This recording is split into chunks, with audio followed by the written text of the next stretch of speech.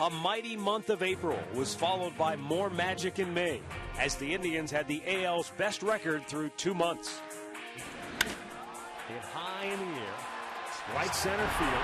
Back goes Ellsbury on the track. He's out of room. It's out of here.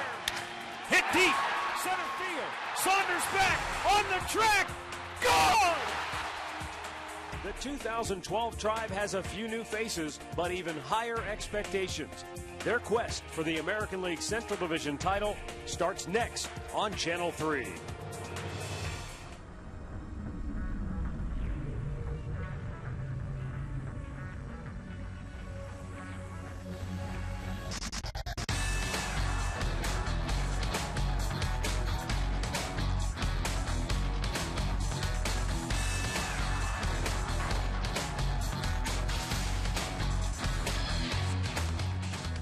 Under brilliant blue skies in downtown Cleveland, Ohio, we welcome you to opening day here at Progressive Field. A pretty brisk breeze blowing straight in off of Lake Erie will keep things relatively cool here at Progressive Field today. Hi again, everyone. I'm Matt Underwood alongside Rick Manning. Excited to be back to work, ready to go for another season of baseball. And for the Indians, great news yesterday is Drupal Cabrera signing a contract extension that will keep him around through 2014. Rick, last year he became the first Indian shortstop to win the Silver Slugger Award, and only Troy Tulowitzki in Colorado had more RBIs as a shortstop. Well, he really took a step up to the next level. As Drupal Cabrera, 25 home runs last year, he really turned into a leader for this ball club, not only offensively, but defensively as well. Playing out there every day at the shortstop position, turned some beautiful double plays. He's the man you want to go to. He's the leader on that field, and he says he wants to finish his career here in Cleveland. But when you look at it, second on the team in home runs behind Santana, first in ribbies, and the game-winning RBIs. When he, very important, when he stepped to the plate, he found a way to get him home when counted. Manny Acta felt he should have won a Gold Glove last season. We'll see maybe if this is the year as Drupal Cabrera brings that Gold Glove here to Cleveland.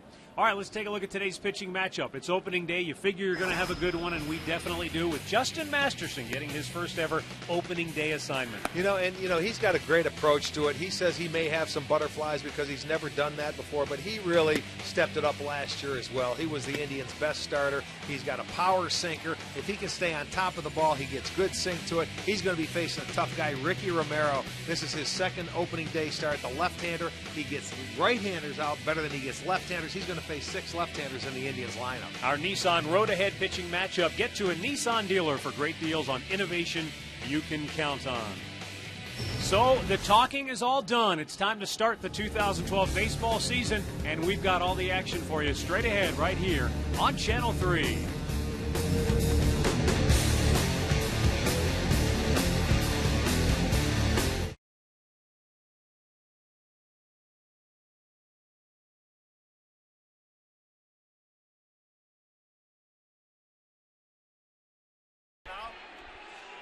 Once you get back from Arizona yesterday, no, you're not.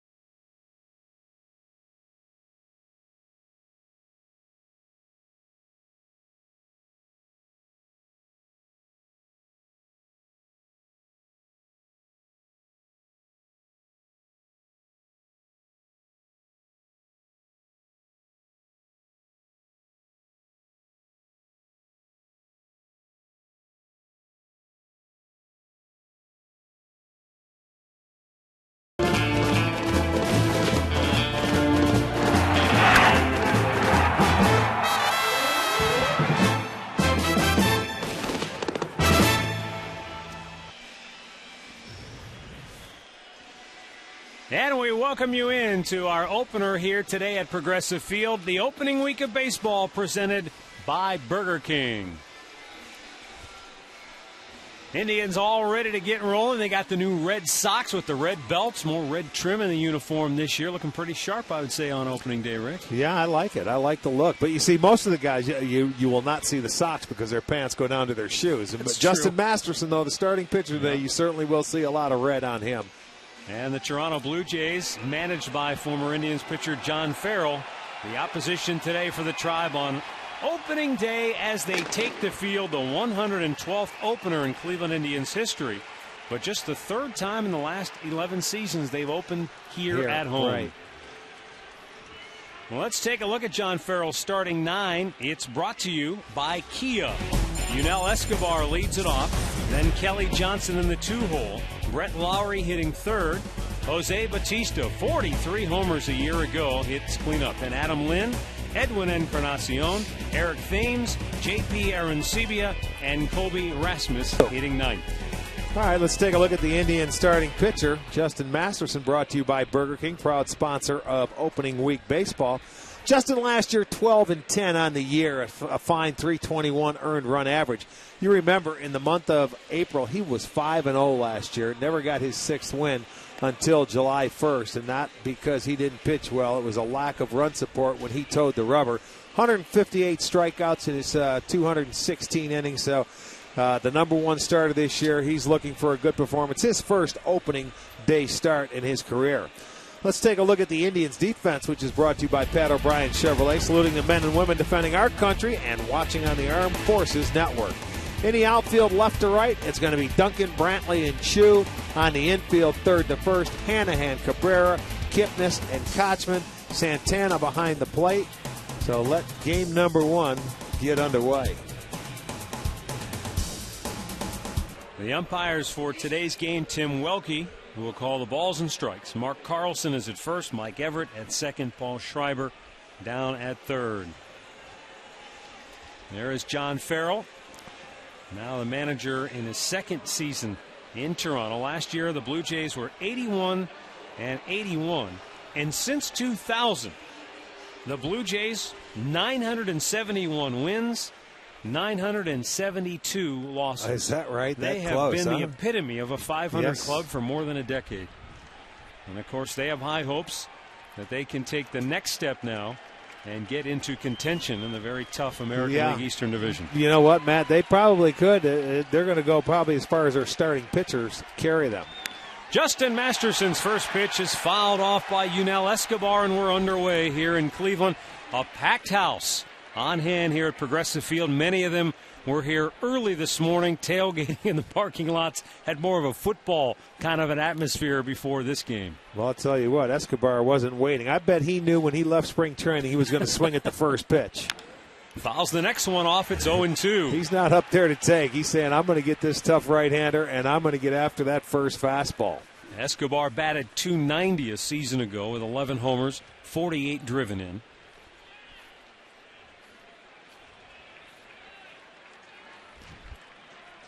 Masterson in the driver's seat with an 0-2 count.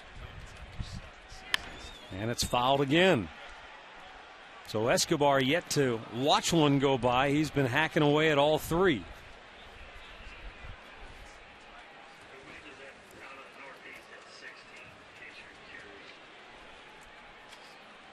Now the 2-strike pitch. Swung out and missed. Masterson strikes him out to start the game.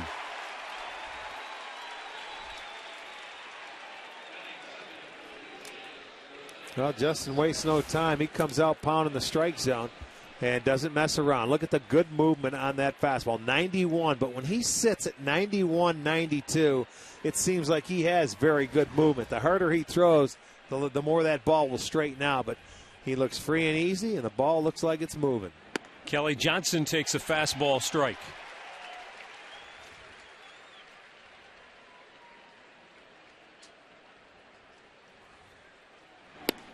Swung on and missed. It's 0-2.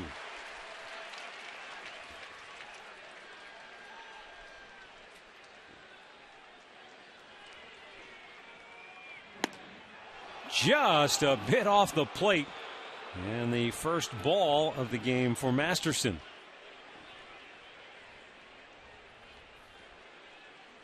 Left-handed hitting second baseman awaits the 1-2. And Masterson has struck out the first two Blue Jays. Well, Justin looks very relaxed out there. You know, we got a chance to see him in spring training. In one game that we televised, he was free and easy and relaxed, and he was throwing that fastball, and he had very good location with it. He's not overthrowing, and you see the great movement that it has. So 2 up, 2 strikeouts. Now Brett Lowry. The Blue Jays third baseman looks at a ball down low. I beg your pardon, Jose Bautista hitting in the 3-hole. You know what they did? They put out a lineup earlier, and they had Lowry in that number 3 spot. And then the revised edition came back and put Bautista. Strike called outside corner, and it's 2-1. Today's league leaders brought to you by your Cleveland Akron area Lexus dealers. And that's fouled off by Bautista as he stays alive. 2 balls, 2 strikes with 2 down here in the first inning.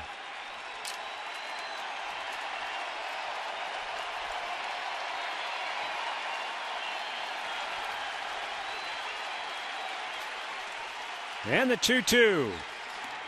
Just a little bit off the plate. Full count. No, this is a guy that he doesn't swing at a lot of pitches out of the strike zone. Over 100 walks last year and a great on-base percentage. Checked his swing. He went, says home plate umpire Tim Welke. And the strikeout for Masterson. He whiffs the side to start the game. Down goes Escobar, down goes Johnson, and down goes Bautista.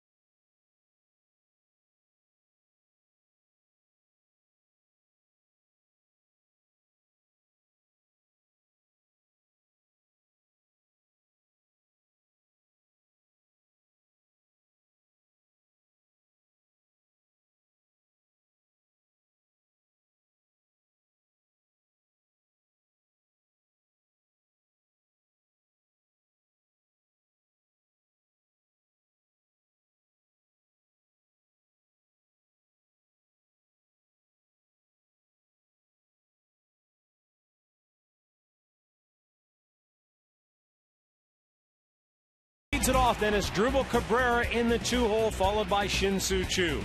Carlos Santana, Travis Hafner, and Shelley Duncan in the middle. Casey Kochman, Jason Kipnis, and Jack Hanahan rounded out. Take a look at the Jays starting pitcher, brought to you by Burger King, proud sponsor of opening week baseball. Ricky Romero, 15-game winner last year. This guy has improved over the last 3 years with his ERA.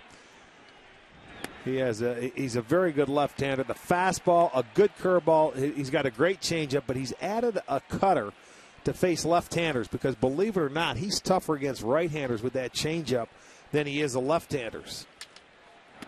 So that's a little cutter he's adding to his repertoire this year.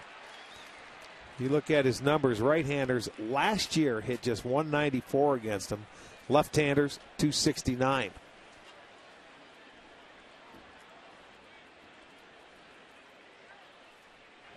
Brantley takes a strike at the knees, and the count is 2-1. Michael hit 266 a year ago. 7 homers, 46 driven in. He doubled 24 times, and he also had 4 triples. Fouled right back. Now, this is a year where Michael Brantley, he has to stay on the field because he's going to get that center field job. He has the opportunity to hit leadoff and play center field all year long.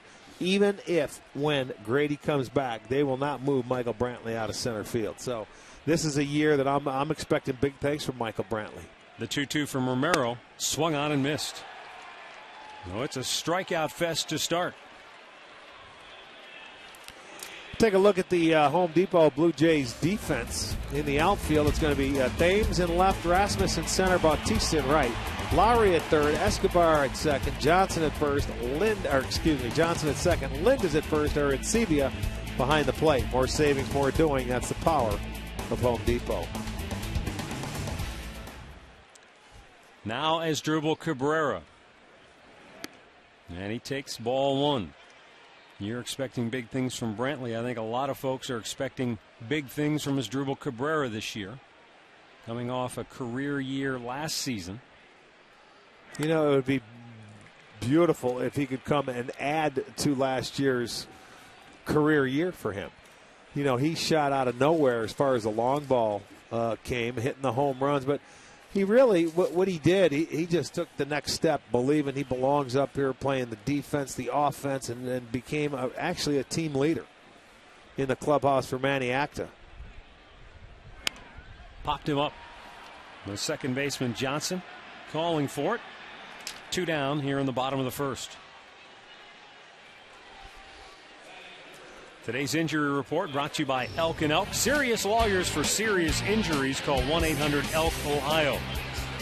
David Huff suffered that hamstring injury late in spring training. Grady Sizemore saw him in the clubhouse before the ball game today. Obviously, he's getting a little anxious and wanting to get himself back in action. Indians are hopeful they'll have him by the All-Star break, if not sooner. Shin-Soo Choo takes a strike.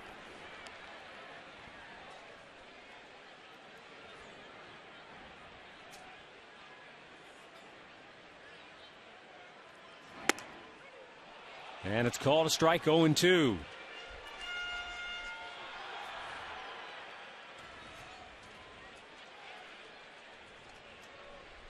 Romero fires, and a weak tapper back to the mound. So the Indians go 1-2-3, and we are scoreless after an inning here in Cleveland.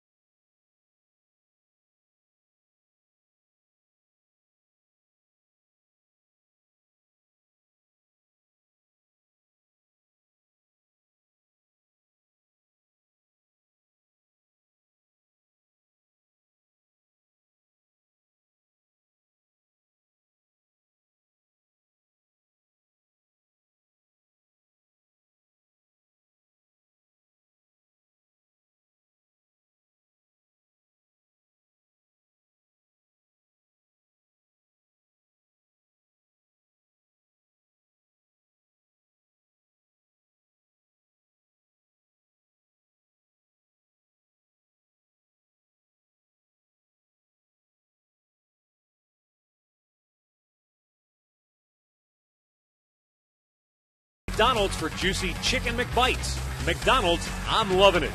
By AT&T, the nation's largest 4G network. AT&T, rethink possible. And by your Northern Ohio Toyota dealers.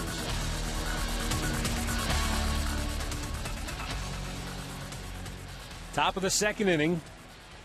No score here at Progressive Field. Sold out house. Yeah, standing room only. How many days do you look out on the home run porch and see it packed? It's nice to see, isn't it? It sure is. Nothing beats opening day other than October baseball. Justin Masterson's 1-0 in for a strike to even the count of 1-1 on Adam Lynn.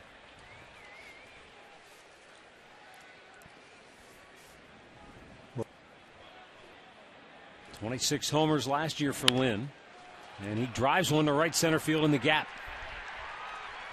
Brantley cuts it off. Lynn's digging for two. Brantley's throw cut off, and a leadoff double for Adam Lynn, the first hit of the game.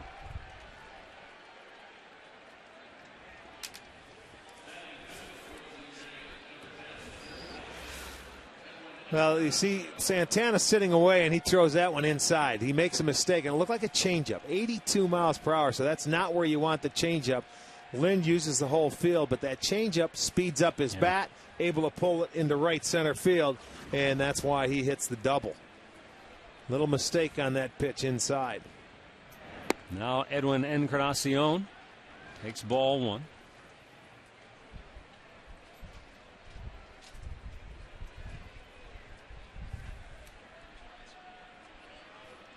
Masterson checks Lynn at second. Popped him up. The first baseman, Kochman, shading his eyes from the sun, makes the grab. One away. Well, let's check in for the first time today with the third member of our broadcast team. Here's Katie Witham. Well, Matt, Justin Masterson started off hot last year, coinciding with the way the team started as well. But he told me yesterday this team learned a lot last year, not only how to be in first place, but also how to win. Unfortunately, they also learned what second place feels like, and they're really channeling that feeling and that experience right now, guys. You're right, because they rode the way a lot of last year in first place. Brett Lowry takes low and away for ball one. They gained so much confidence by the way they played last year early in the season. And that's a big reason why they came to camp confident that they can contend for the Central Division crown this year. Lowry takes a strike. It's 1-1. Well, it was almost imperative they got off to a good start. It gave them a little confidence and let them relax a little bit more and go out and play the game of baseball. It always comes down to, I mean, they realize they're going to have to do it pitching, defense, and they're going to have to score timely runs and turn it over to the bullpen. Weekly tap to first. Kochman in the hole, fields it. The flip to Masterson just did beat him to the bag for out number 2. Adam Lynn moves to third, and now there are 2 down. Well, you see what happens. They don't move the runner from second to third with nobody out. Lowry hits a little squibber off the end of the bat where Kochman fields it, flips it over to Masterson, and you can see by a half a step they get Lowry. Eric Thames will step in, left-handed hitter with a runner at third. 2 down here in the top half of the second inning. A little bit high for ball one.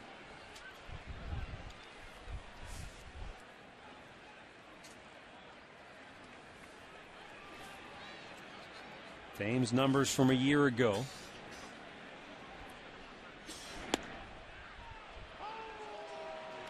Two balls, no strikes.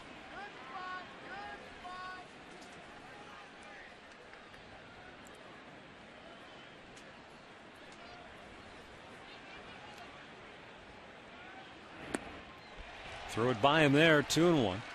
Thames essentially beat out Travis Snyder for the left field job. Snyder is a guy they've been waiting for. Has good power, good raw power, and we've seen it, but hasn't been able to really put it all together yet.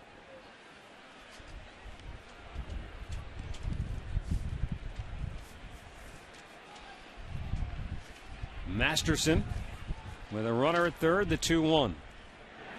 Right back up the middle. Masterson snags it and throws him out to end the inning. The Blue Jays strand a runner at third thanks to a terrific defensive play by Masterson.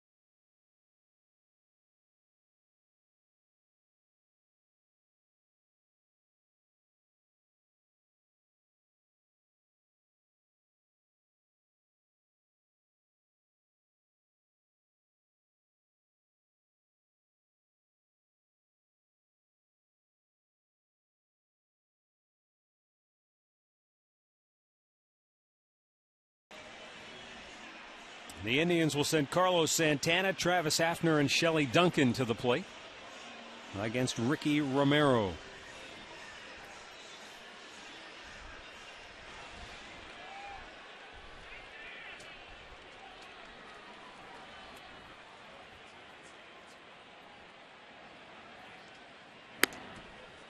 And a first pitch strike to Santana.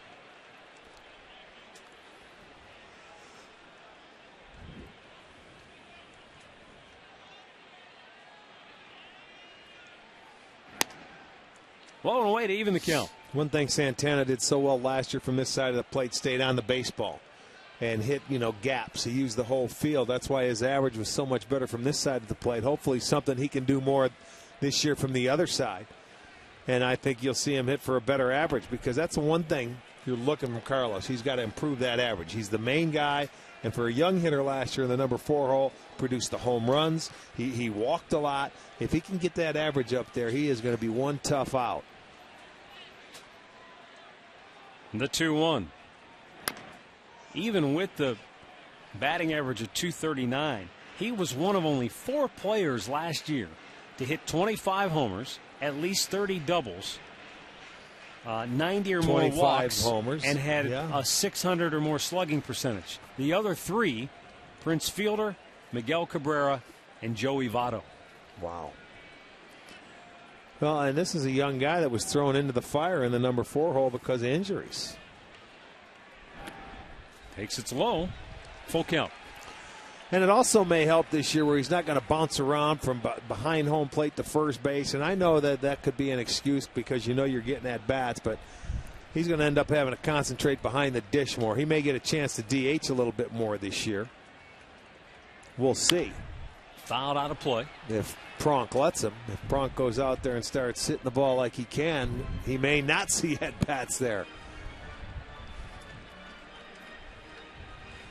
Well, that's the hope, that Hafner is able to give you a full season of healthy production at the DH spot. The 3-2. And it's a low ball, there you go. He has the eye at the plate. First walk of the game. Indians get their leadoff man aboard here in the bottom of the 2nd inning.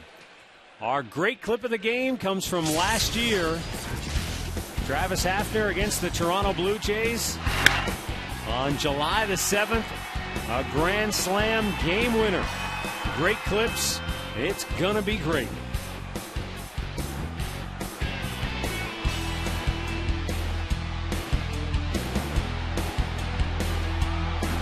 Yeah, they were down, 3 runs in that inning, and that grand slam, They erased it going into the All-Star break last year. Blue Jays shift 3 men on the right side of the infield for Hafner, who looks at a ball outside. It'll be interesting to see how some of the defenses play Haf this year, because I'll tell you what, he had a nice stroke down in spring training with left-handers using the whole field. I saw him slap some balls right down the third baseline for doubles. Letting the ball track deep into the zone, not trying to pull it.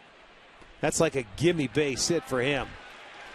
And now it's ball 2 to Hafner, and out goes J.P. Arancibia to talk to Romero. Hafner was one of several hitters during BP today who took note of that pretty stiff breeze blowing right in from right and center field. Unfortunately, it's a cold wind. Anytime it blows in from right, it's always the cold wind coming off the lake, and it's not a fun time to hit in because it knocks the ball down, and usually that's where the ball carries the best in this park, is to right center field. Not today. Popped up foul, out of play. 2 balls and a strike.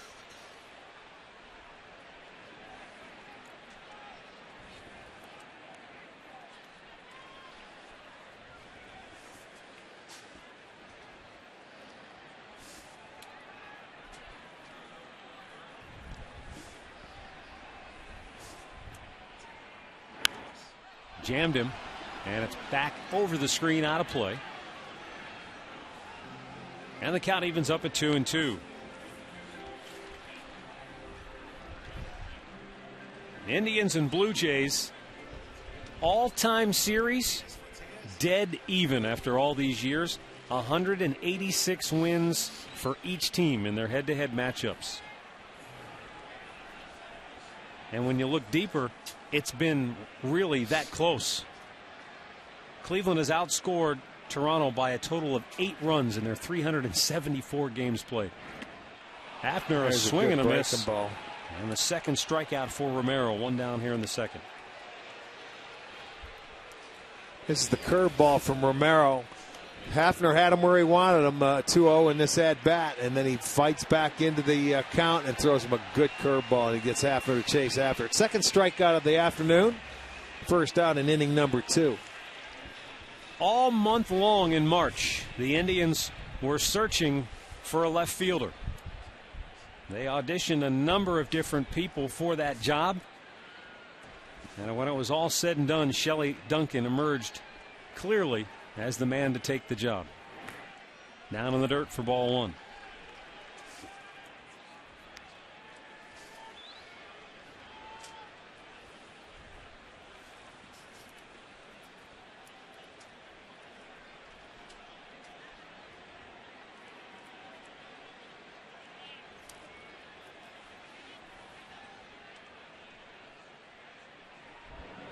Lazy toss to first. Santana back easily.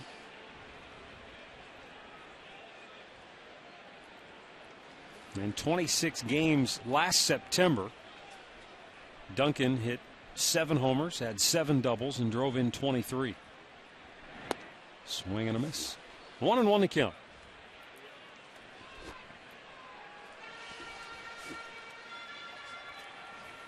The 32-year-old outfielder takes nothing for granted. He said, every day I'm just trying to improve, trying to make myself a better player.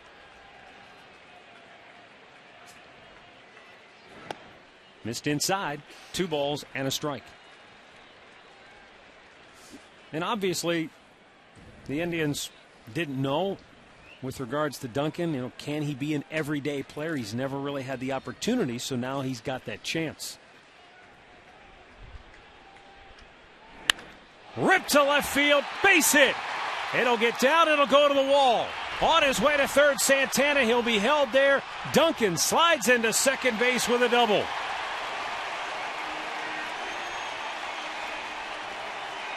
Well, the sequence to Duncan was he showed him a fastball, then he attacked him with a changeup, tried to throw him a little cutter inside, and then comes back with a changeup, and watch, he misses his location and left it upstairs, and Shelley makes him pay.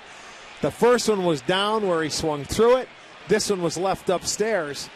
So a lot like Lind and the changeup from Masterson, Duncan does the same thing, pulls it down in the left field corner, and now an opportunity for the Indians to take an early lead here with 1 out. So Shelley with a double to start his year off. Now Casey Kochman with the infield back. Takes a strike. Casey Kochman hit .306 last year, playing for Tampa.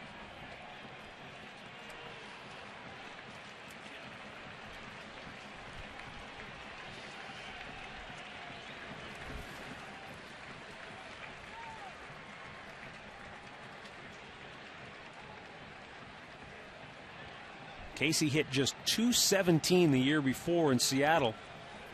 And Derek Shelton, the hitting coach down at Tampa, told me that Kochman really worked his tail off and became a much better hitter last year. Went too far. He's down in the count now, 0-2. Couldn't help himself. Another curveball. Yeah, couldn't hold it. Now really got a battle here to try and put the ball in play. They're giving you the run up the middle with the shortstop, the second baseman playing back. Even at first base, he's back. They're going to concede the run. Got to imagine even for a veteran player like Kochman, you're a little antsy. Opportunity to get that first run of the season in, get the early lead. You're right. You want to get off and you want to prove to your new team that, hey, look, I can help you. Down on the dirt. Ball and 2 strikes. But this is the situation that happens all year long when you get into hitters' situations where you have runners in scoring position. You try and do too much as a hitter instead of staying back where the pressure is on the pitcher and looking for a decent pitch to handle. you have a tendency to get a little more aggressive because you want to do it so badly.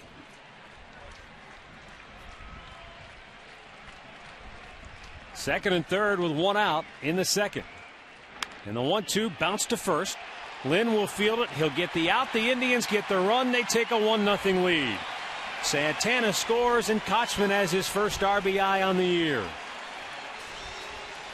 Well, you get the job done, man. He put it in play.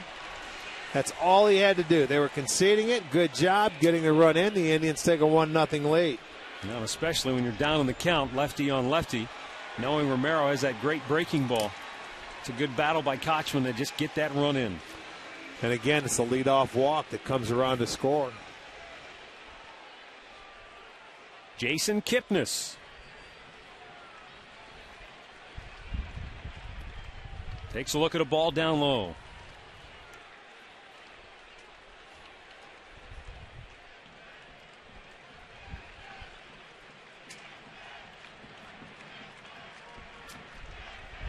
Almost hit him. Came up and in with the off-speed pitch, and it's 2-0. See, the reason why Romero was coming up with his little cutter that we saw earlier a couple of times to left-handers, the changeup, he doesn't like to throw that changeup to left-handers.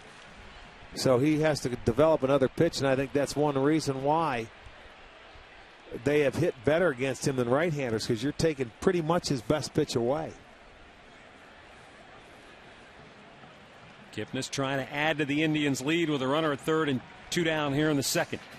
Duncan takes his lead. And it's 2-2.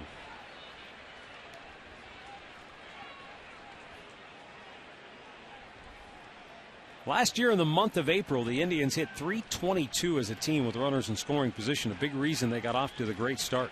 Yeah, they got the key hits. Yeah. That's right. Bounced in front of the plate. Ooh, nice play. Full count. Arancibia, he didn't move a whole lot, and that pitch looked like it hit out in front of home plate. Saved him a run.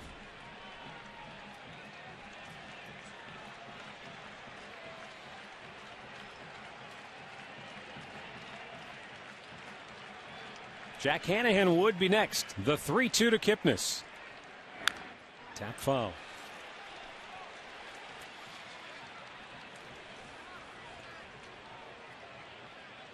Six left-handed bats in the opening day lineup for the Indians against the left-hander Ricky Romero. The 3-2. It's good foul again. Yeah, keep battling away, make him throw. That's 27 pitches now in this inning. Make him work as hard as you can to get through it.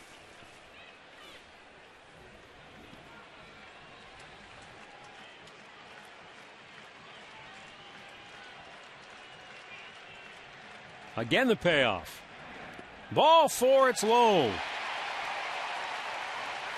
The Indians at the corners with 2 down, and Jack Hanahan to the plate. And while it's a lefty-lefty matchup, a season ago and even in spring training this year, this matchup actually favors Jack Hanahan. Swung the bat very well against lefties a season ago, and Rick, he missed 10 or 11 days with some back tightness this spring. His first game back against the left-hander Chris Narvis in Milwaukee had a couple of doubles. The guy rolls out of bed and hits lefties. Yeah, the one thing though, every year is different. You don't. Hopefully, he can come back and do the same thing this year against lefties. Up high, ball 1. Our stat of the game brought to you by your Northern Ohio GMC dealers. Jack Hanahan, 2 career starts on opening day, 5 for 9 with a couple of bombs.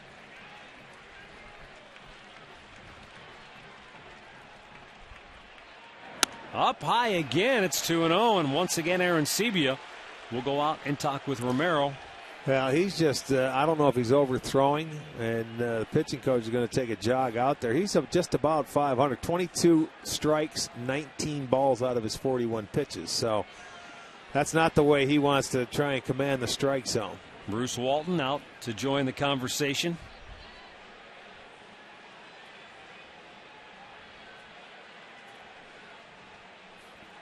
Shelley Duncan, who doubled into the left field corner, is at third. Kipnis, who drew the 2-out walk at first. A run in here in the second inning, tried with the early 1-0 lead. And now Jack Hanahan trying to open it up. Well, settle in and look for a good 2-0 fastball here and let it go. Atta boy. You get that pitch. He got what he was looking for. He just fouled it off.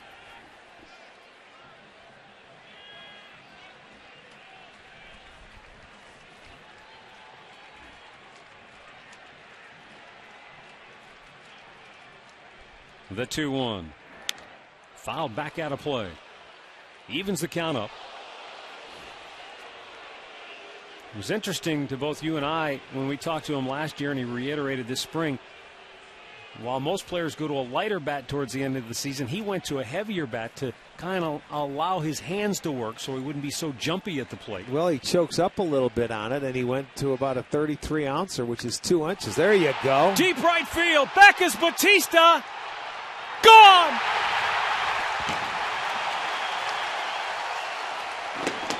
Jack Hanahan opening day magic continues.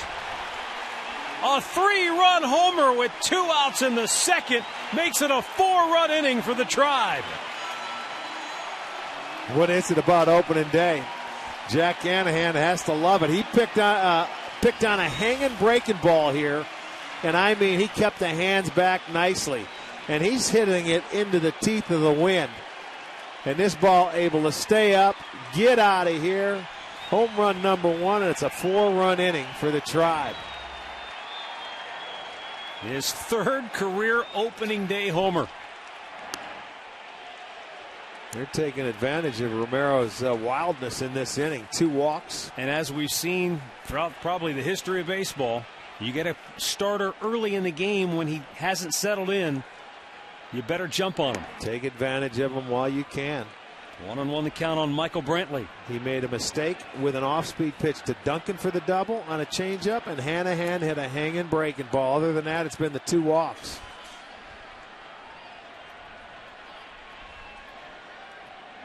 Brantley almost got hit, just did turn out of the way.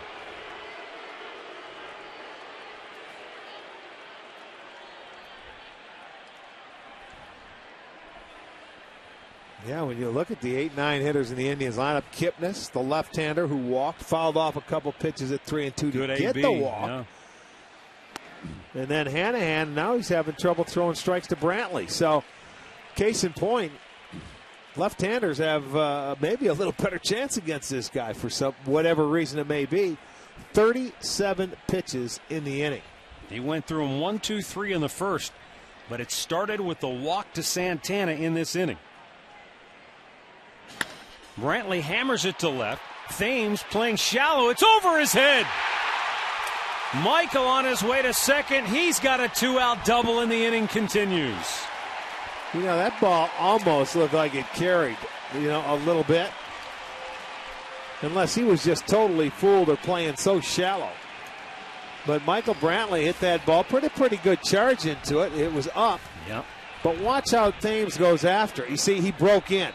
He did not get a good jump on that ball. And he was fooled, I think, off the bat of Michael Brantley. He didn't think he could hit it over his head, and he was burned by him. So all the Indians' hits in the inning, extra base hits.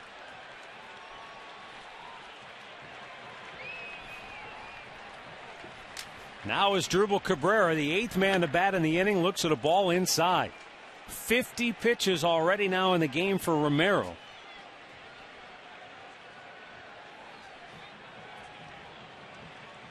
Three hits in the inning, all 3 for extra bases. Cabrera chased one, and it's 1-1. Well, if you missed it yesterday, the Indians announcing that Asdrubal Cabrera signed a 2-year contract extension. And that's great news for the Indians and for the fans. This guy really came into his own a season ago.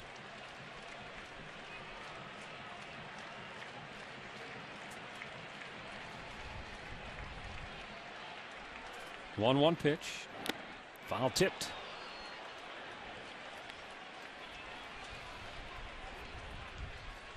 Just now getting activity in the Toronto Blue Jays bullpen. Left-hander Luis Perez getting loose as Romero has struggled mightily in this second inning. Cabrera down on the count, the 1-2. And we're even up.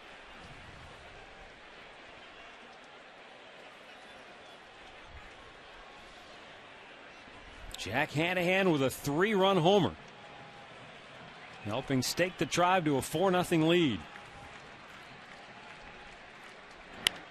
Bounce to third. Lowry bobbles.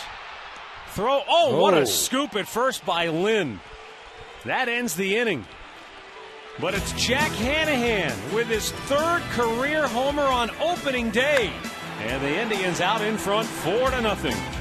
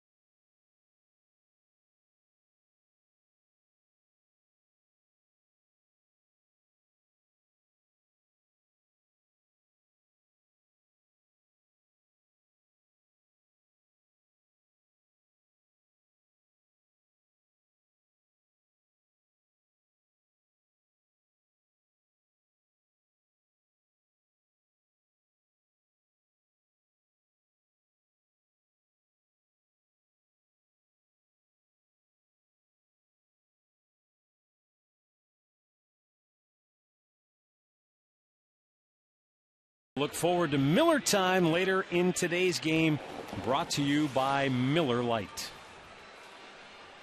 I don't know. I may go with a little hot chocolate today. Tell you what, I was out and about before the ball game here in downtown Cleveland and saw a few folks that had Miller time a little earlier today. That's okay. They were trying to stay warm. That's fine. Jack Hanahan's 3-run homer has given Justin Masterson an early cushion to work with. Masterson will face J.P. Arancibia, Colby Erasmus, and Yunel Escobar here in the 3rd.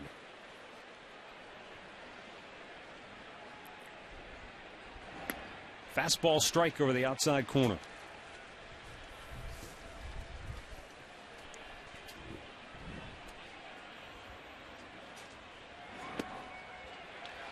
And quickly the count is 0-2.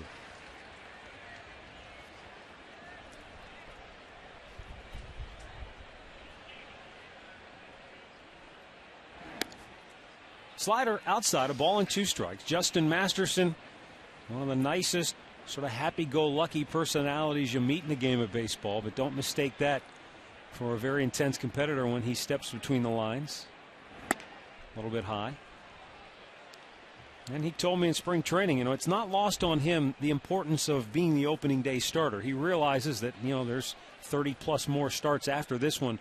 But he said, I want to set the tone. I want to be the guy that goes out there and gets the ball rolling for this staff and for this team. And he has struck out his 4th hitter of the game already.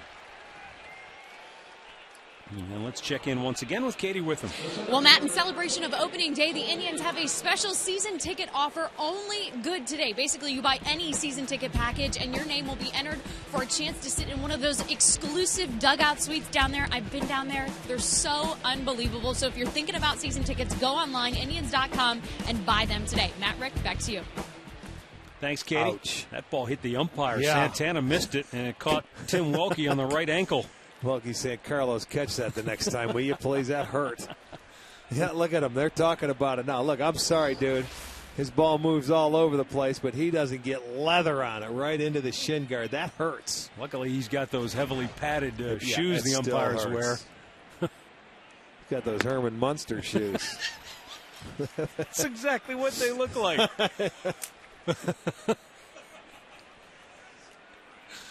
Oh, we've had our first Herman Munster reference of the year, and it's only the third inning. Tapper back to the mound once again. Masterson with the easy play. 2 down.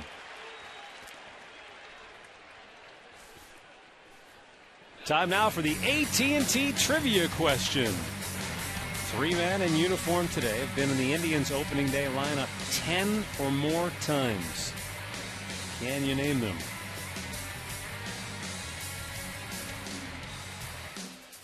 I can think of 2. Somehow I'm missing the third.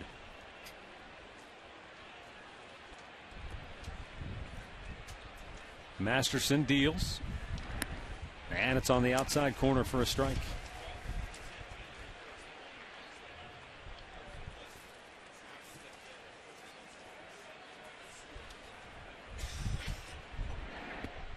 Breaking ball in there for a strike, and a good one. He had Escobar backing away. Escobar went down swinging his first time up. He came out of the on-deck circle swinging. Well, he did, and it was all fastballs the first time up, but the second time around, Justin mixing in a little breaking ball. And, you know, he doesn't throw many sliders. I mean, it varies. And when he goes out there, he gets a feel for it. If he's controlling the fastball, he would rather go to that point. But he's been very aggressive to the hitters now against Toronto. He's had 4 0-2 counts to this point. So that makes it so much easier for him when the way his ball moves. Slider got him. Yes, indeed. Santana with a good call. Masterson executes 5 strikeouts for the big right-hander.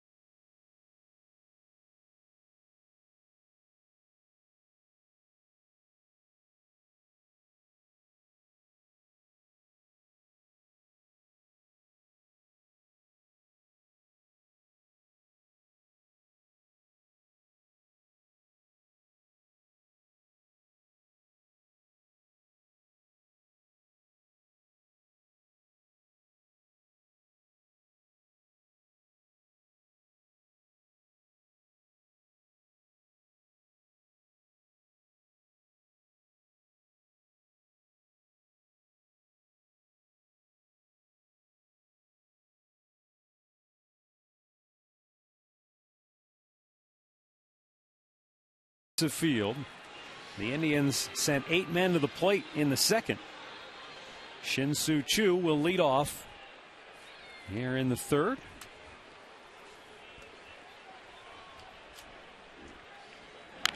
And a bouncer foul.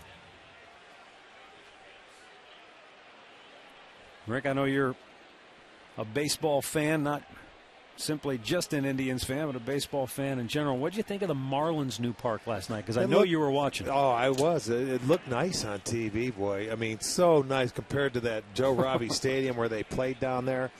I mean, tough to get a feel, but I like the left center field where the windows could open or they could close. You get the skyline of Miami. Well, we happen to play the Marlins this year, except they come here. We don't go down there. So from what I saw last night, it looked pretty nice. I thought the lime green outfield walls was a little over the top. Yes, but, you know, that's the colors down in Florida. You got to go with the orange, the lime green, whatever.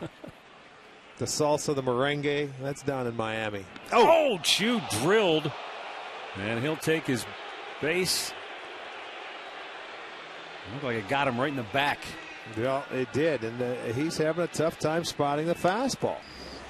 You know, he wants to pitch the left-handers inside. Well, ouch. There's no way Chu could get out of the way. That had to hurt. But I tell you one thing, if you're Shin-Soo Choo, you'll take 100 of those compared to the one he got in the hand off Jonathan Sanchez a year ago, which put him on the DL and derailed his season completely. Sure, after he was just coming back, yes. Carlos Santana looks at a ball in the dirt. Aaron Sebia able to keep it close enough so that Chu could not advance. This is what happened a year ago. We were in San Francisco, and he was just starting to get things rolling. And he went down, and it was bad news.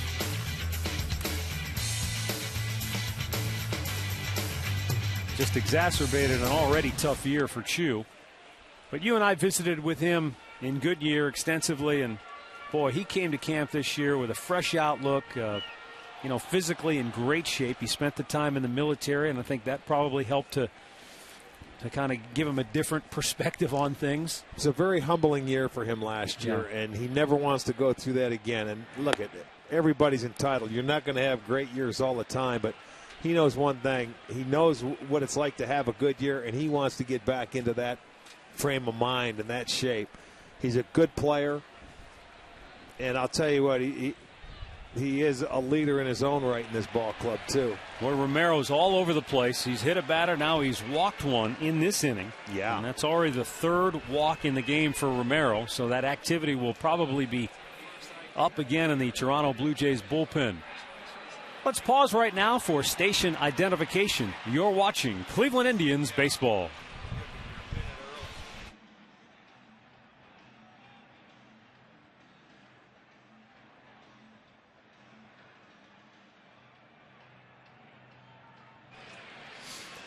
Matt Underwood and Rick Manning with you, along with Katie Witham. Great to have you with us here on opening day in Cleveland. You know, I don't see Ricky staying around here much longer if he continues to throw the ball all over the place. John Farrell doesn't want to dig that hole any deeper than what it is already. Travis Hafner struck out swinging his first time up. Takes a fastball for a strike. Well, Romero hit 14 batters a year ago, so he is a guy, as you said, he's not afraid to pitch inside, and if he gets a little wild with his control, he's going to plunk some left-handed hitters.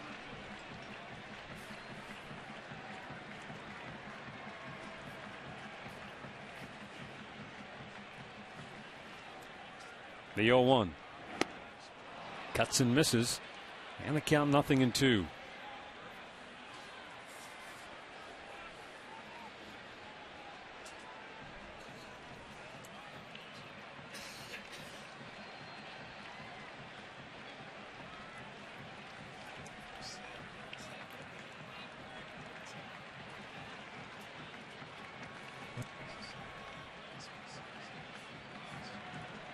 Romero delivers, and Hafner takes down low. You know, we were talking earlier. We had a visit with Chris Pickle on Channel 3 before the ball game, and I mentioned to you the numbers from a year ago. Hafner played in 84 games last year, and when he played, the Indians averaged just a shade under 5 runs a game.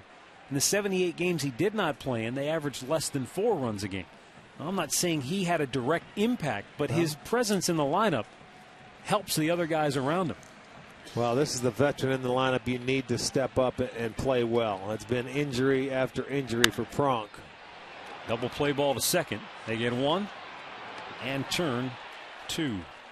Chu goes to third, and there are 2 down. Well, you can bring all your friends down to Progressive Field this year with the Indians Flex Packs. It's presented by Discount Drug Mart. Now, there's a number of different ways to use it. You can use 10 tickets however you want. Bring a group of 10 friends if you're a nice guy for a fireworks show, or a buddy to collect all 5 bobbleheads. Or if you're a selfish guy, come on down by yourself. No big deal. Call 216-420-HITS or log on to Indians.com.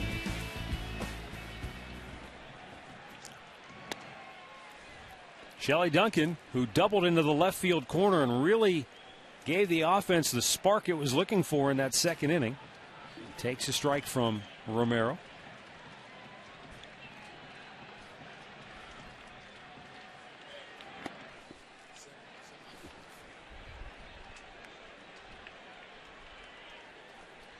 Yeah, it has been a command issue today for Romero. That cutter, he just hasn't consistently been able to go to any one pitch to throw a strike.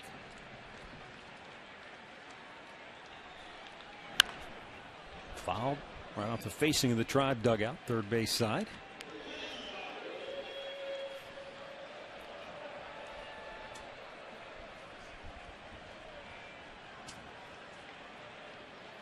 Shin-Soo Choo at third base with 2 down in the third inning.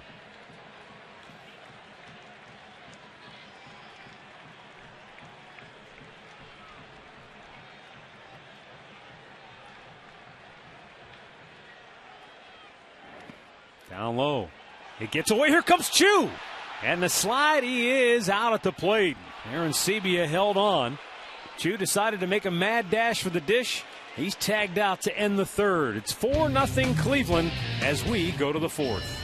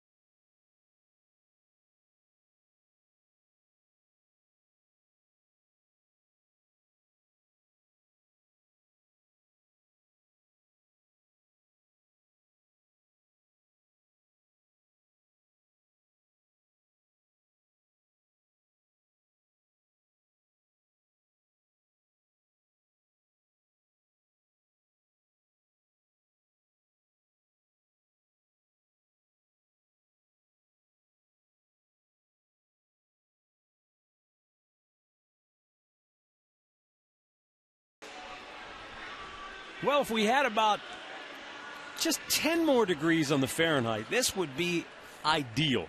It's a little on the chilly side, but all things considered, awfully nice. For opening day in April in Cleveland, you get the sunshine, blue skies, you take it. You don't worry about the temperature. No kidding. Justin Masterson, through 3 innings, has made 38 pitches. His counterpart, Romero, has made 70. 26 of Masterson's first 38 were for strikes. All the outs via strikeout or on the infield. Well, he has been locked into this point. Kelly Johnson struck out swinging his first time up. And that's a warning from home plate umpire Tim Welke.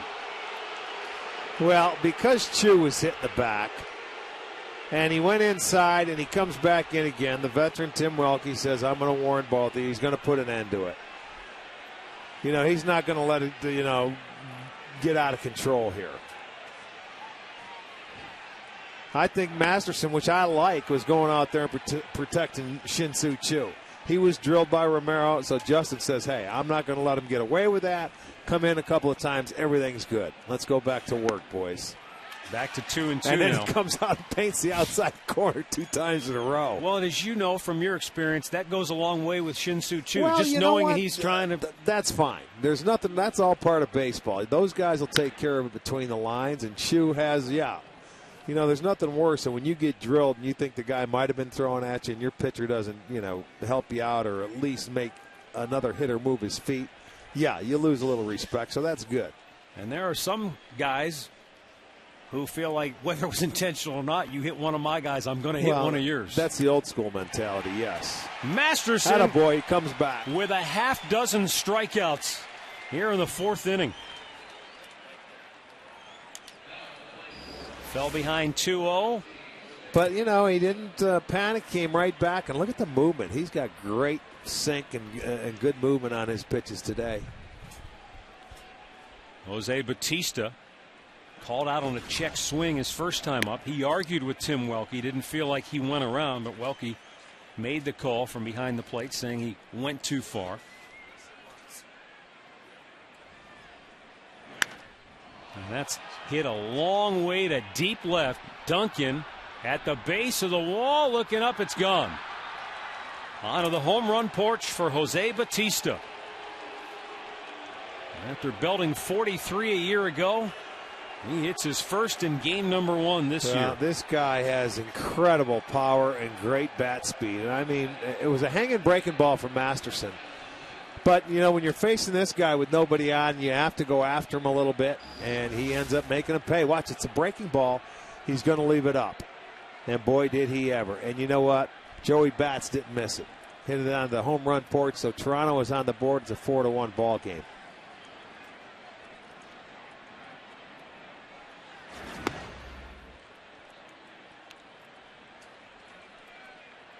He can generate some bat speed, that guy. Oof. Fun to watch.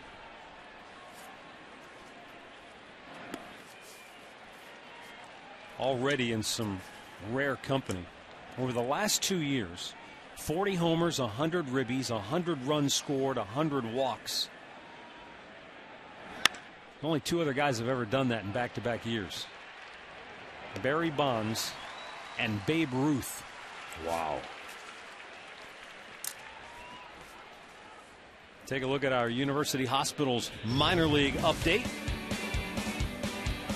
Lonnie Chisenhall will start the season at AAA with the Columbus Clippers.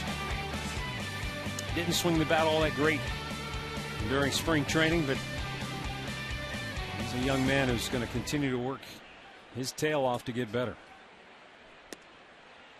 And it was really great to watch both he and Jack Hanahan interact all spring long, knowing that it was an open competition for that job. And yet Hanahan, the veteran, was there to lend any advice he could to Chisenhall, and Lonnie was there eagerly taking that advice and asking questions. Well, Hanahan takes the approach. Look, I've been around, and it's up to me to go ahead and instruct. He learned from Eric Chavez, who was a 6-time Gold Glover, on how to play the position. And that's what you do when you become a veteran, 30 years old, and you're on the downside of your career. You want to teach other guys the way the game's supposed to be played. That's what it's all about, man. You pass on your knowledge. And it doesn't matter whether you're competing with a guy for the job or not. You share it. What it does, it motivates you to become a little better as well. Full count to Edwin Encarnacion. Popped up on the infield his first time up. When it's Chisenhall's time, he will take over the job, and hopefully he will stay there for a while. Payoff pitch. Swung on and missed. Justin Masterson has struck out 7 in 4 innings of work. Jose Bautista's blast gets the Blue Jays on the board, but it's still 4-1 Cleveland.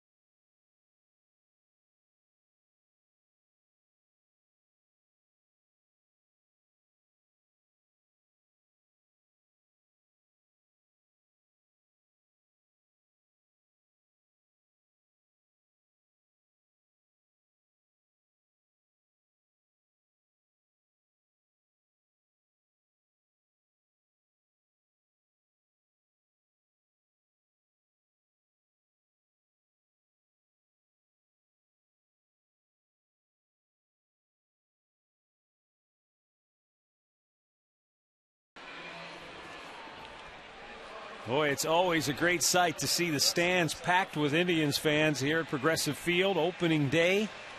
So far, so good. Indians with a 4-1 lead. They'll send Shelley Duncan, Casey Kochman, and Jason Kipnis to the plate. And Ricky Romero delivers the first pitch. Yeah, strike. The last inning ended while Chu tried to come home on that ball that just scooted away from Arancibia. And, you know, I didn't consider that a bad play because when you come from third base, you cannot hesitate. He took off right at the start. He thought that ball might have been a little farther away, and he made it awfully close, although he was out. And as you've always said, scoreboard dictates. Yes, You've got a 4-run does. lead. Not a bad play to try and take a chance there. If you're losing, if you're down in the ball game, you stay put. Yeah, you don't make that. You got to be sure you can make it then. Yes. Duncan strikes out on the foul tip. Let's go back to the end of the third inning to take another look. You know, sometimes it's hard to see how far that ball gets away from the catcher, but he didn't hesitate. He felt that he picked it up enough. He took off. Arancibia did a nice job to come in and make the tag, but it was a lot closer than what it looked. Casey Kochman get the Indians their first run of the game with an RBI ground out.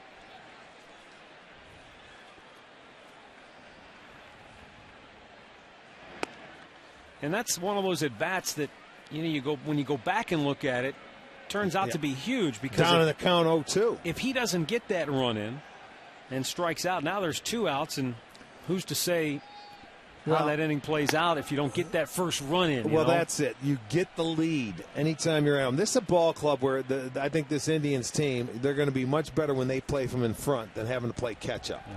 And so I don't care what it is. When you have Masterson on the mound, last year they didn't score for him a lot of times. So you give that guy, the big man, a lead early, there's a good chance he can hold on to it. But, you know, Kochman, as we mentioned, was down in the count 0-2 off a tough left-hander. He was able to just put the ball in play. They were giving up the run, and he put it in play instead of striking out and not being a productive out. Of course, it's always easy for us up here to say, they're giving him the run. Just put the ball in play. Well, that's true, though. I mean, you find a way to put it in play. And he did. Yes. Down low, lays off. Well, that's what they said about him when we acquired him. You know, he's a guy, he's not going to drive in a ton of runs, but he doesn't strike out a lot. He's got a pretty good eye at the plate. He'll find a way to put the ball in play, and he showed you that in that first at-bat.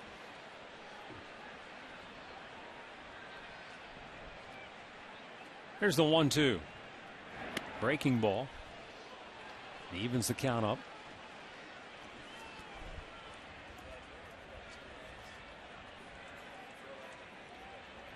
Left-hander Ricky Romero, just the 4th left-hander to start on opening day in Blue Jays history.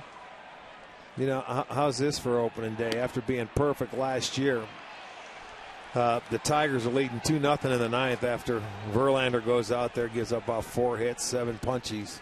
Big Papi Valverde gave up 2 runs, blew his first save of the year. It's 2-2. He went the whole year without a blown save right. last year. He was perfect last year. And he blows his first Come one out of in the game 1 and couldn't save it for Verlander. Kochman with a bouncing ball to short. Yunel Escobar throws him out, 2 down. They're 2-2 in the bottom of the 9th in Detroit against the Red Sox. Tonight after the game, join Chuck Galletti for Chuck's Last Call, presented by Subway. He'll take your calls and emails and bring you his bottom 9 list. It's Chuck's Last Call, presented by Subway after the game on STO.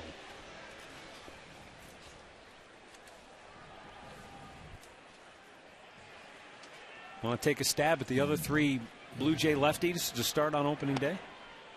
What's that? You want to take a stab at the other 3 Blue Jay lefties to start on opening day? Jimmy Key. Yes. Big guy.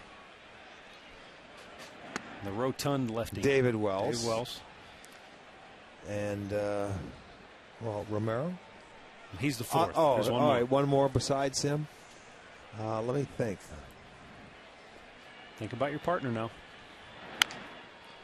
Bounced. Oh, what a play by Romero! Tom Underwood? Tom Underwood is the 4th. Is that right? Okay, thanks for the key. Romero with a terrific play to end the inning, taking potentially an infield hit away from Kipnis.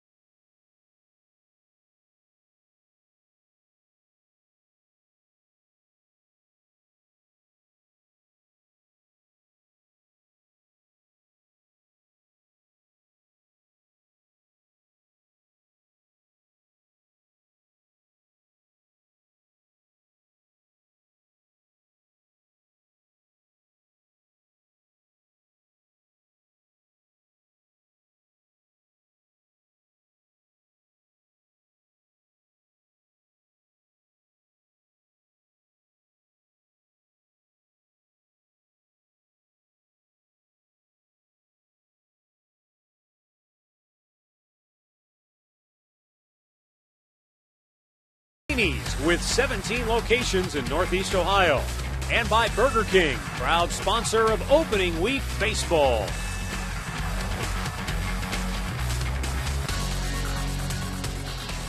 Four-one Indians, top of the fifth inning. Brett Lowry to lead off. Bangs it into the ground. The shortstop is Drupal Cabrera.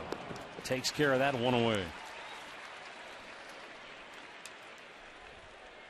All right, so earlier in the game, Shin-Soo Choo took one in the small of the back from Ricky Romero. Justin Masterson went inside a couple of times on Kelly Johnson and got the warning. And we take you back to Sunday when Ubaldo Jimenez drilled Troy Tulowitzki. And after Major League Baseball reviewed all of this, they suspended Jimenez for 5 games, which basically means he'll have to miss a start. But Jimenez has appealed and will make his start not tomorrow, but Saturday, right, against the Blue Jays. Another nice play by Drupal Cabrera, 2 down. No game tomorrow, off day tomorrow. Indians Blue Jays back to work Saturday and Sunday here at Progressive Field. And both of those games will be 105 starts. And then the White Sox come in on Monday night for a 3-game series. Yeah, I like the 1 o'clock starts in April. A little bit warmer. Sure.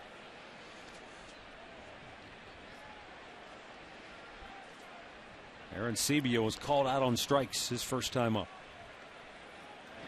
Well, since the warning issued to Masterson, he's thrown, what, 20 pitches and about 15 strikes. Yeah, he's had very good command here today.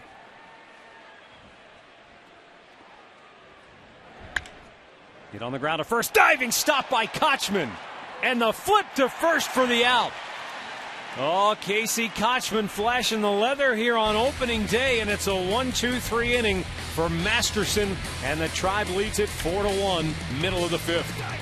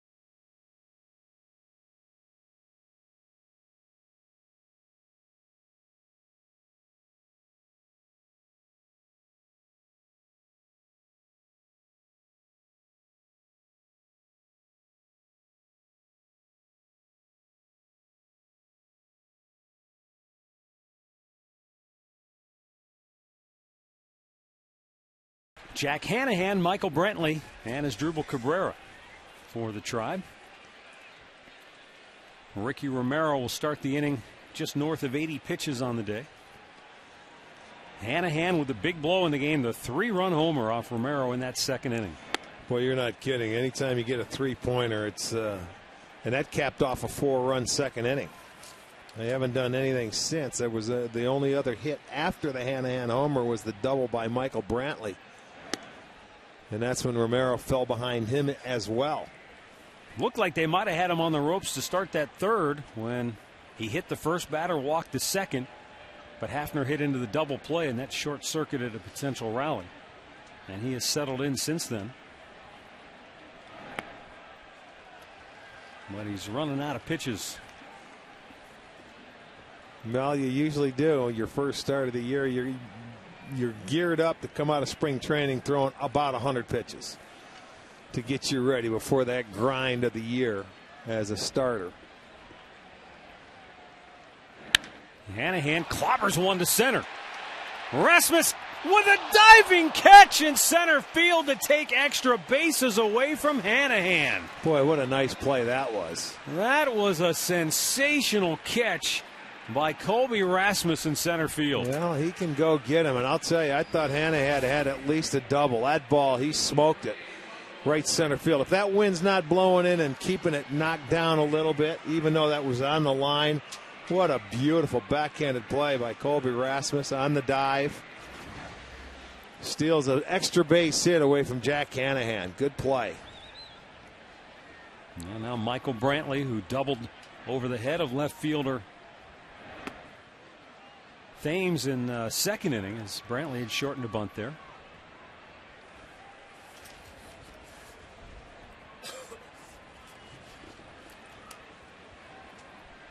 Thames isn't quite as shallow as he was for Brantley's first at bat. He got burned.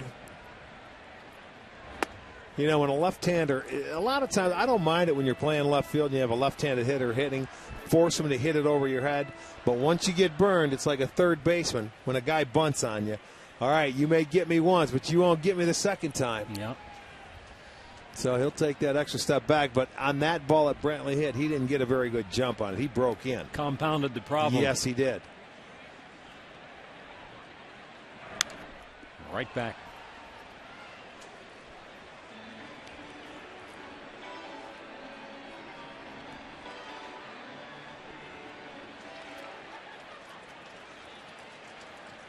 Tigers came back in their last at bat to beat Boston 3-2 at Comerica Park.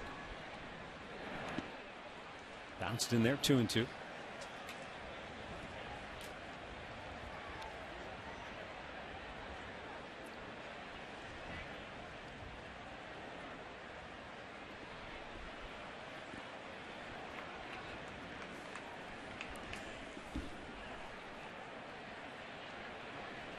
Romero with a 1-2. Slowly tapped to second. Johnson throws him out, 2 away. Our game recap brought to you by your Northern Ohio Toyota dealers. Jack Hanahan's 3-run homer highlighting a 4-run second inning for the Tribe. And then Jose Bautista with a solo shot in the fourth, getting the Blue Jays on the board. Find out about more than 30 Toyota offers available now at buyatoyota.com.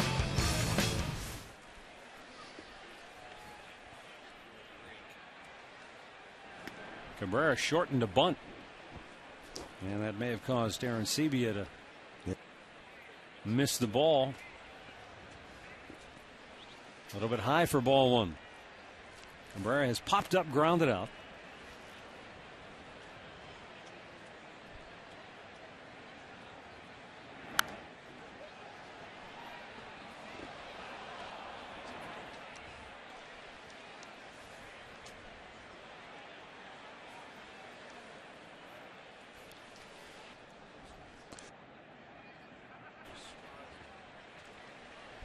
Now the 1-1. Back out of play.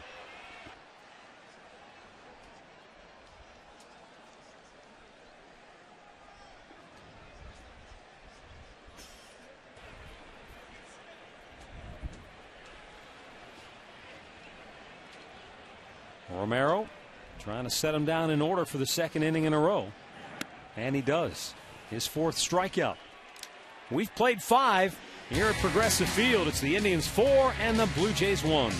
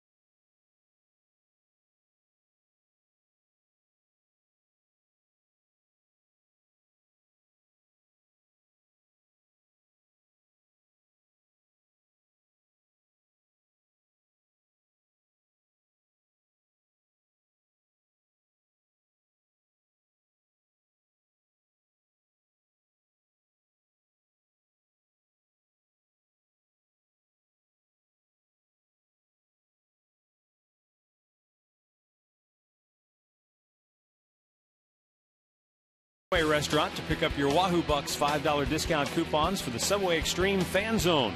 It's the place to be for a chance to win Subway gift cards, Indians fun money, and you'll get great discounts on your next Subway purchase. Subway, where winners eat.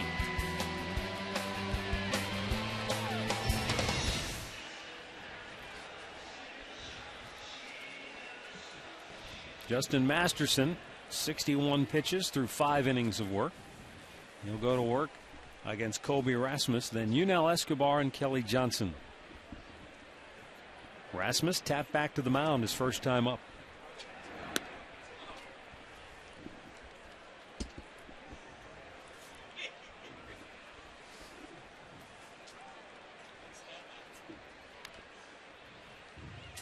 A ball and a strike. Rasmus played 94 games with St. Louis last year before finishing the year with the Blue Jays. Hit just a .173 with Toronto. And a bouncer to second. Jason Kipnis flips it over, 1 away. If you're on Facebook, follow Sports Time Ohio and keep up to date with your favorite programs. Plus, you can upload your photos, and we might use them in a commercial. Check it all out at facebook.com/STOHD.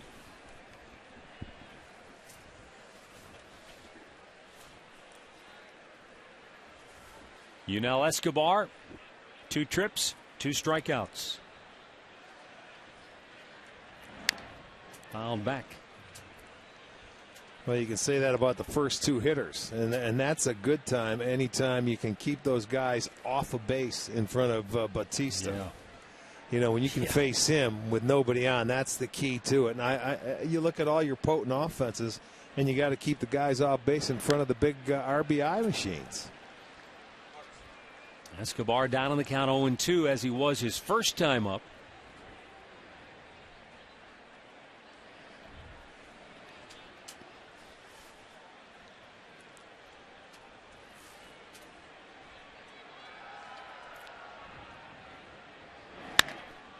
Right by Masterson, but there to scoop it up is Kipnis. 2 down.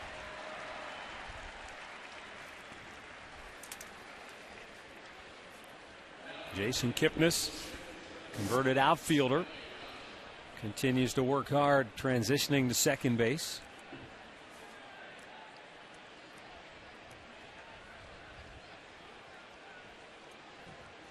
Kelly Johnson lines it to short. Cabrera makes the grab, and the Blue Jays go 1-2-3. Masterson, since allowing the Batista home run, has retired 8 straight.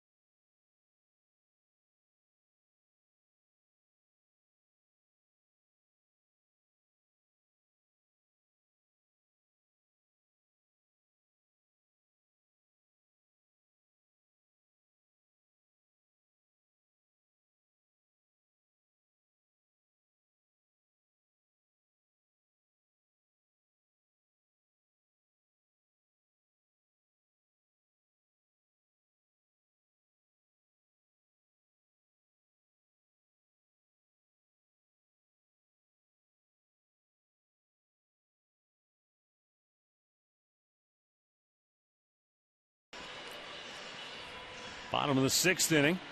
Indians with a 4-1 lead. And the day is over for Blue Jays starter Ricky Romero.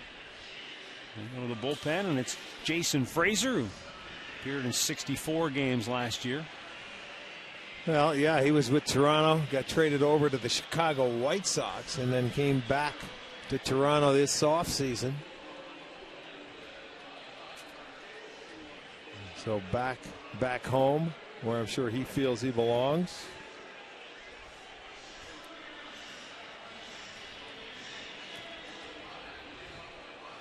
He spent first full 7 seasons in the big leagues with Toronto, and then last year 44 games with the Jays, and the last 20 he pitched with the White Sox.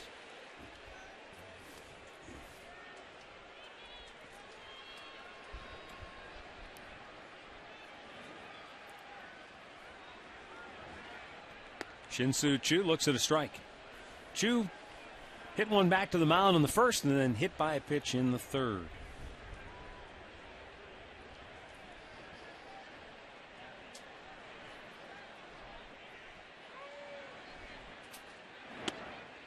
Tried to hold up but chased the high fastball. Frazier saved 17 games back in 2004 pitching out of the Blue Jays bullpen.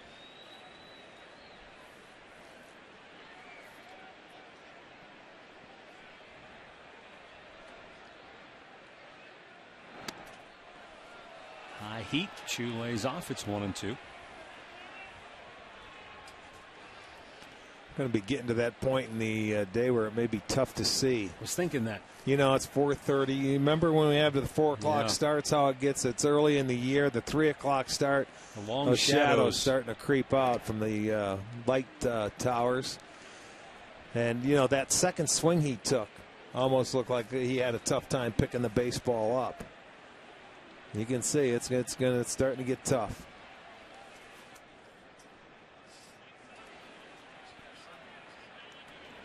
Two balls, 2 strikes. Frazier fires, and Choo fouls it off.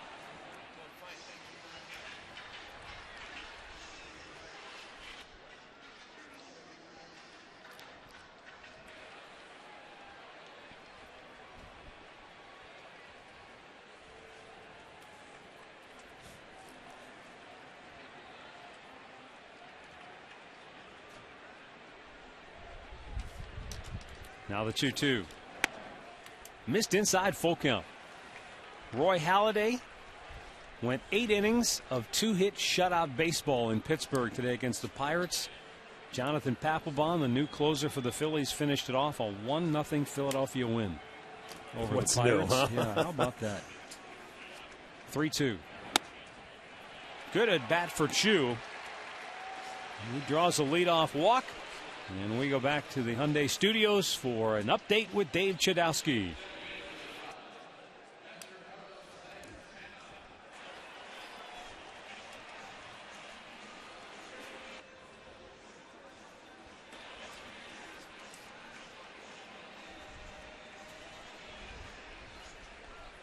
Thanks, Chud.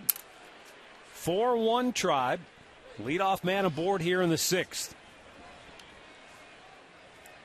Carlos Santana, 2 walks and a run scored.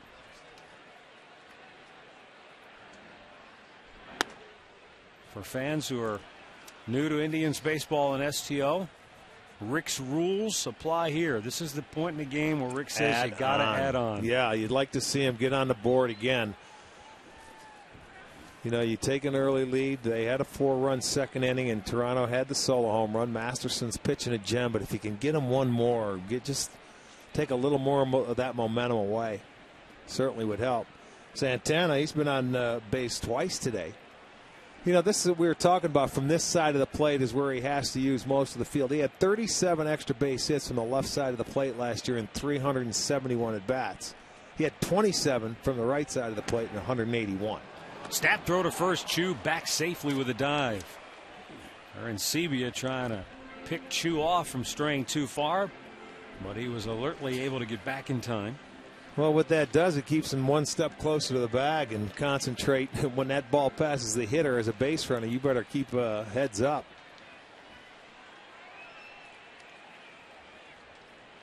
Santana. One of the best at it, Rodriguez, Pudge. Remember him? Oh, He'd yeah. throw it at any base at any time. Carlos has to battle now, down in the count 0-2. Takes a third strike. And that's out number 1.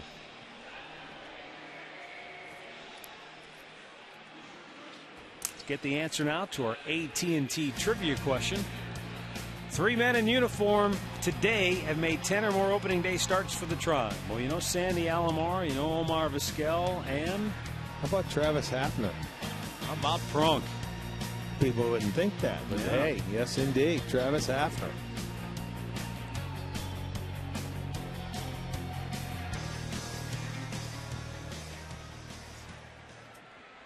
Hafner 0 for 2.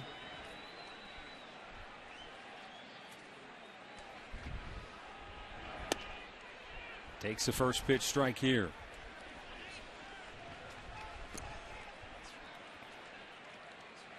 Talked to Omar Vizquel before the game today. He's still as spry. I mean, seems like nothing's changed. Yeah, nothing has changed for him.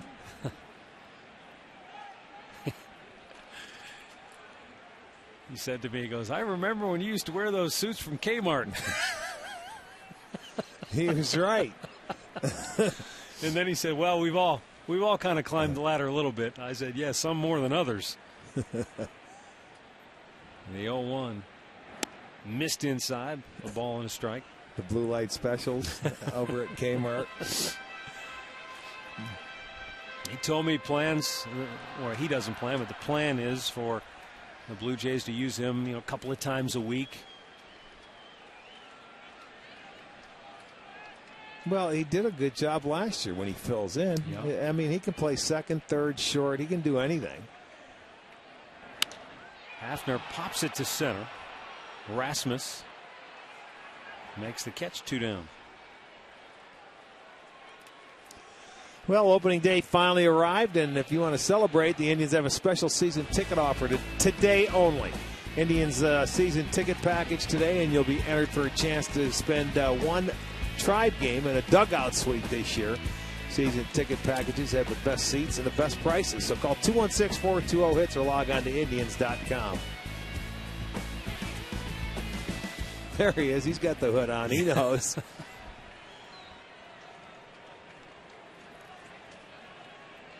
He'll be 45 this month, won't he? Yeah. Before the month is over. What? This is 24th year in the major leagues. That's an incredible career. And no doubt in my mind, a Hall of Famer when it's all said and done. Is that Torey Lovello? Yeah, I was just going to say he's talking to Torey Lovello. And he said, it helps for him at the age of 45 to play for a team where he's got a Torey Lovello, who he played against, and he's got a John Farrell. Guys that he knows that were players and know him, more importantly, know what he can do, what his role is now. He said it would be a lot harder to have to go to a team where there's no familiarity, where nobody really knows him other than by reputation. Chu takes off. Throw down to second. Bounces in there, and they still got him. He didn't get up at throw. That was a great throw. Aaron Sevilla guns down Chu, and we go to the 7th, 4-1 Cleveland.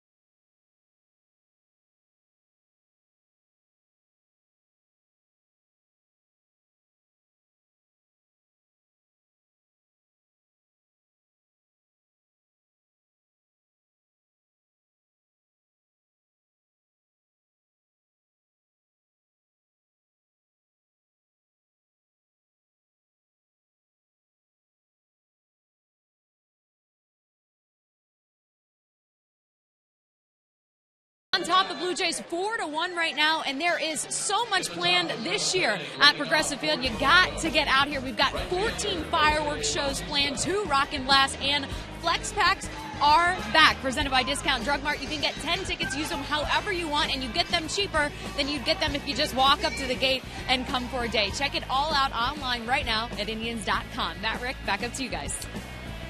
Thanks, Katie. Justin Masterson starts the 7th inning.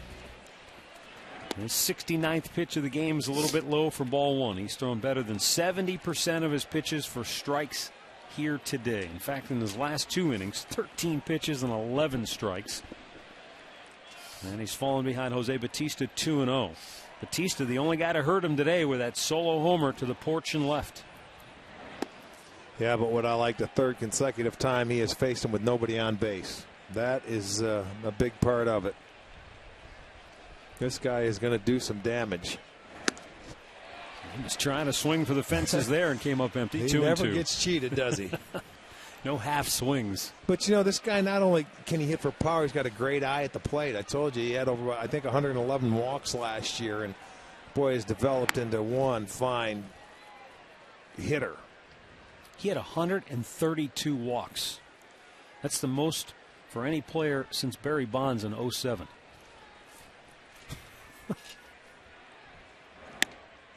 And he draws a walk right there. So the Blue Jays get their leadoff man aboard here in the 7th.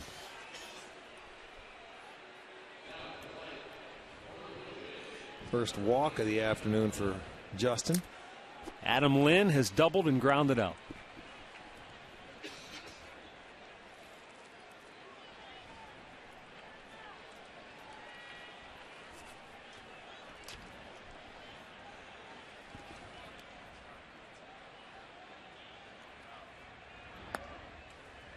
Low for ball 1.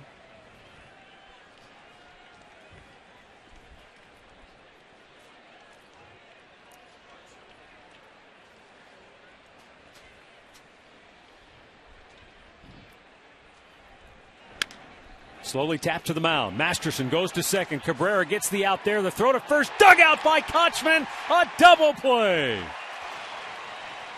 Boy, nifty work by everyone involved on that double play. Well, it looked like Justin hurried to try and get that throw to Cabrera, and he gets rid of it in a hurry. It's a good sinker. So watch Justin. Masterson gets it over there, but the throw is down because the base runner was down on Cabrera's feet. But I'll tell you what, Kochman did a great job of picking that ball out of the dirt to complete the double play. Yeah, Bautista went in there to try to take Cabrera out. Sure did. And he did get contact, which forced Cabrera to throw that ball low, but boy, Kochman looks like he's got Velcro in that glove. The ball just sticks. Well, you know what? That's something that's going to be fun to watch this year. We haven't seen where they've had a legitimate first baseman with the leather in a long time. A pure first baseman, not a converted guy. It's going to be fun to watch because he's as good as they get over there with the leather. Edwin Encarnacion 0 for 2. Masterson deals.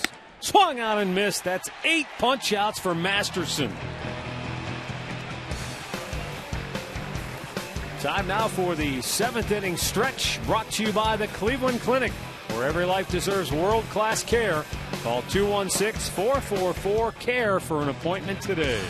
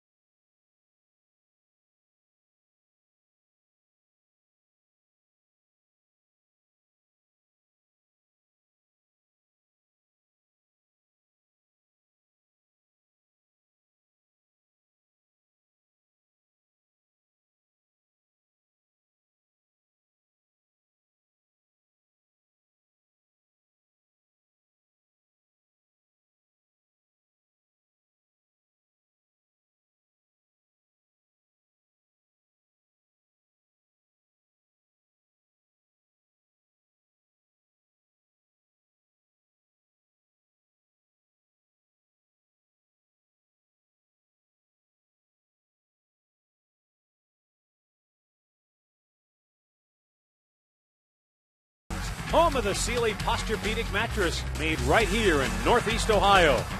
And by Burger King, proud sponsor of Opening Week Baseball.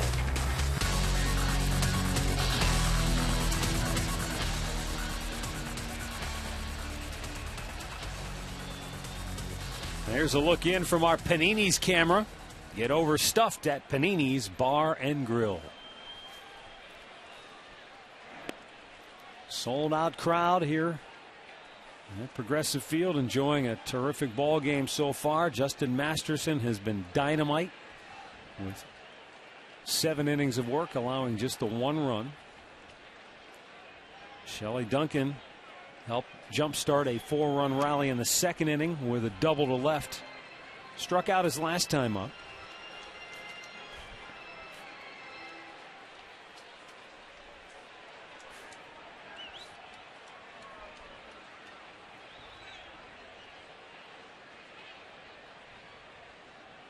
Jason Frazier worked a scoreless 6th despite walking the leadoff man.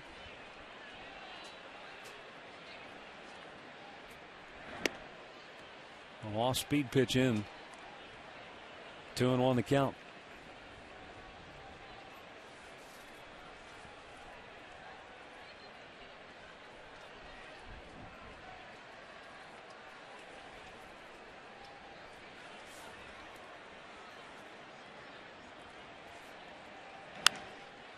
High pop.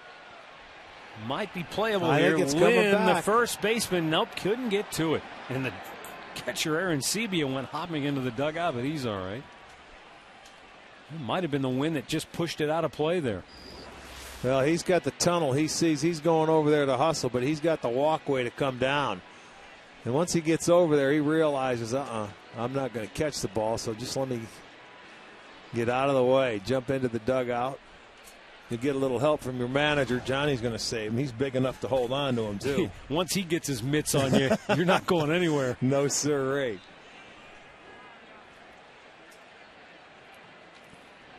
That 2-2 to Duncan. Bounced it in front of the plate.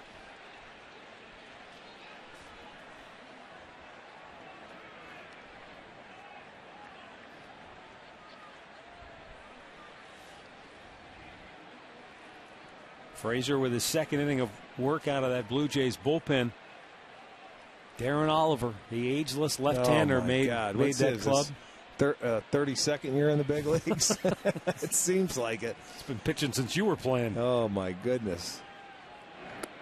A little bit low, ball 4. 2nd inning in a row. Frazier walks the leadoff man. John Farrell will go to the bullpen. Is it Darren Oliver? He's going for a left-hander. Didn't see who was up down there. But he'll make the change here with the Tribe leading 4-1 in the 7th. That's him. And there he is, Darren Oliver. 41 years old. He's coming on when we come back.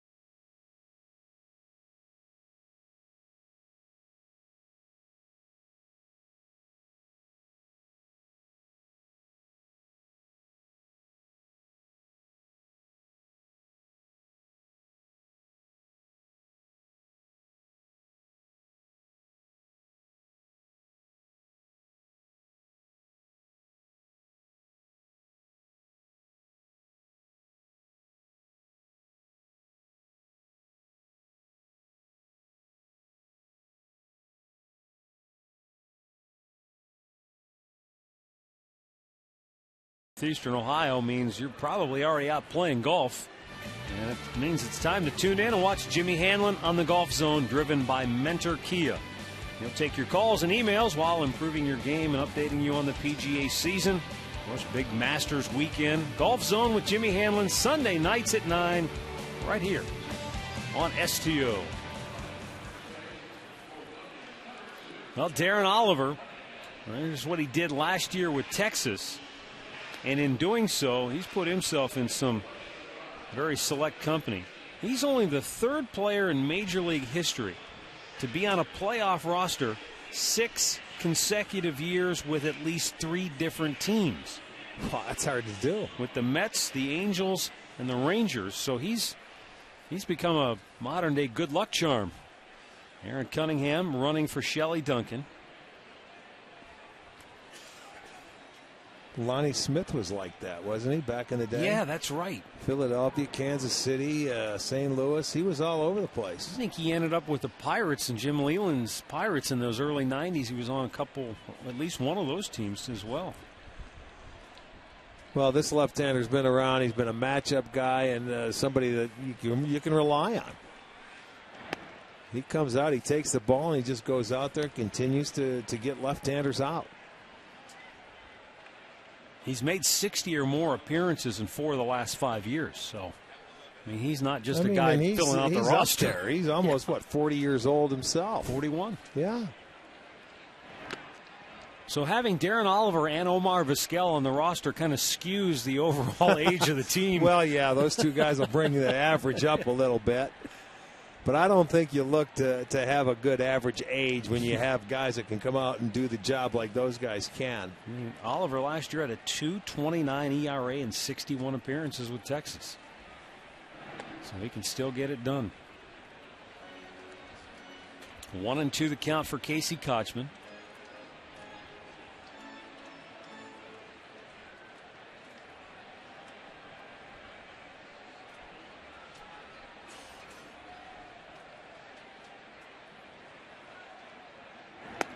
Almost chased after it, but as we noted earlier in the game, Kochman historically has a very good eye at the plate.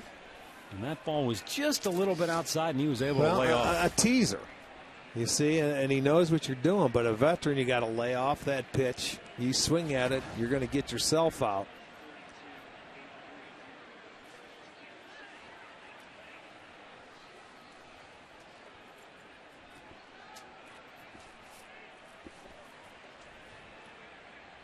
The 2-2. Got a piece of that to stay alive.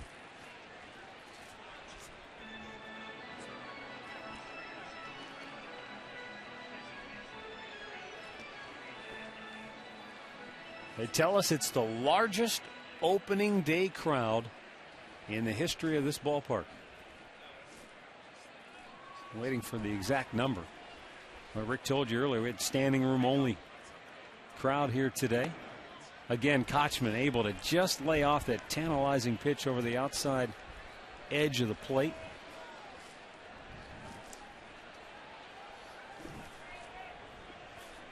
He's a little slow on opening day, isn't he? Are you kidding me? What are you writing the Declaration of Independence up there? He's got to get his gloves off. His hands are frozen.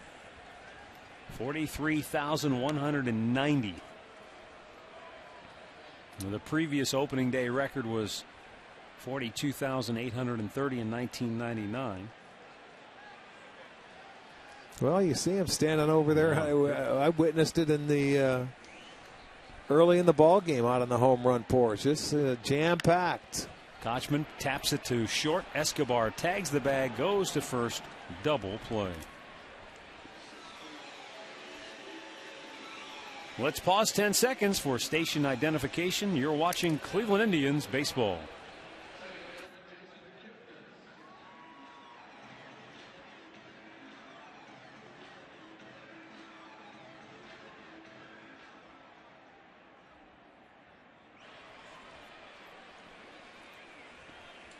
Jason Kipnis walked and scored in the second, grounded out his last time up.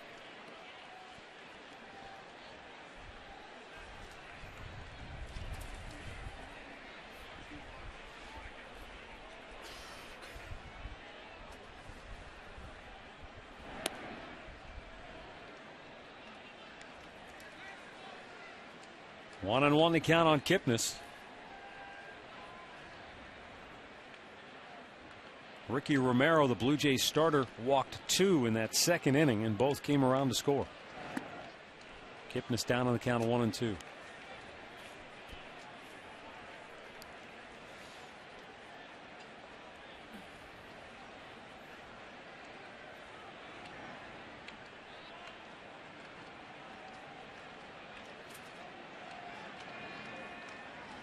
Oliver deals a little bit high. Well, the good news for John Farrell is that while his ace faltered today and had that very rough second inning, he didn't completely implode. He got out of a little bit of a jam in the third and then finished strong, retiring the last 7 in a row. He didn't have his command. Hits the corner on that one. Oliver strikes out Kipnis, and we go to the 8th. 4-1 Cleveland.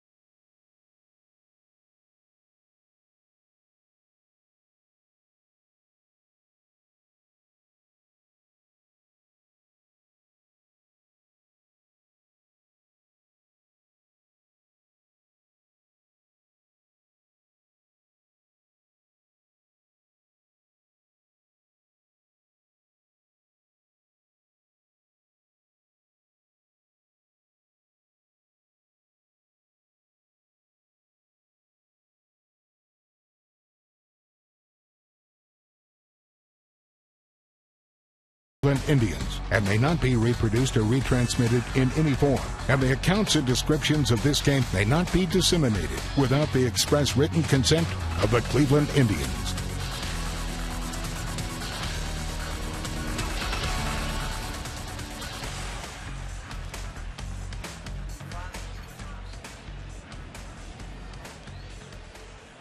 Eighth inning, Justin Masterson with 80 pitches under his belt, back out there on the rubber. Aaron Cunningham stays on and takes over in left field.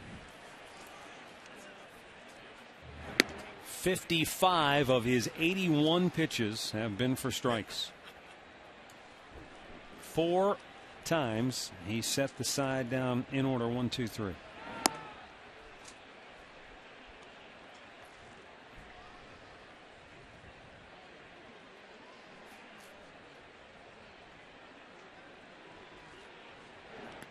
Bounce that in there. 2 balls and a strike. Just now getting activity in the Indians bullpen, and that would be Vinny Pistano, who is up throwing. Just starting to get loose. And under the watchful eye of Dave Miller, the new Indians bullpen coach, with Scott Radinsky taking over as Indians pitching coach.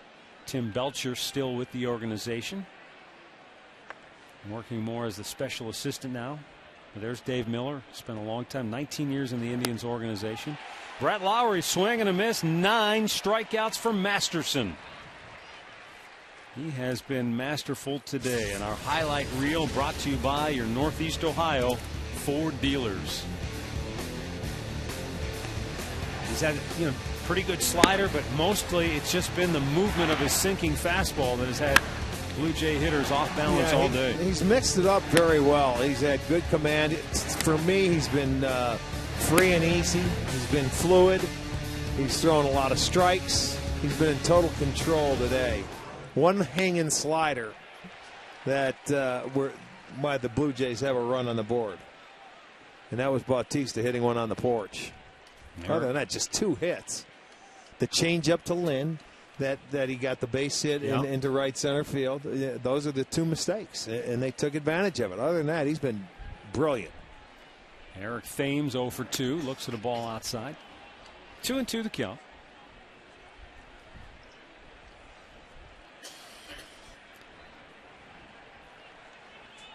'90th pitch of the day. Hit to left. Cunningham on the run. He's there. 2 down.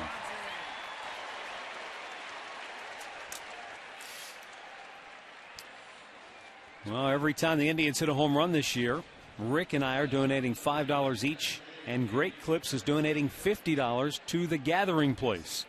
And thanks to Hanahan's home run, we're already up to $60. Great needs, great deeds, Great Clips.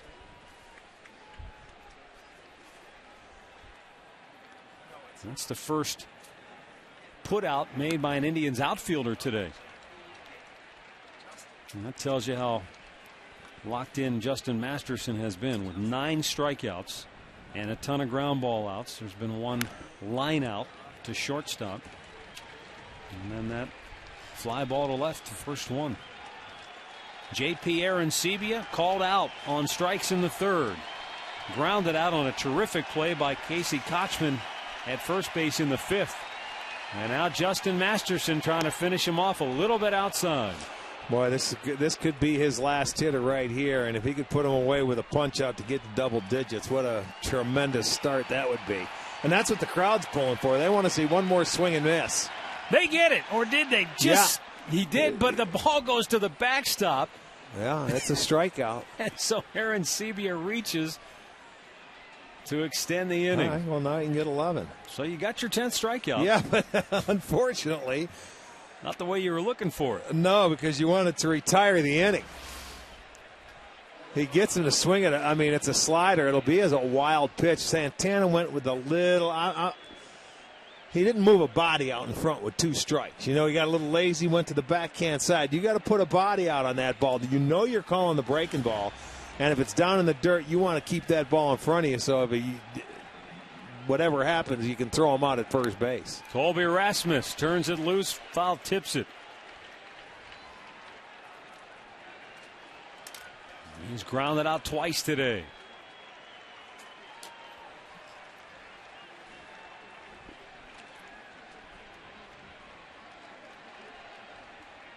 The 0-1. Down and in.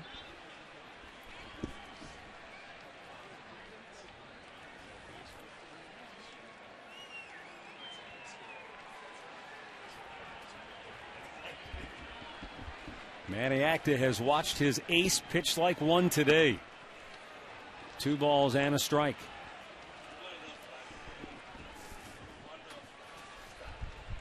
Justin Masterson with his first opening day assignment. 10 strikeouts. Most by an Indian starter on opening day since 1970. Sudden Sam. He punched out 11 O's. Well, he has a chance to get 11 here. Yeah. And this crowd of better than 43,000 starting to sense that. Look at them rise to their feet. They want another one.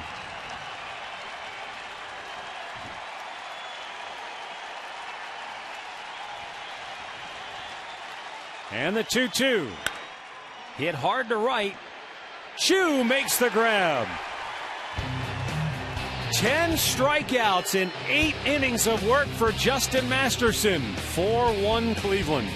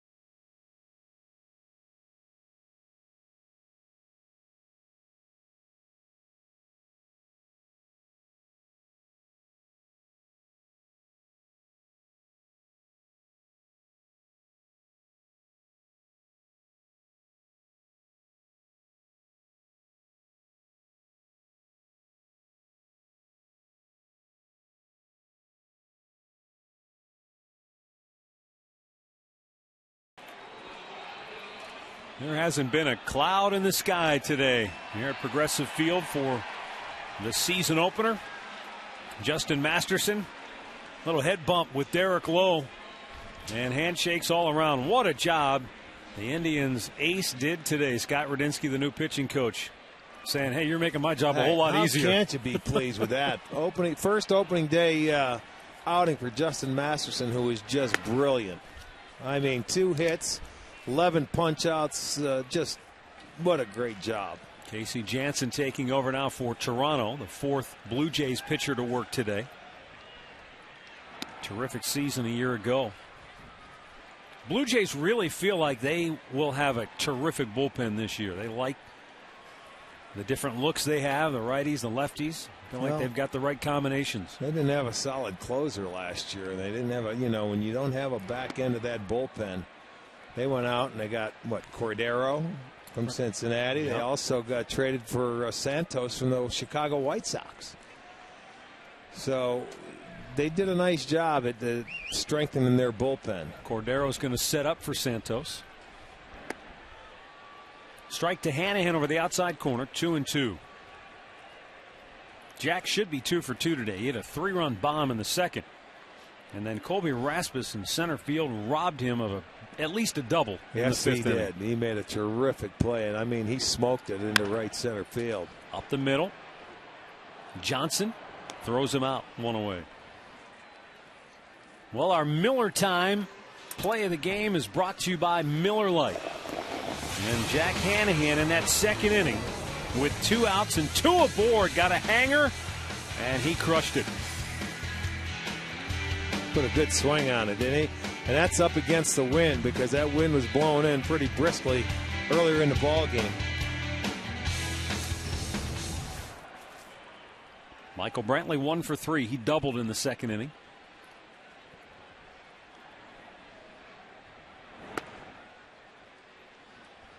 Outside for ball 1. Boy, Rick, you look around the league and all throughout baseball. Mets win 1-0 over Atlanta. Phillies beat the Pirates 1-0. Washington beat Chicago 2-1. That was a 1-0 game after 8 innings. Not like anybody's lighting up the scoreboard anywhere today in baseball. No, you leave the warm weather, Arizona and Florida, you get back into reality now in April. Ball doesn't carry. So far, I believe this is the highest scoring game of the day, tied with the Tigers' 3-2 win over Boston. 5 runs total.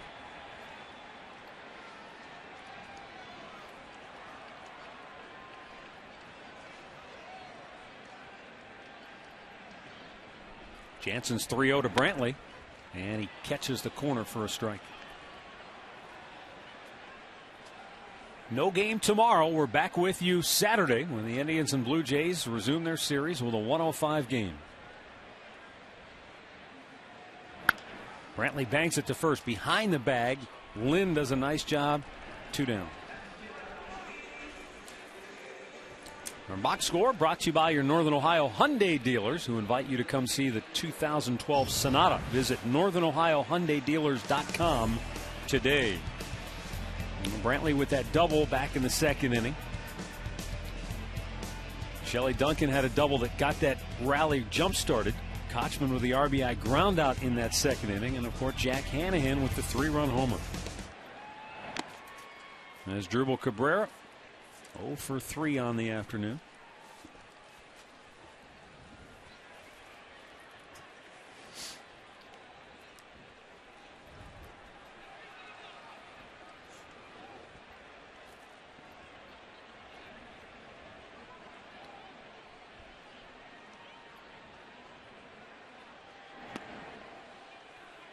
One ball and 1 strike.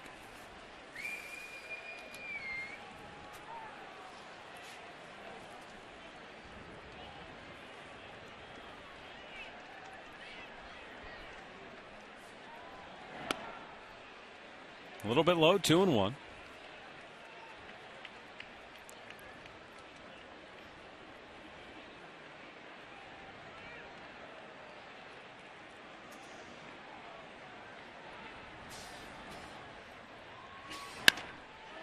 Right up the middle, Cabrera has his first hit of the year. And he's 1 for 4 on the afternoon now. And a 2-out base runner for Shin-Soo Choo.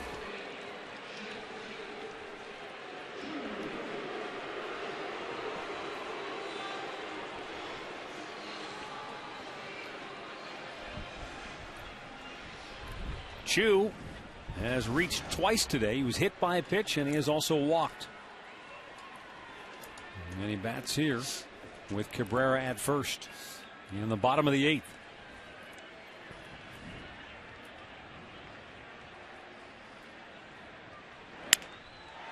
Broken bat, line drive, base hit, right field. Cabrera off and running. He'll go to third.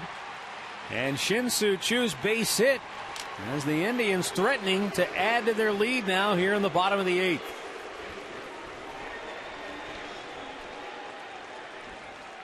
And the batter will be Carlos Santana now. Well, it doesn't matter how you get that first one of the year, whether you break a bat or not, you want it, and that's what he does. Gets it into right field, keeps that 2-out inning going, first and third, and a chance to add on. It's only the second time that the Indians and Blue Jays have met on opening day. The only other time was 1987 when Jimmy Key beat Tom Candiotti in a 7-3 Toronto win at Skydome. Then shortly thereafter, Candiotti gets traded and goes to Toronto.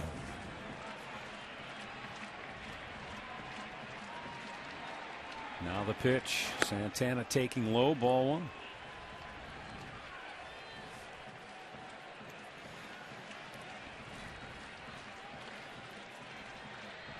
Carlos, 2 walks and a run scored. Called out on strikes his last time up.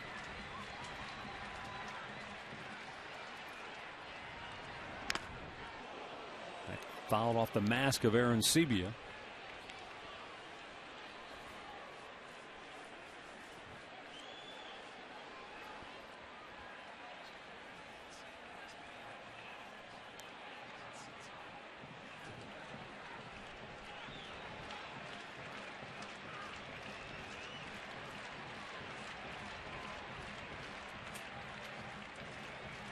With Indians at the corners and 2 down in the bottom of the 8th.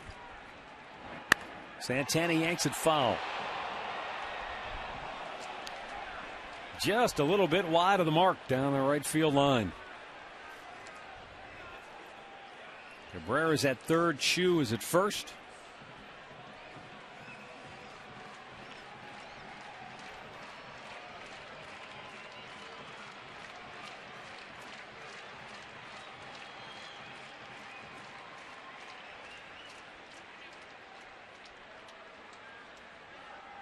Outside.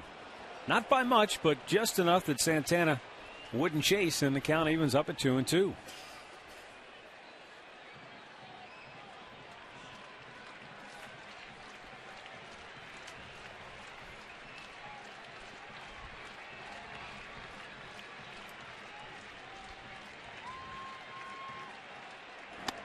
Got him to chase that time. And that'll end the inning. We go to the 9th on opening day with the Indians up 4-1.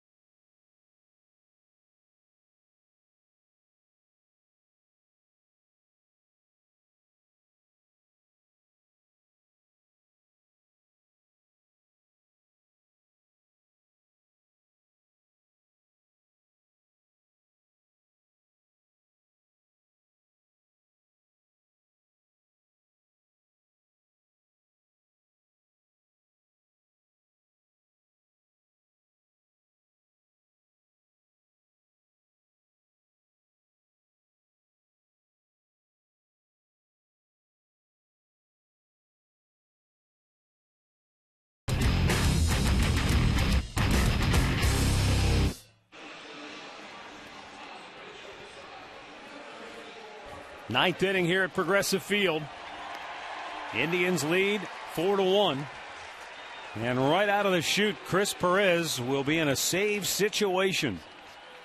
Last year, 36 out of 40. Perez tweaked an oblique in his first bullpen session of spring training this year. But the good news for him is that he said, I don't really need 6 weeks to get ready. And true to his word, here he is on opening day, ready to go. Not done by design, that's for sure. No. When you go down there, he was, you go out and throw your first bullpen session, and he felt he could do it a lot harder than what he did. I think he learned a lesson. And he's ball one to Yunel Escobar.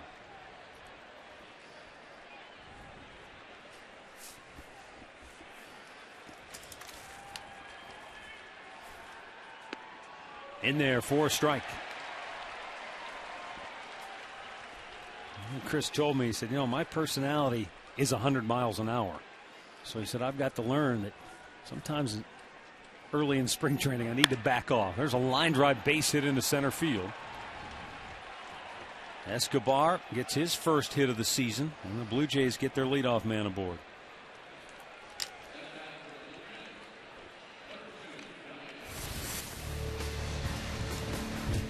Going to get a look at our McDonald's. I'm loving it. How can't you love this double play? Because it's a good pick on the end, because you can see Bautista took out Cabrera, took the feet out from under, and didn't get much on the throw, but a nice pick to continue to turn that double play.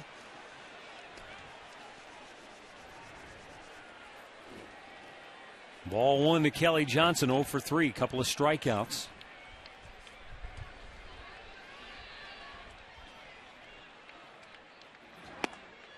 Over the outside corner for a strike. It's 1-1.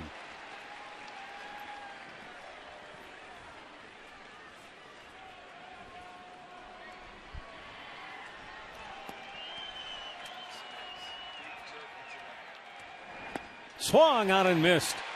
A ball in, 2 strikes. Chris Perez says, I can't control the number of save opportunities I get. That's based on how the team plays. But he said, what I want to control is save conversions. Tap foul. He only blew 4 last year, but he was that made right for 4. around 90%, wasn't he? Yeah, but that's still, when you're a closer, you want to get them all. It's hard to be like Valverde wasn't perfect last year when you think about it. I mean, he's already done for the year now as far as perfection goes, coming back. So if you give it 90%, because you're only human. Every closer is going to blow a save. I don't care even if you're the best Mariano Rivera, but I understand where his thought process is coming from.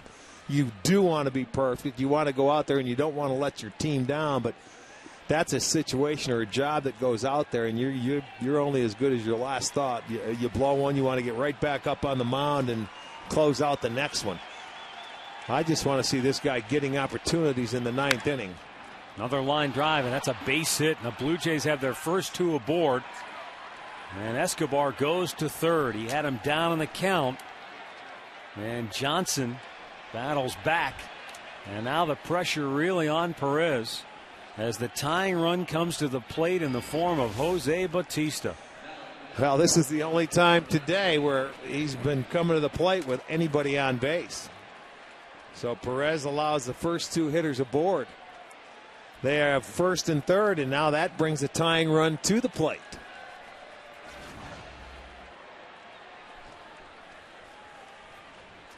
And Bautista takes a strike at the knees. Bautista struck out in the first, homered to left in the 4th, and walked in the 7th.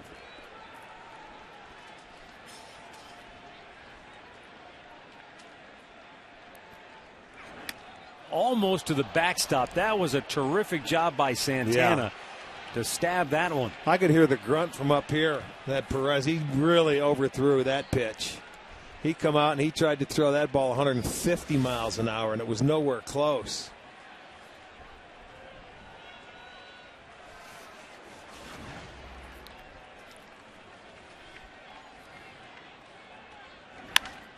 In the air, center field. Brantley makes the catch. Tagging at third and scoring. Tagging at first and getting into scoring position is Johnson. As Escobar came home on the play, and there's only one out. That's a risky play by Johnson right there. Batista gets his second RBI of the game. It's a 4-2 ball game. And with one out, Adam Lind to the dish.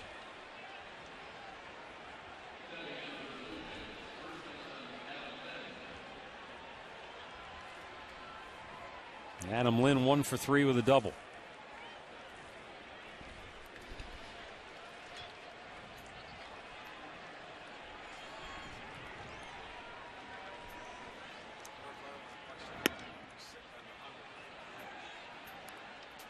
One ball, no strikes.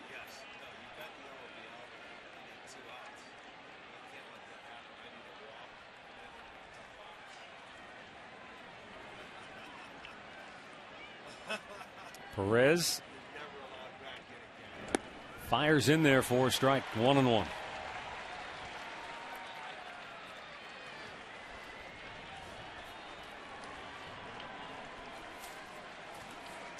Both the Indians and the Blue Jays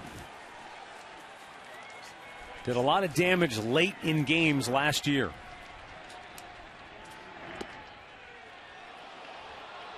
Only the Indians had more wins than Toronto in their last at bat last season. The Indians had 23 wins in their last at bat. The Toronto Blue Jays second best in the American League with 21 wins in their final at bat.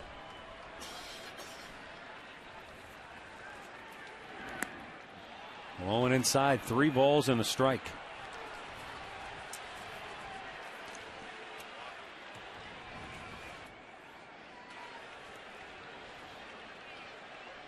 This is the kind of outing that Chris Perez was hoping to have late in spring training, where he could get out there and throw some pitches and work through some things. Almost every outing he had towards the end of spring training was 5-6 pitches, and boom, it was 1, 2, 3. The inning was over. That can happen down in spring training, but you're right. Sometimes you have to go down to minor league games to get that kind of work in.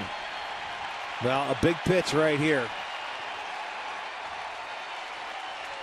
This sellout crowd up on its feet. 3-2 pitch. Check. Did he go? He did not, says third base ump Paul Schreiber. And the Blue Jays have 2 on with 1 out. And now Edwin Encarnacion coming up.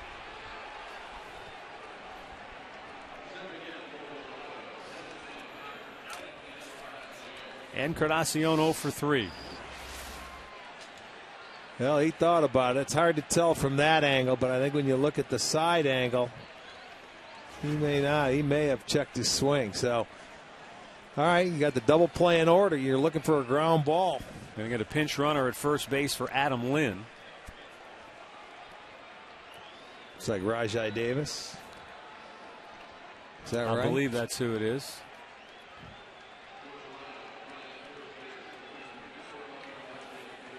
It is Rajai Davis.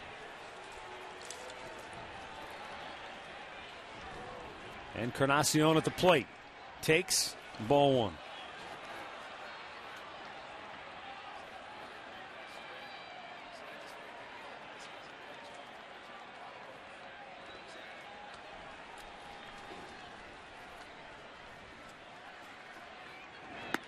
That's inside 2-0. Chris Perez, he's up against it now. He's behind Encarnacion 2-0 with the tying run at first base and 1 out here in the 9th. Fires it in there, 2-1.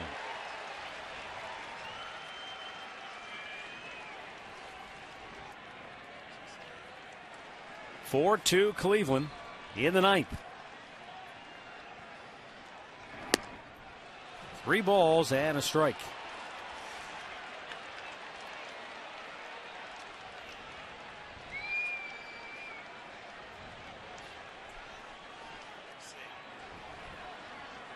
Already 22 pitches made by Perez. That is hit a long way to left. Back is Cunningham. And it's high off the wall. Scoring is Johnson. On his heels is Davis. Throw to the plate, not in time. And we're tied at 4. And the Indians bullpen is up and getting busy. Edwin Encarnacion almost put Toronto on top. Well, what he did, Cunningham tried to decoy the runners, which he did a good job knowing the ball was going to be over his head in left field. But the pinch runner, Davis, was able to kick it in gear and score. He thought the ball was a home run. Now watch Cunningham out in left field. He lets that ball go high off, and he turns around. And I'm going to tell you, Davis had to kick it in gear. It was a terrible throw to get it into the cutoff man. But they tie the game up now. The walks, the Justin Masterson, nothing to show for a tremendous start, which is sad.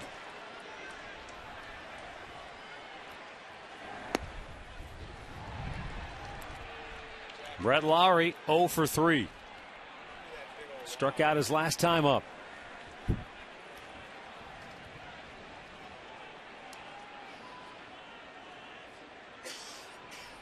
Toronto getting up off the canvas here in the ninth with 3 runs in. They sure did.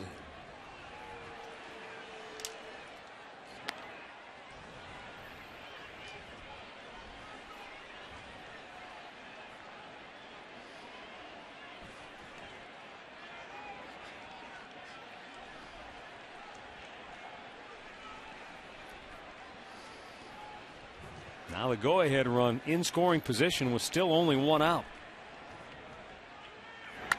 Lowry fouling it out of play.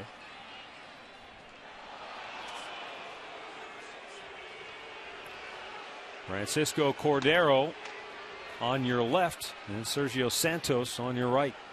Yeah, you'll see Cordero if it remains tied. You'll see Santos if they get the lead.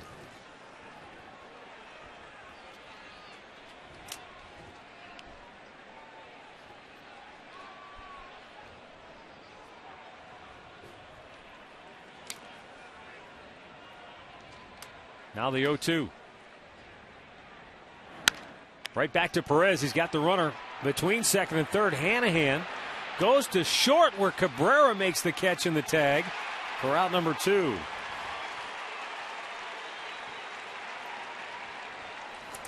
Say, the way Hanahan caught that throw from Perez, I wonder if the ball didn't get.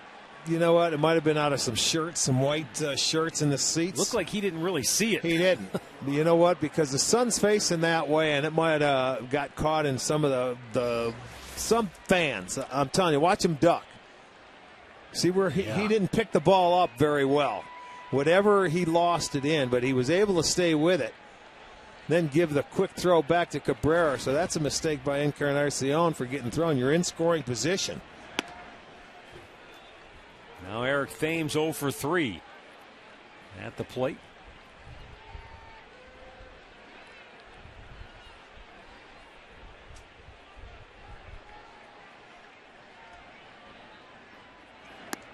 That's outside. This will be a 30-pitch inning now for Perez here.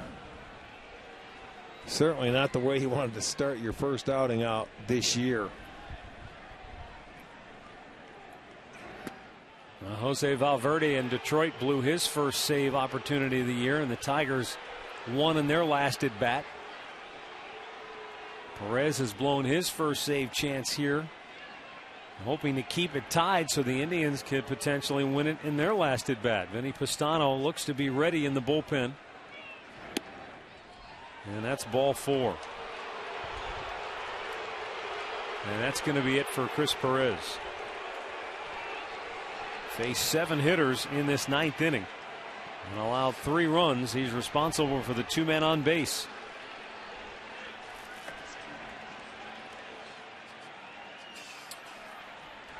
So Vinny Pastano is coming into the ball game. Chris Perez headed to the showers. We are tied at 4.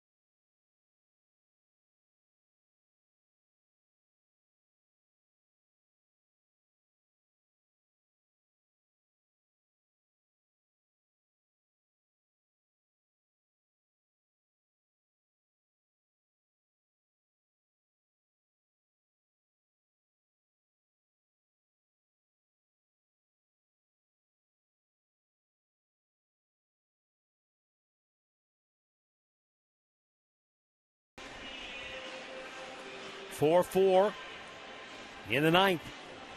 And Vinny Pastano coming on with 2 Blue Jays aboard and 2 down. Pastano was a tremendous asset to that bullpen a year ago. Well, right now coming in, this is actually, it's going to be a big save for him if he can get out of this inning, getting that final out, leaving a couple runners stranded, giving the opportunity for the Indians to come back and win it in the ninth. 7 Jays have reached, or have come to the plate, I should say, in the ninth inning. It was a big one-out double by Encarnacion that tied the ball game up. So Vinny trying to get this last out here and give his team a chance to come in and win it. J.P. Arancibia looks at a slider for a strike. Arancibia 0 for 3.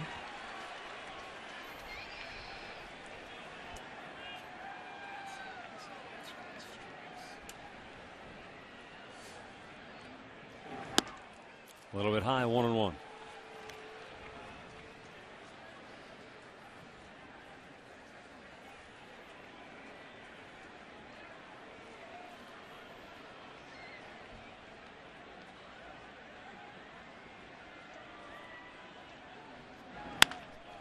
Breaking ball, backhanded by Hanahan. Long throw across, got him. Dynamite play in the clutch by Jack Hanahan. And we go to the bottom of the ninth, tied at 4.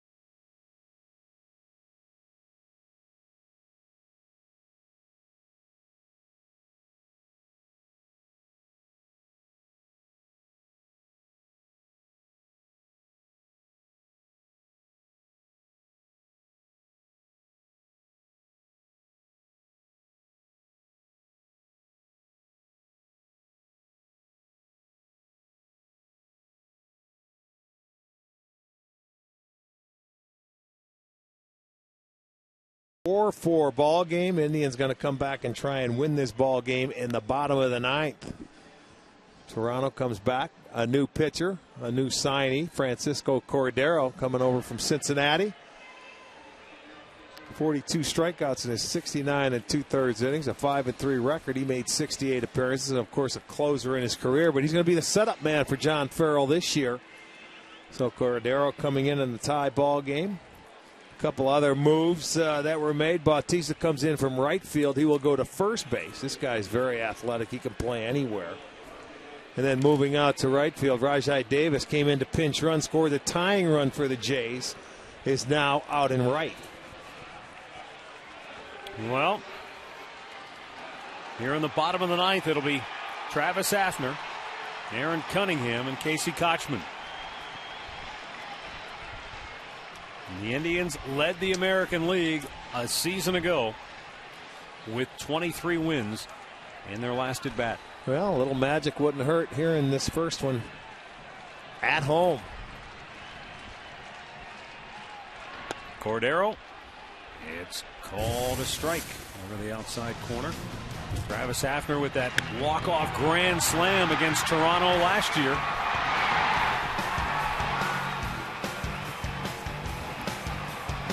solo blast would do the trick here today. And it's low, 1-1. That was on a Thursday night here. They still had 3 more games to go after that one before the break, but it'd be nice to see that. You can see 1 for 6 in his career with 3 punch-outs against Cordero.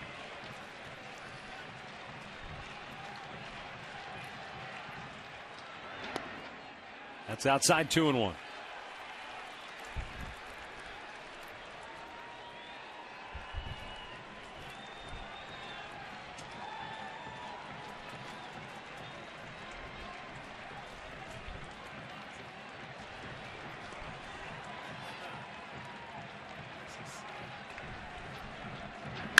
Hafner hammers it towards center. Rasmus can't get it. It's a sinking liner. It gets by him.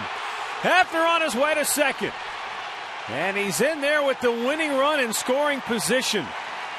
And now more than likely we'll see a pinch runner. Yeah. Well, you know what? You talk about a mistake. He'll probably be credited with a double, but that's a mistake by Rasmus. He comes in. You got to give the single here. You can't let the ball get by you because that's the winning run. You keep him out of scoring position. He made a diving catch earlier that was a terrific play. This time that ball had a little sink to it. He runs past it. The ball gets by him. It'll go as a double, or will they give him an error, a single and an error? Single and an error, that's what's going to happen. But he played that one into an error. So Hafner will get the single. Jason Donald will come on a pinch run. That's the winning run out at second base. Yeah, anytime you get in that situation and you're an outfielder, you're going to play maybe a little step. You don't want to give the double. So if you go after that ball, you certainly have to make sure you keep it in front of you and do not allow him to get in a scoring position. But, when you're aggressive, he made a great play earlier, but he did not make a good play there. Aaron Cunningham has the first chance to be the Indians' hero here on opening day. Cunningham's first at bat as an Indian. That's a perfectly placed bunt. No play at third. And Batista gets the out at first, but the sacrifice executed perfectly by Aaron Cunningham. Well, that's exactly doing your job. What was called upon, he laid it down beautifully. Bautista looked at third, but he had no chance. With Jason Donald running, he was going to score easily.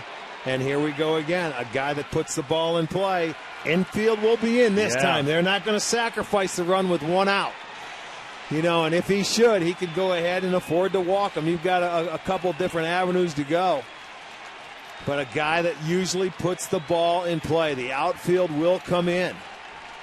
Jose Batista was waving the outfielders in frantically from his spot at first base. Well, yeah, you have to. That's the winning run. Casey Kochman will try to deliver the Indians an opening day win now. And it's outside for ball 1. Jason Donald, the winning run at third base. Kochman got the Indians on the board with their first run of the game with an RBI ground out way back in the second. Takes low, 2-0. And we'll see now, Rick, maybe if he gives Kochman anything to hit here, maybe he would see if he would chase after something, get himself out.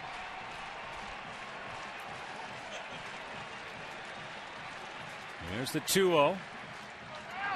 Comes to him. High chopper to first. Batista will make the play. And Donald has to hold at third.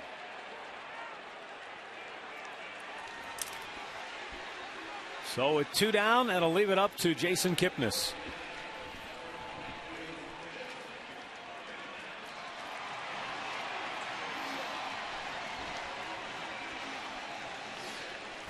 Jason Kipnis today 0 for 2. He walked and scored back in the second. Since then, he has grounded out, and he has struck out.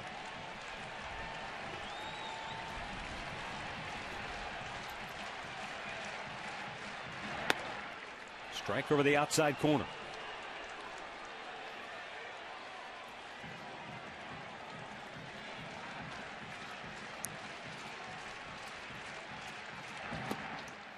That's too low. Evens the count on 1-1.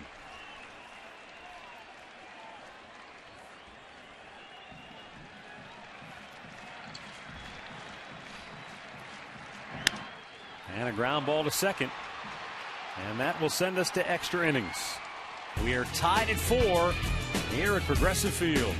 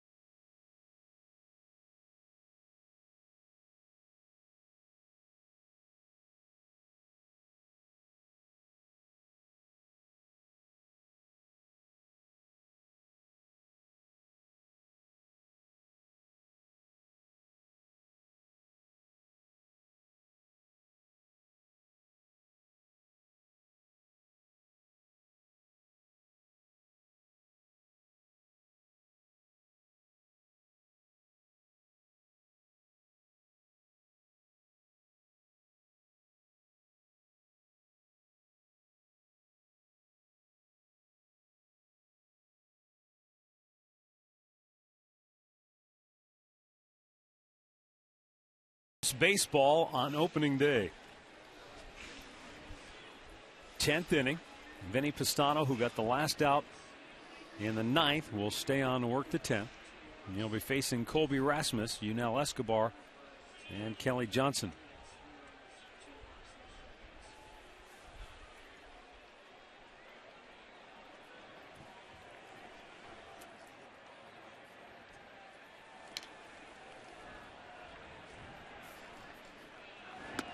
And it's up high for ball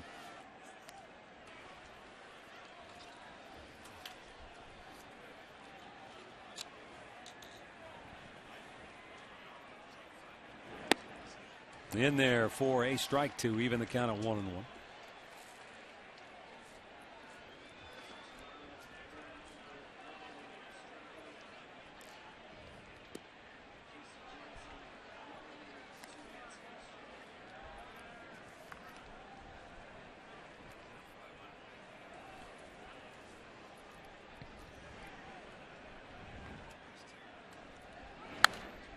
Pop back out of play.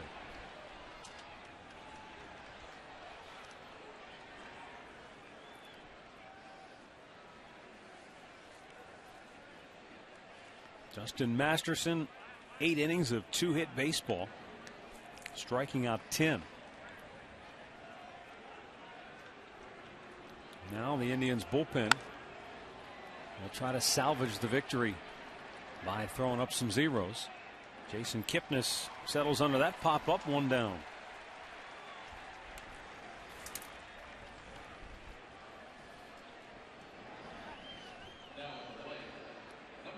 Yunel Escobar started the 9th inning rally for Toronto with a base hit to center field off Chris Perez.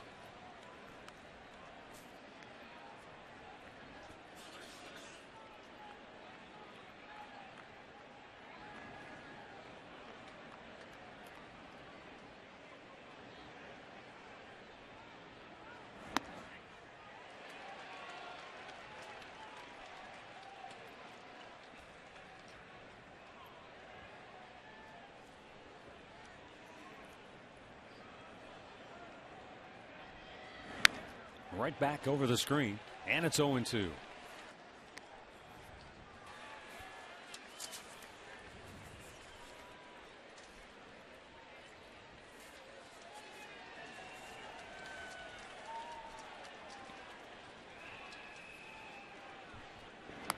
Got him to chase. Vinny Pistano has his first strikeout of the year. 2 down here in the 10th. Let's pause for station identification. You're watching Cleveland Indians baseball.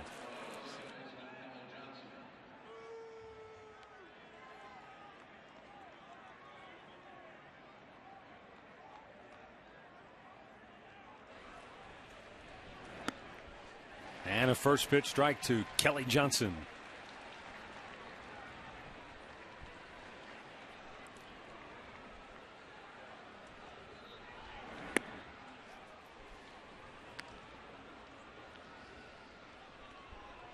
This is something that Pistano wanted to work on in spring training, attacking left-handers who had a little more success against him last year.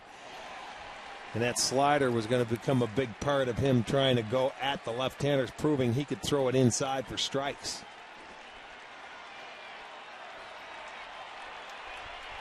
The right-handers 1-2. Down and in. Hit him. Got him on the foot. Boy, it sure did. Tried to get him. That's a chase pitch. But that ball got in and it got him on the foot. So now you bring up a tough right-handed hitter. Watch this ball clip him right on the foot. Right back there, the back foot slider. That's exactly what it did. Got him on the back foot.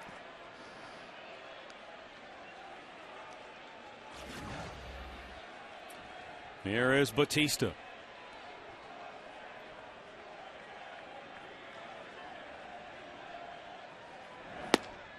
He has driven in 2 of the 4 Blue Jay runs today.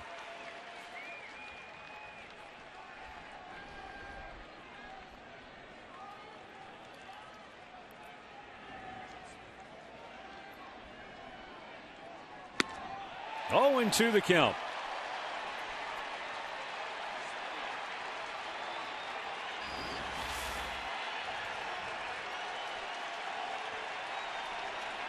I don't know if that was a cutter or what. Popped out of play. Looked like it had just a little bit of movement. But Pistano throws more than 89 miles an hour. That's why I was thinking, usually he's 92, 93 with his fastball, and that looked like it might have had a little cut to it. 2 down, a runner at first.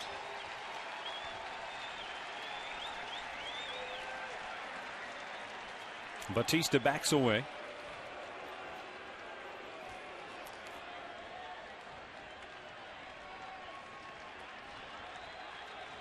And the 2-strike pitch. Punch to the right side, a base hit. That's going to send Johnson around second, but he held quickly. 0-2. Good pitch, slider. That goes to show you how good Batista is. He's not just looking to hit every pitch out of the park. No, he's not. I mean, this guy, he takes that 0-2 pitch, takes it the other way, takes what the pitcher's going to give him. Look at that. That ball's off the plate on a slider and a great pitch. And what happens? A good hitter hit a good pitch right there. You can't be upset if you're Pistano. He made a good pitch. You got to tip your cap. That guy did a nice job of hitting.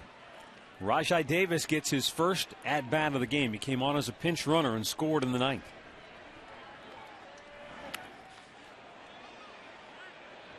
Good save by Santana there. And we got Joe Smith up in the Indians bullpen now.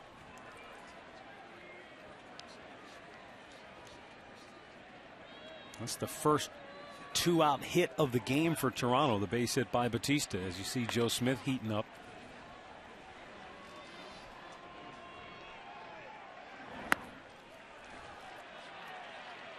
And it's 2-0.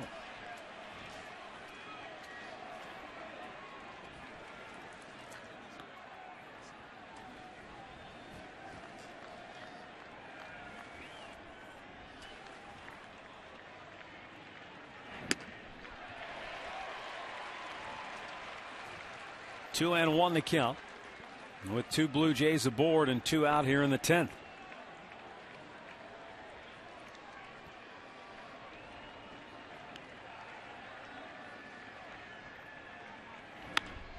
Out of play.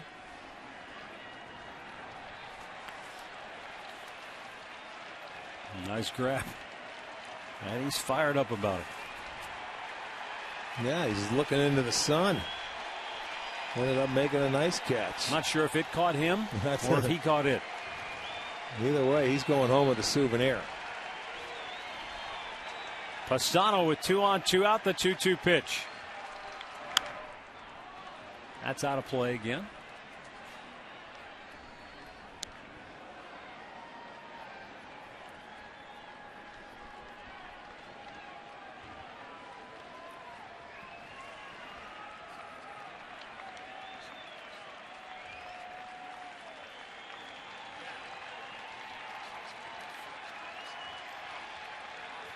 Again, the 2-2. Popped him up. The shortstop Cabrera calling for it. And we'll go to the bottom of the 10th. Still tied at 4.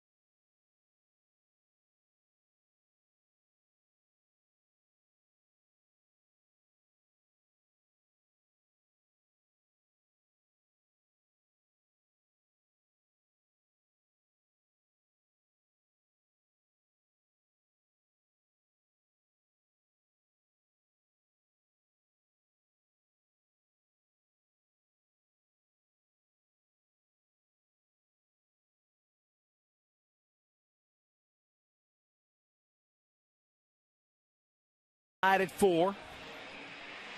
The Indians will have Jack Hanahan, Michael Brantley, and Asdrubal Cabrera coming up.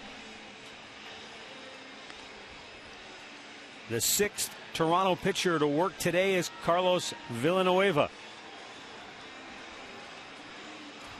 Last year spent time in both the rotation and out of the bullpen.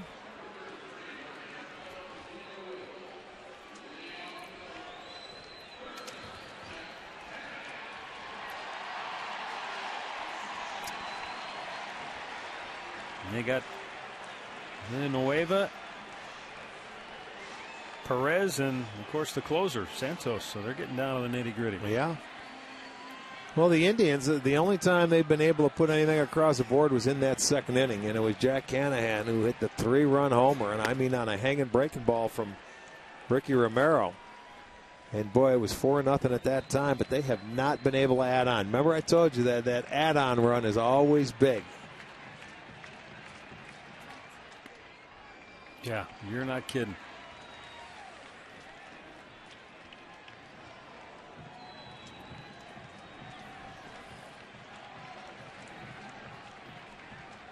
Hanahan's 3-run homer had the Indians sitting pretty early on in this game. It was a 4-0 Tribe lead after 2. And then in the 4th inning, Jose Bautista got the Blue Jays on the board with a solo shot. It stayed 4-1 until the 9th. And Toronto rallied back for a 3-spot to tie it.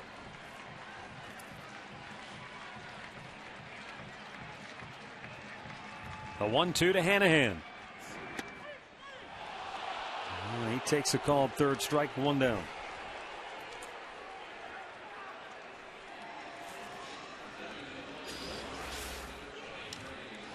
Going to go inside with a breaking ball right there, inside corner. He did have the plate. He doesn't pull the trigger. I don't know if Jack agreed with the call, but it didn't look like that bad of a pitch. Michael Brantley 1 for 4 with a double today.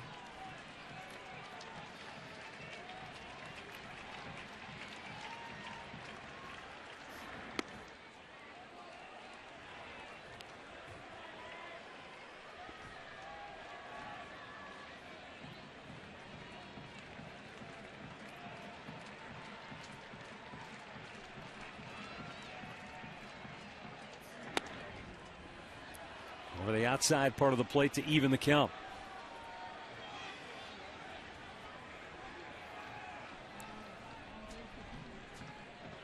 This game now far and away the highest scoring game in Major League Baseball today.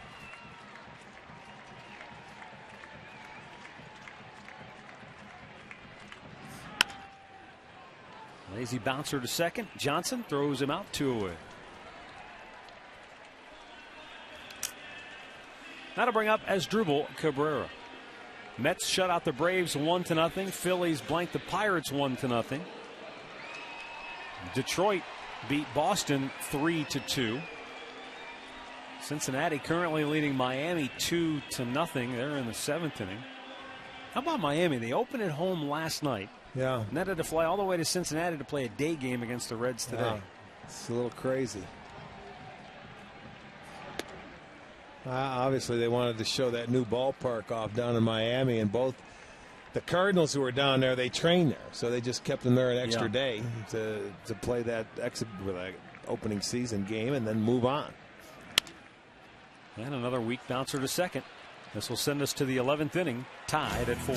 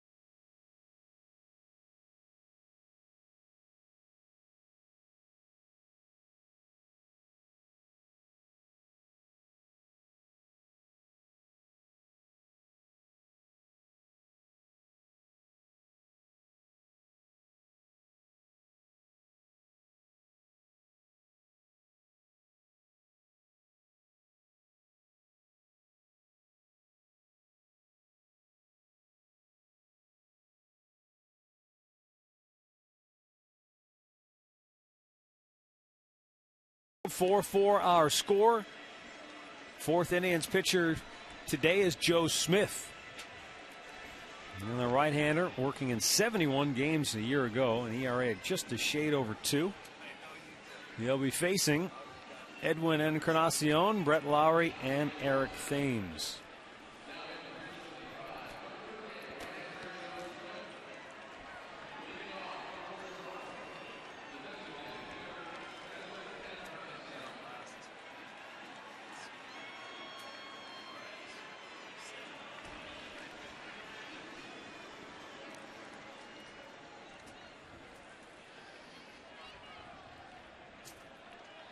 Joe Smith looking in, asking home plate umpire Tim Wilkie if he can blow in his hand. You certainly can't because it's cold outside. He's not going to say anything to you. Inside to Encarnacion. Here's the guy that had the big blow back in the 9th inning. Off Chris Perez, the double. He narrowly missed hitting a home run that would have put the Blue Jays ahead. Boy, he sure did. Halfway up the wall in left field off the auxiliary scoreboard. Johnson and Davis came around to score. Foul over toward the third base coaching box. Brian Butterfield coaching at third for John Farrell's Blue Jays, and Torey Lovello coaching over at first.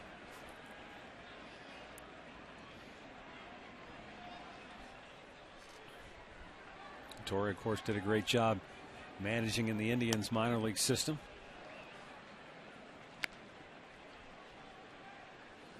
Mike Sarbaugh has followed in his footsteps and then has done a fine job with the Columbus Clippers. Fouled over toward the on-deck circle.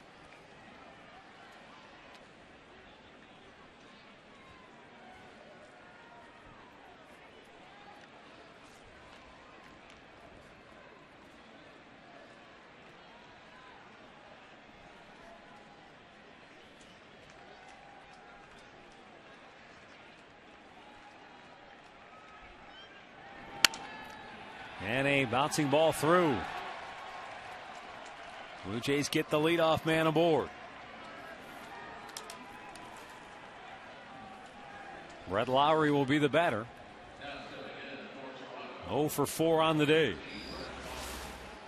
See, Joe's trying to throw that sinker down and in. Didn't quite get it inside. Left the ball out over the plate. Cabrera is playing him over in the hole, you know, and if you get that ball in, he hits it right to him, but a little, he missed his target probably by 4 or 5 inches. Hanahan in on the grass at third. Lowry showing no signs of a bunt, takes the ball inside. Now he checks down with third base coach Brian Butterfield to see if John Farrell wants him to lay one down. More than likely, you don't see guys bunting toward the bottom of the lineup. Well, the manager knows his personnel. You know, if Farrell felt that it was going to be better for this guy to bunt, this guy's got a little pop. He's a gap hitter. And, you know, does it make sense to move him? Marcus Thames is on deck, the left-hander, which is okay. You can see that, but maybe this guy's just not a good bunter because in the minor leagues he was always in the middle part of that lineup. Shattered bat goes to Cabrera. They get the force at second, but just wasn't hit hard enough to turn two. That was like a bunt. It just cost him a bat. That bat didn't break. It exploded. Yeah, it shattered it. I mean, the barrel went over past Smitty on the mound. Look at it. It's helicoptering by him. He just jams him, boy. He wasn't giving him any breathing room whatsoever. One thing I've noticed about this kid, he hustles down that line every time he goes down today that I've seen him run. He runs very hard. Eric Thames is 0 for 3. He walked his last time up.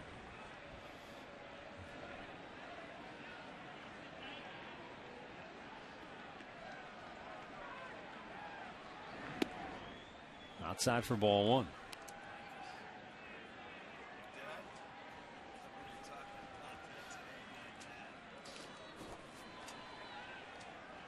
Eric Thames looks like he got a little creative with the razor. Or lack thereof. I guess it's all in the eye of the beholder, isn't it? Right. I mean, if he was back in the 70s, that would have been groovy. That's like man. Clyde, man. Well, Clyde Frazier. Line foul. Might have broke his bat. Clyde the Glide. He did. He's going to need a new piece of lumber.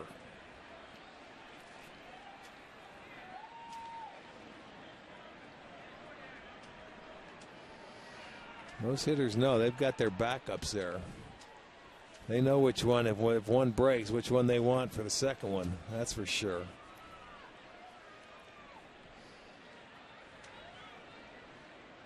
Go ahead run at first base for Toronto. With one out here in the 11th. And that's out of play again. 1-2.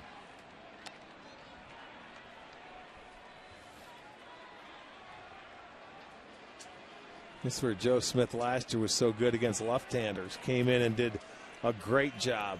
Had a better batting average against lefties than he did right-handers. And, you know, when you think that sinker, that side armor, he was able to throw the ball inside to him. Back over the screen.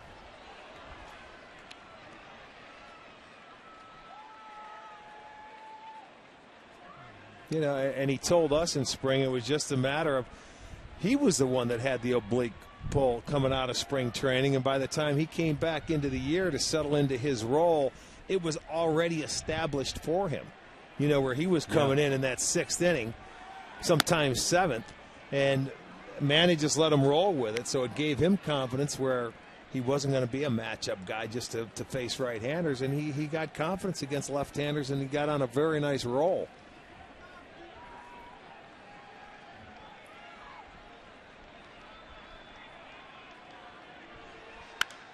Often wonder about the mental aspect, the psychological aspect of things, where if you're a right-handed sidearmer and you have a year where you struggle against lefties and all of a sudden you get tagged with he's a right-handed matchup guy, he doesn't get lefties out, does it seep into your own confidence to where you start thinking about it? When you think too? all these guys sitting next to us, all the writers, that's all they write about. Oh, he can't get left-handers out, and it doesn't matter. You know, that travels.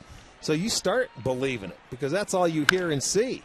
Double play ball to second. Kipnis to Cabrera. Back to Kochman. An inning-ending double play. Joe Smith sends him into the dugout for the bottom of the 11th. Still tied at 4.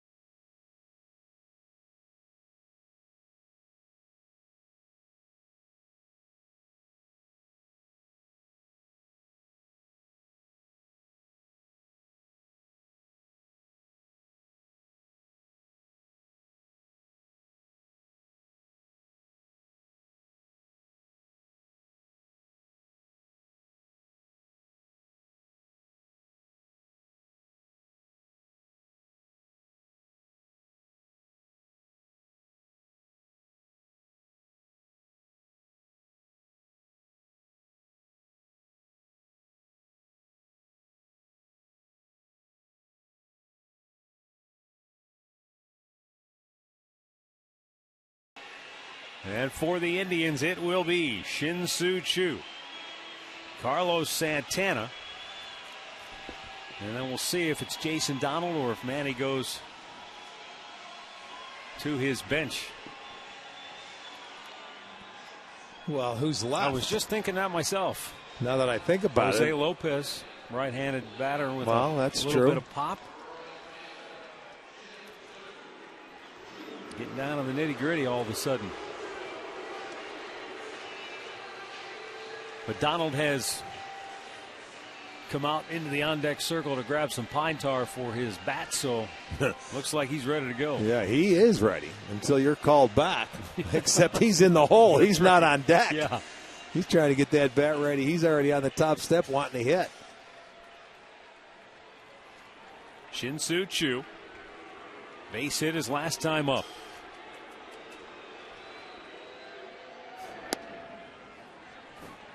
And Carlos Villanueva, who worked the 10th inning, went 1-2-3. Misses low for ball 1.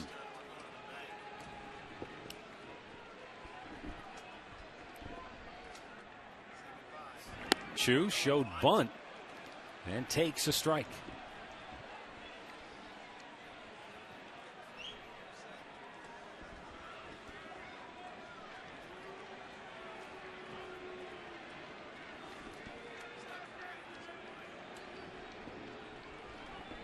And the 1-1. In the air, left field. Thames makes the grab, one away.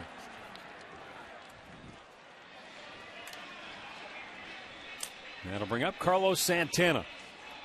Carlos walked twice his first 2 times up. He has struck out twice his last 2 times up.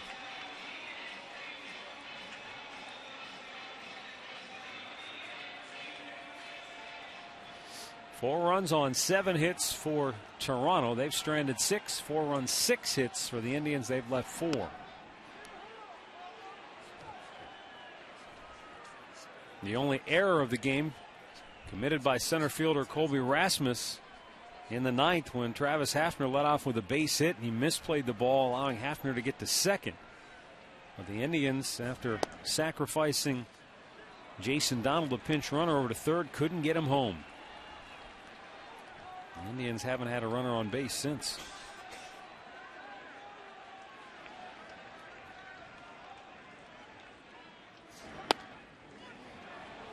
Two and one to count.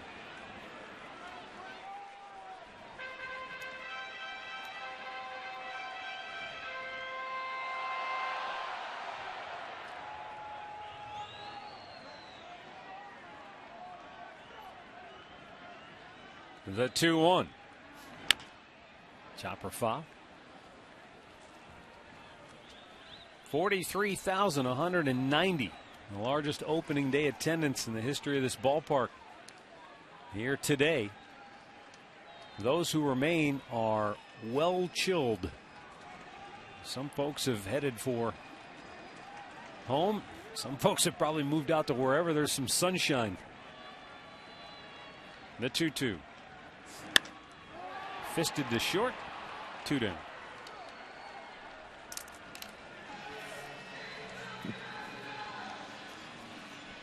And so Jason Donald will get his first at bat.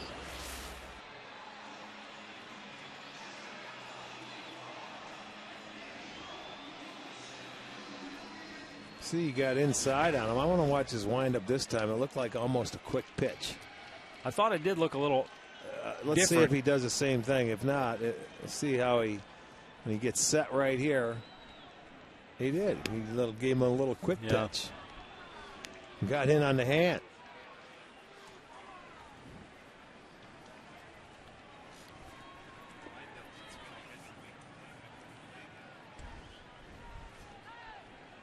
Time call. Donald steps away.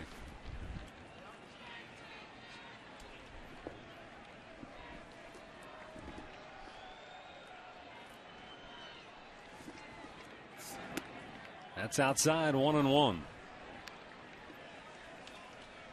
The Indians scored 4 runs in the second inning today. Since then, they have 3 hits in 24 at bats.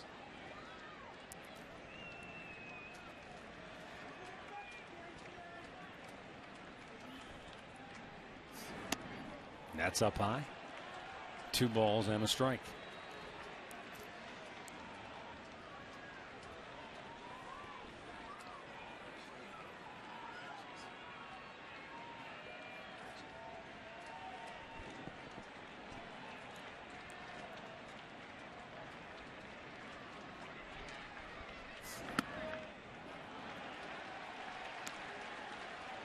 Well, Donald has the count tilted in his favor at 3-1.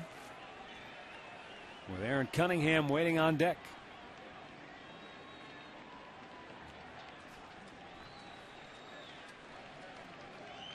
The 3-1. Ball 4. So the winning run aboard with 2 down here in the last of the 11th.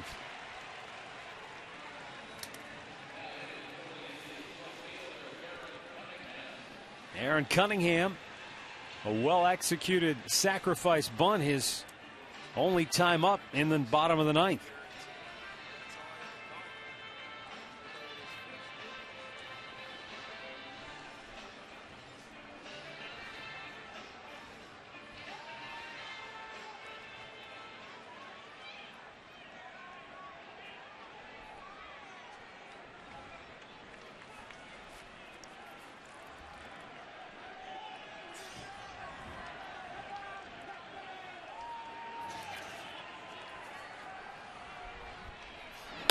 Aaron Cunningham was a 6th round pick of the Chicago White Sox back in 2005.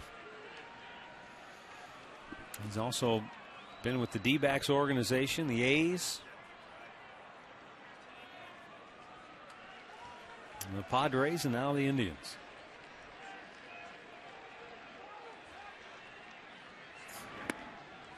Well, strike zone bouncing around now for Villanueva.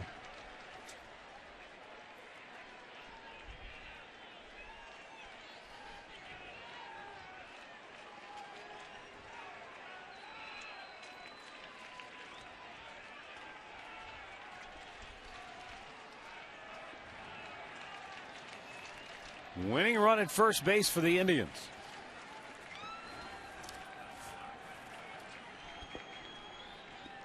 And the 2-0 to Cunningham. Popped him up, back behind the plate, out of play as Aaron Sebia gives it a look. I'd like to see a little chance here, a good running count, maybe give Donald a chance to steal second base. You know, this guy is a breaking ball pitcher. He threw him an off-speed pitch there on a 2-0 count. He had Cunningham out in front. Well, you know one thing, he's going to need a good jump because from what we've seen, Aaron Sebia has he's got a good arm. Yes, he does. Well, you got to take chances once in a while, and this would be a good time to take a chance. Blue Jays thinking right along with you. Yeah, I don't blame him. I mean, there's 2 outs. I know you feel like this guy's got the count in his favor, but still, I'd rather have a guy on second base for a base hit as opposed to trying to hit a gap.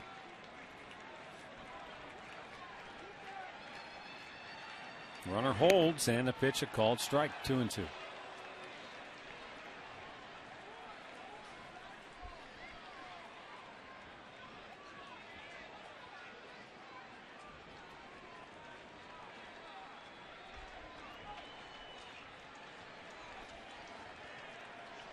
Cunningham awaiting the 2-2. Donald held it first. Holds, and it's a full count now. So now the mystery is out of the bag. He'll be taken off on the 3-2 pitch. Casey Kochman waits on deck.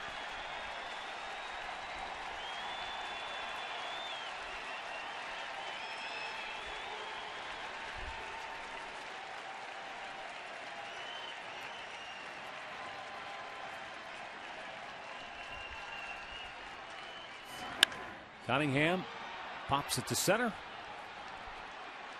And we'll go to the 12th. Still tied at 4.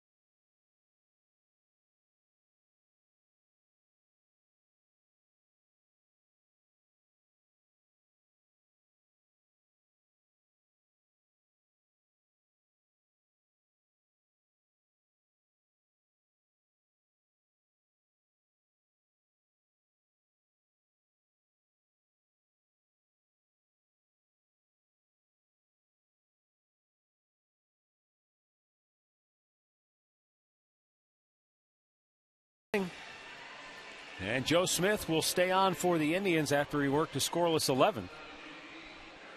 He'll be facing J.P. Arancibia, Colby Rasmus, and Yunel Escobar.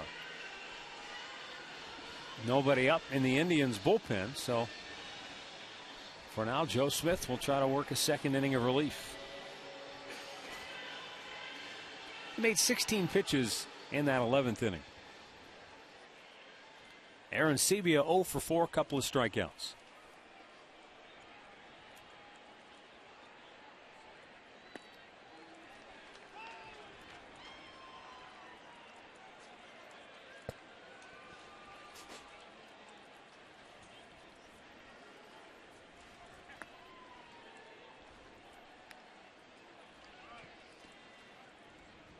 This young man had a good rookie year, a lot of power for a guy behind the plate. Another one that he didn't hit for much average, but he displayed very good power. And I think once he gets to know the pitching in the league, a lot like Carlos Santana, that average could go up, develop into an outstanding catcher. Way up high, almost took off to the backstop.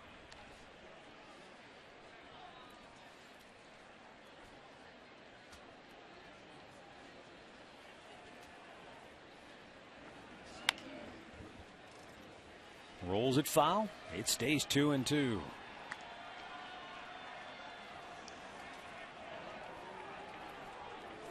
Tony Sipp now getting a baseball in his hand, and he's getting loose.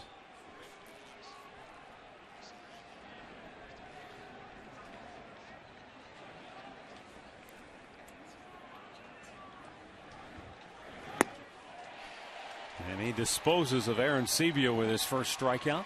1 down.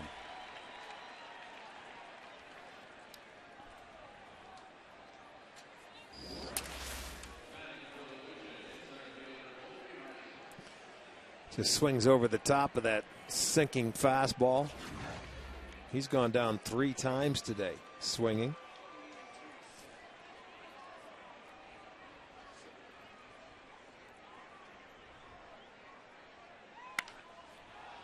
Hit in the air to left.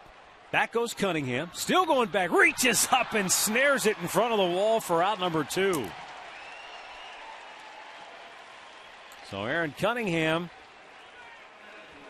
takes care of Colby Rasmus, although it was fairly acrobatic there at the end.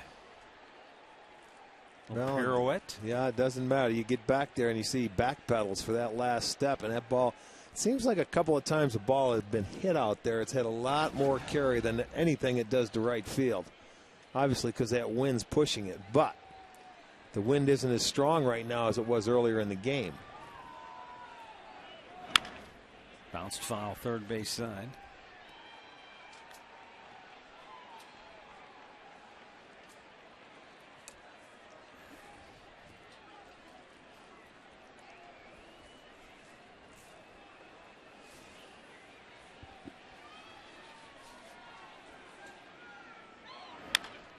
Another chopper, same spot. No balls, 2 strikes, 2 down here in the 12th.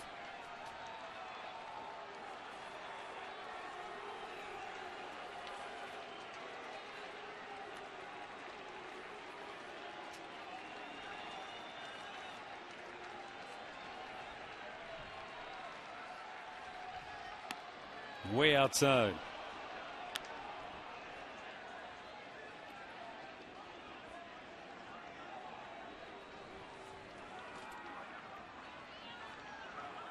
Same spot. And now even up at 2-2.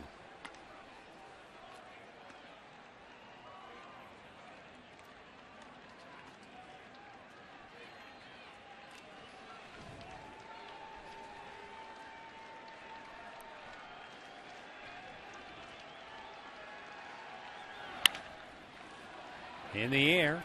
Long run for Brantley. Can't get it. On his way to second base is Escobar, and he's in sliding with a 2-out double.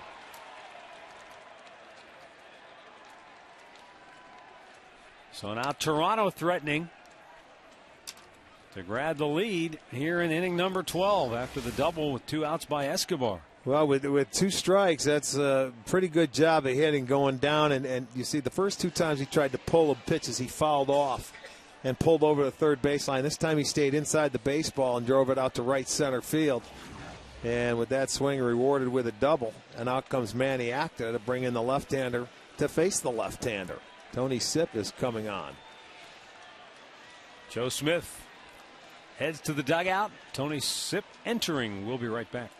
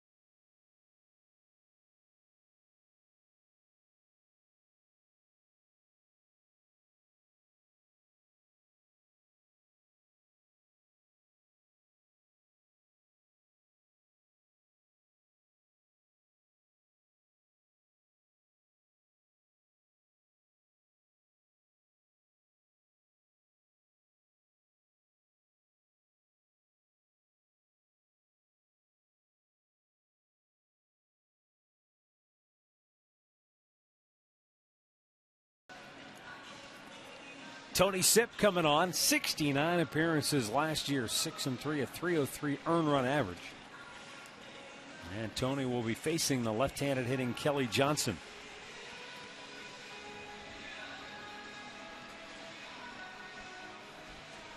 With the game on the line. I mean, all these Indians relievers,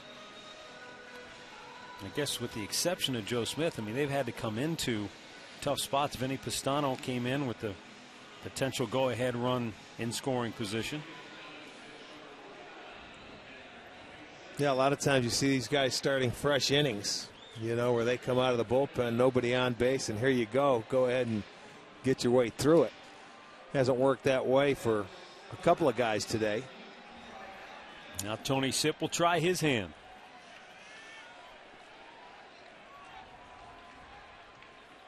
Kelly Johnson, 1 for 4. He singled and scored in the ninth, hit by a pitch his last time up.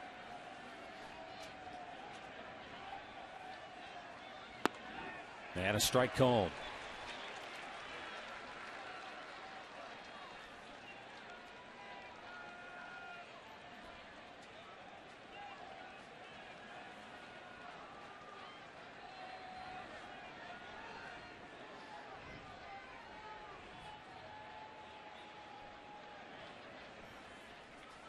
Tony Sipp ready with the 0-1. Too high with it. Evens the count.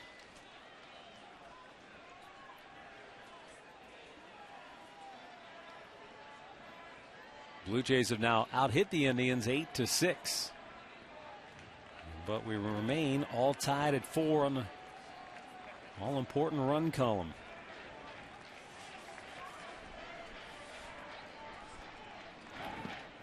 Good block by Santana. Very nice. That was a good 4 or 5 feet in front of the plate. Sure was. He just put a chest protector on it to keep it in front of him, and that's basically all you can do. Look at, he just gets up there and just keeps it in front. It's a good job. That's called spiking one end of the dirt. Spiking is right.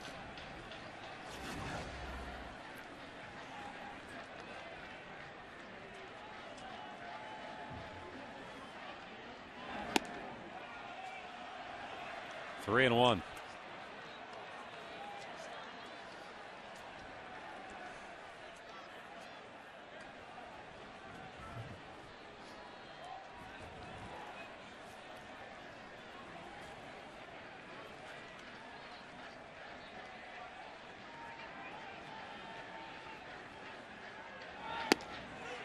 And there's a strike call to run the count full at 3-2.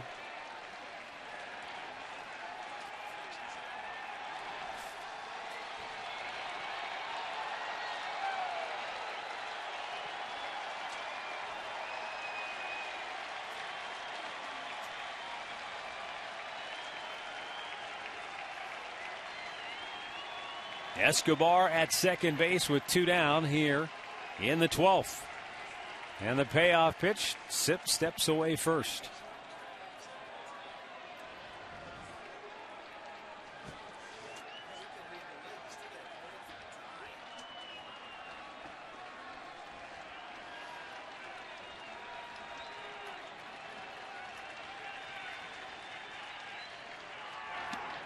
And he walked him. Not the way you wanted to do this. Maniac bringing him in to face the left-hander. But, you know, this is a guy I certainly wouldn't want to face. There's the breaking ball up and in to Johnson. Now you've got trouble. No, they might have just walk him anyway. I would. This is a guy, you don't let him beat you. He didn't come in. He wanted to end the inning there. You go ahead. What you do, you're putting the man on third base.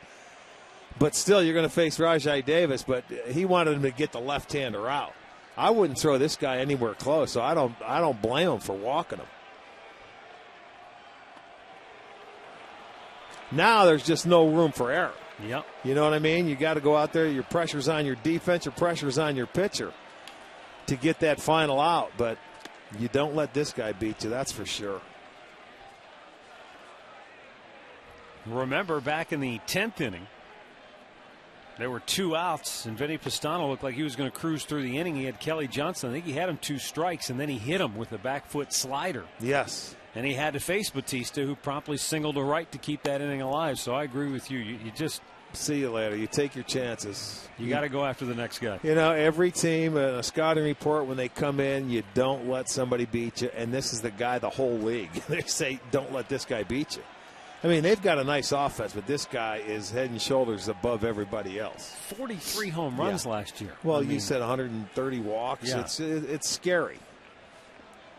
So Rajai Davis, who came on as a pinch runner in the 9th, popped up to short in the 10th and is only at bat thus far, will hit now with the bases loaded and 2 down on the 12th in a tie game. Well, the thing that does, too, when you move that runner to third base, remember he spiked that breaking ball in the dirt. Yeah, I mean, you know, wild pitch, pass ball, things like that come into play now.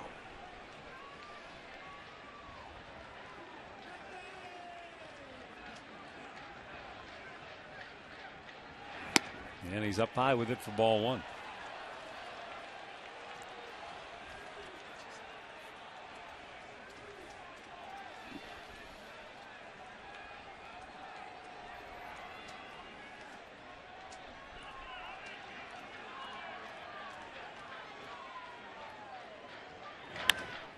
In the air left field, Cunningham back onto the track, pulls it down, and the inning is over. The Blue Jays leave him loaded.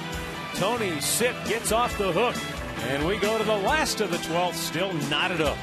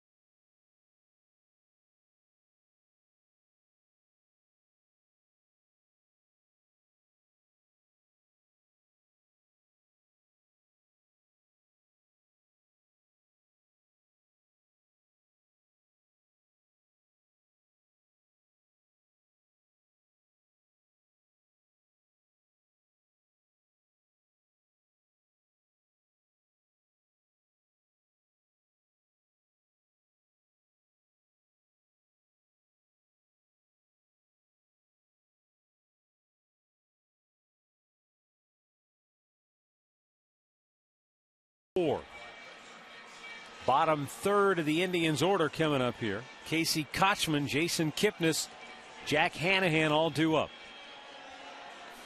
And it's Carlos Villanueva out there pitching for the Blue Jays after 2 scoreless innings under his belt already. A 1-2-3 10th. And he walked a batter in the 11th, but has not allowed a hit.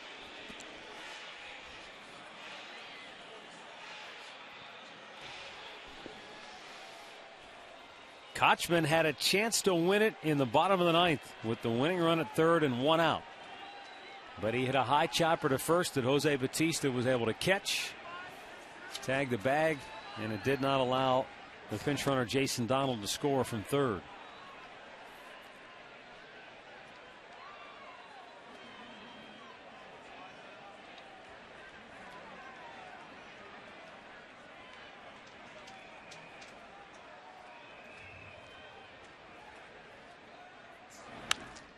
Fouled back.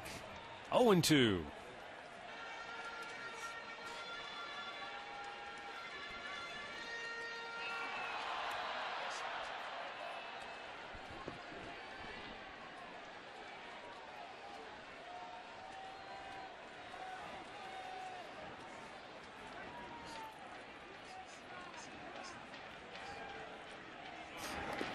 Bounced it in there.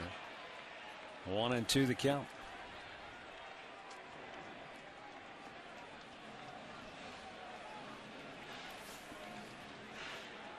Kochman drove in the first run of this game with an RBI ground out in the second inning.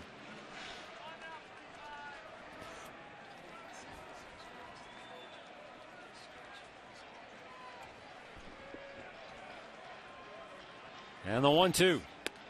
And he strikes him out. One away here in inning number 12 now. Second strikeout for Villanueva.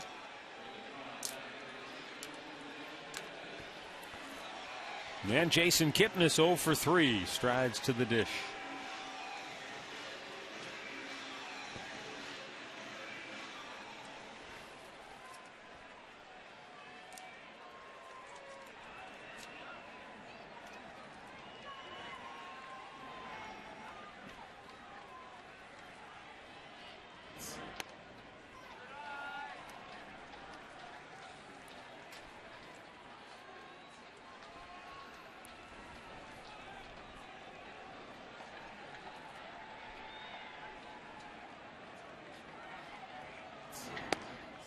Last year, Jason Kipnis hit his first big league home run on July 31st. He then homered in the next 3 games in a row. 4 straight games with a homer as a rookie. And equaled the Indians franchise record for homers in consecutive games by a rookie, done by Al Rosenfirst in 1950.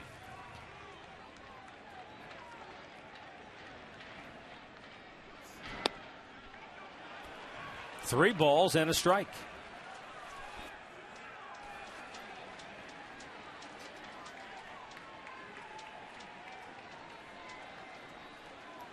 Jack Hanahan on deck.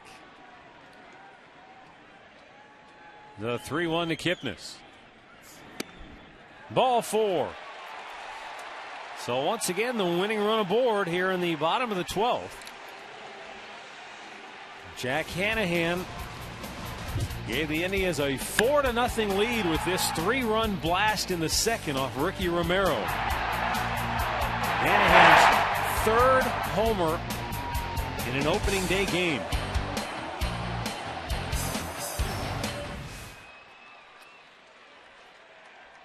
Be a nice way to bookend things, wouldn't it? Yeah, oh boy, would it ever. Don't have to hit a homer, just find a gap. But it is funny how opening day just seems to rise to the occasion. Kipnis back with a dive.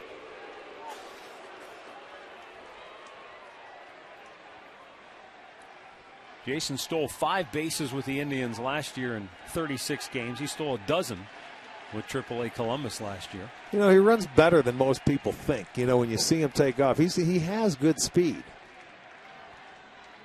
Draws another throw.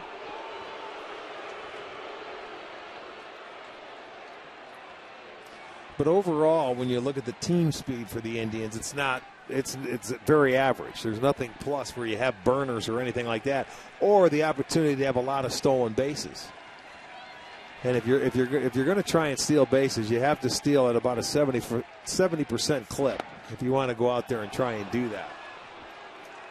Got the outside corner, and he's 0-1 to Hanahan.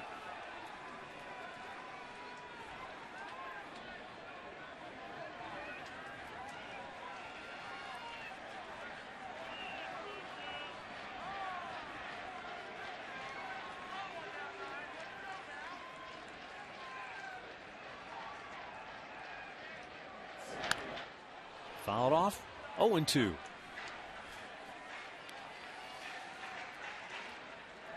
Thing about Kipnis, though, talking about his steals, he stole 12 bases at AAA.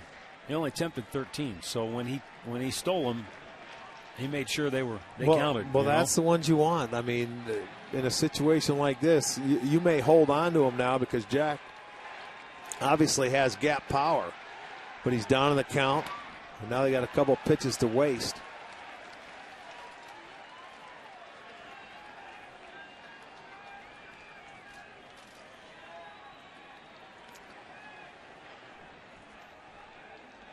You still have to anticipate when you're on first and you're not going to steal any ball in the dirt, where you can take an extra base if possible.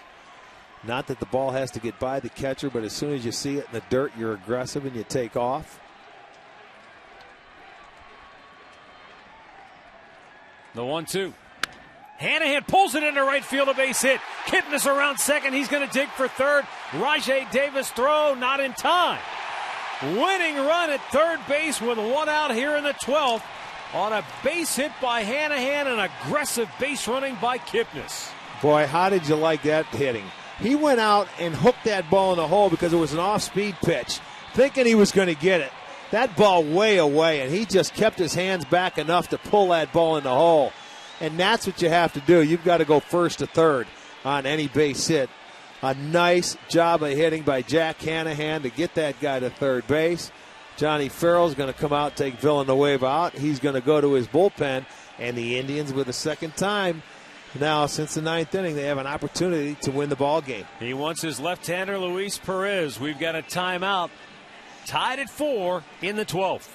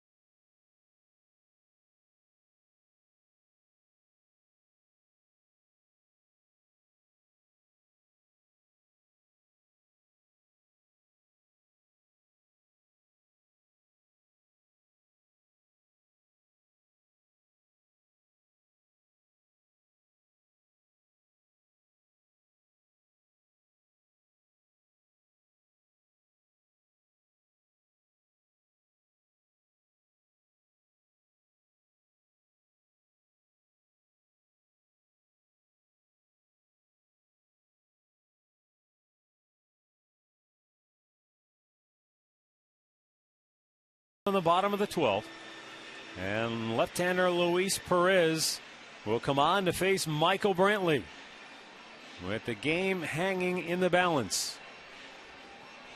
In the ninth, they had a runner at third with one out, but couldn't get that runner home.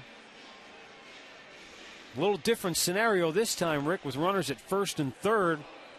Blue Jays, you don't expect them to play the infield in this time. No, well, it all depends, though. I mean, they can play halfway and maybe cut the run off, although Kipnis runs well, at third base. So we're going to see. They are going to bring him in. Because you know why? You don't think you can turn the double play with Michael Brantley. Yeah, Brantley's got good wheels getting down the line. You trust your left-hander going out and making the pitch and maybe keeping the ball in play. So, again, they're going to bring the outfield in as well, so you're not going to stay back there. John Farrell's going to play it just like there's nobody at first base. All right, so here we go. Everybody in almost to the backstop. Wow, he almost ended it himself. Perez doesn't have fond memories of pitching here in Cleveland. He gave up the grand slam to Hafner a year ago that was a game winner. Whew. And Aaron Sebia did a nice job to keep that from ending up over the screen. Boy, you certainly don't expect your first pitch to be there. Outfield drawn in, infield cut of the grass, 1-0 pitch, 2-0. Winning run, Jason Kipnis at third. As Drupal Cabrera would be next should he end up walking Brantley. Hanahan's at first. You saw the infielders literally at the cut all the way around the horn. Time called.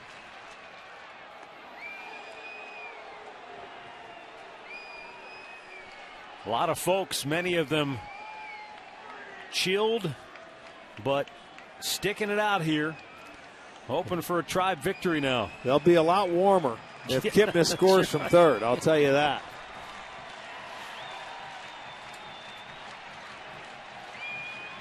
Perez sets. In the dirt, gets away, but the runners have to hold. Well, Hanahan should have been on second base. They're not even worried about him. Their main concern is Kipnis, so he should have just taken off.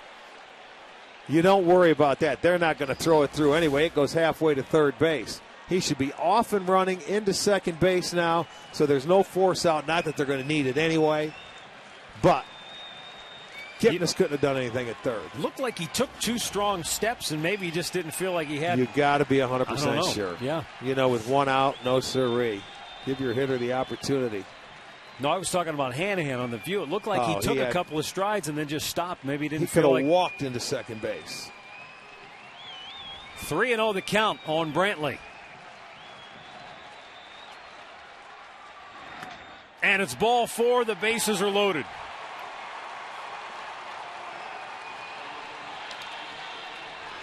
As Drupal Cabrera now with a chance to win it. As Drupal 1 for 5 in the ballgame, as John Farrell's going to go out and talk to everybody minus the 3 outfielders about the play, what they want to do here. He's talking to his outfielder. Oh, he's going to bring his 6th infielder in, huh? Yeah, okay. Okay, he's having his center fielder, Rasmus and Davis, the 2 guys that can really run. He's going to play him in the gaps. And 5th, did I say 6th? 5th infielder. Whatever. It's going to be a different look. No, he's bringing Omar Vizquel in. He'll be that extra infielder. Okay, he will be the extra infielder. You're right. He's going to have 2 outfielders here. Well, you know what? Not a bad play. It's different, so they'll go over all their scenarios out on the mound. With Omar Cabrera, Vizquel, the hitter. A couple of weeks shy of his 45th birthday. Made this Blue Jays club. As a utility guy, figures on playing a couple of times a week. Omar says, let me get a couple throws in here. I've been sitting for 3 or 4 hours on the bench. I haven't thrown a ball.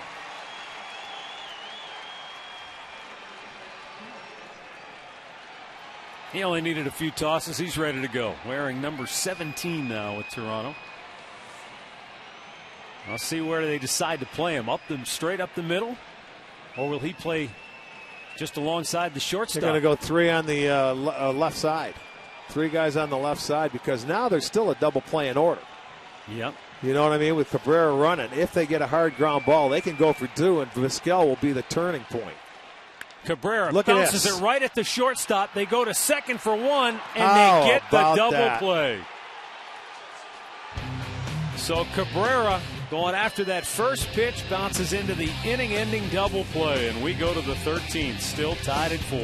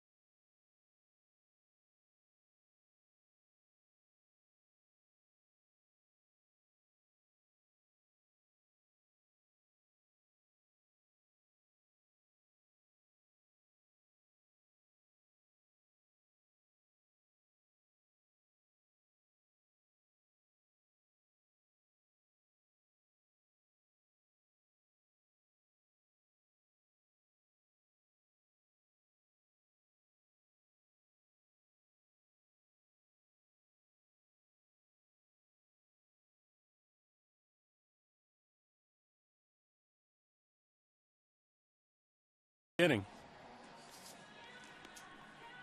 And Tony Sipp will stay on to start this 13th inning.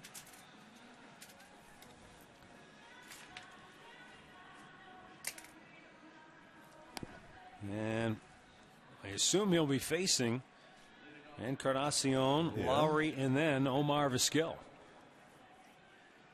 And I think it was Omar who came in for Thames on that defensive switch, and that paid off for John Farrell.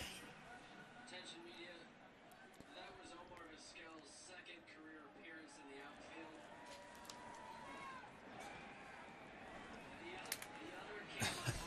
outfield. They're actually crediting Omar Vizquel with an appearance in the outfield because he went in for Thames, even though he didn't play in the outfield. So that he gets credited for an outfield, so. even though he played the infield, because he replaced the left fielder. Yeah. Okay. You don't see that every day. Well, Omar is the only outfielder that plays the infield. I guess you're right. You come in for the left fielder. Yeah. They don't explain the situation or the circumstance. There's no alternate shortstop. Well, 6 and 7. He can go to 6.5. He was the 6.5 guy. Tony Sipp deals. Encarnacion checks. They appeal. He didn't go, says Mark Carlson.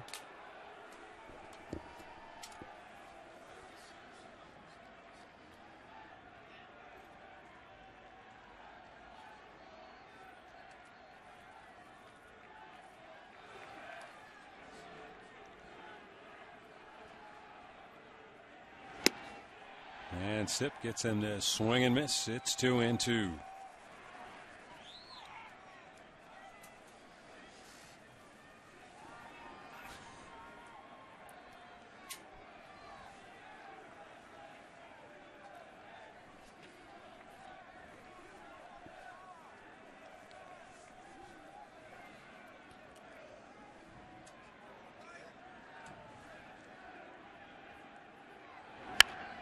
Bounce foul third base side. Well, after almost being no hit in their opener, the Miami Marlins didn't fare much better against Cincinnati today. They got 3 hits, but the Reds beat them 4-0. So Ozzie Guillen off to a slow start with his Miami club, and offensively, they got to be wondering.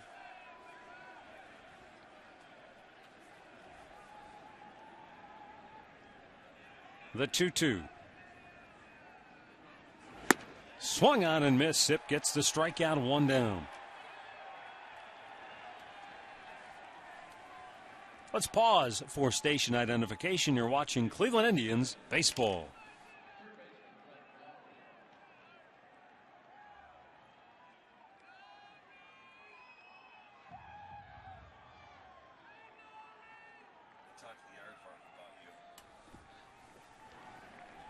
Matt Underwood, Rick Manning with you.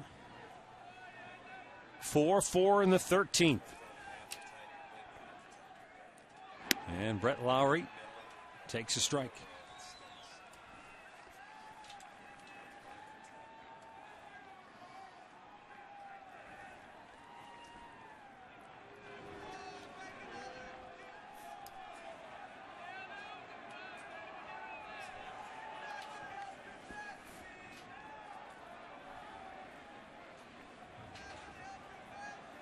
Lowry's bounced into a couple of fielders' choices today.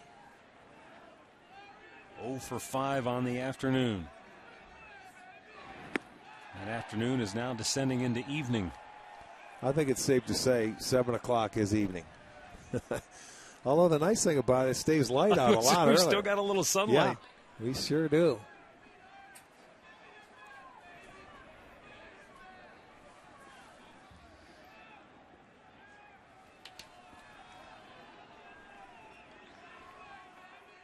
Now Tony Sipp with the 0-2.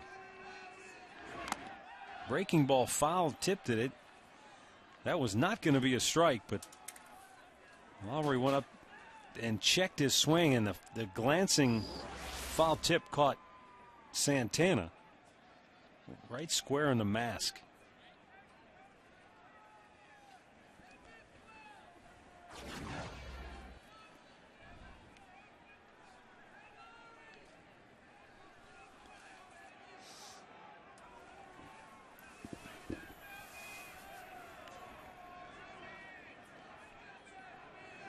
Now the 2-strike pitch. Got him. 2 down. Tony Sipp now with back-to-back strikeouts here in the 13th.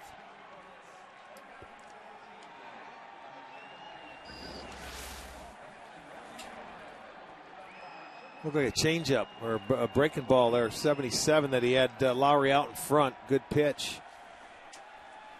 Yeah, good action. Man with 2 down. Omar Vizquel steps in.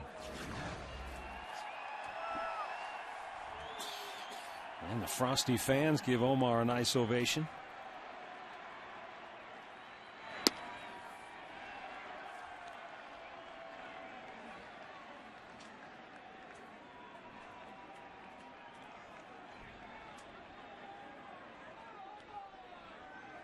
(2,841 career hits).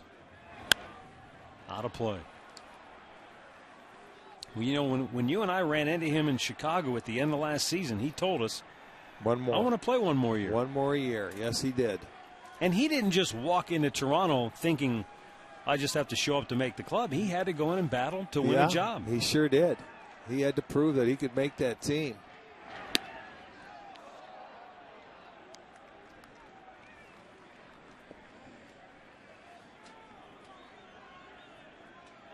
We were reminiscing before the game just about how the weather today was so reminiscent of that first ever game here at this ballpark. In 94, you mean? 1994. Yeah. Remember, it was sunny but very cool.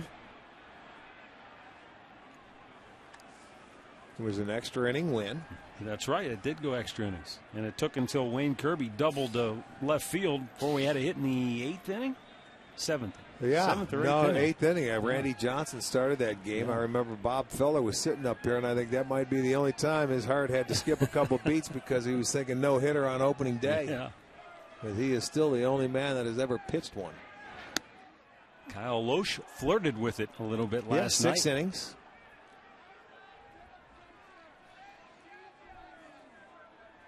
Vizquel closing in on 3,000 games played.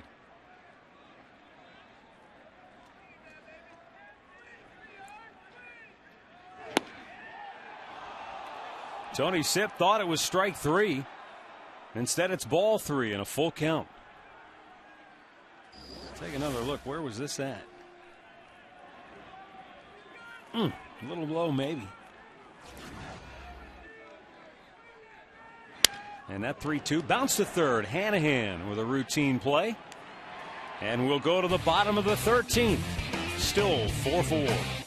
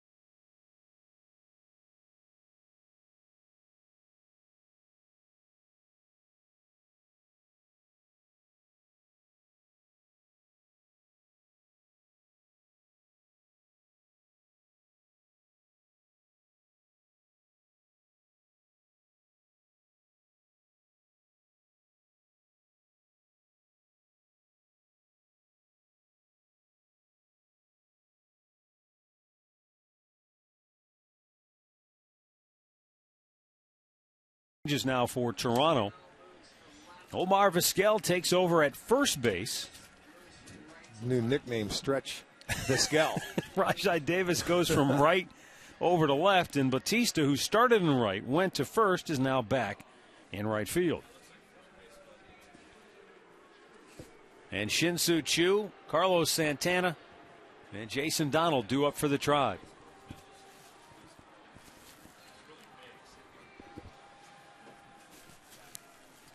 Left-hander Luis Perez, who got out of an improbable jam in that 12th inning, stays on now. Yeah, he ended up walking the left-hander Brantley on 4 pitches as Drupal came up and swung at the first pitch, grounded into that double play.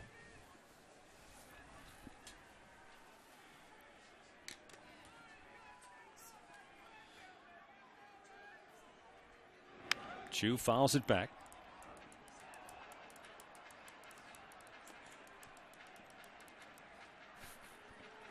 Chu has singled and walked. He's also been hit by a pitch today.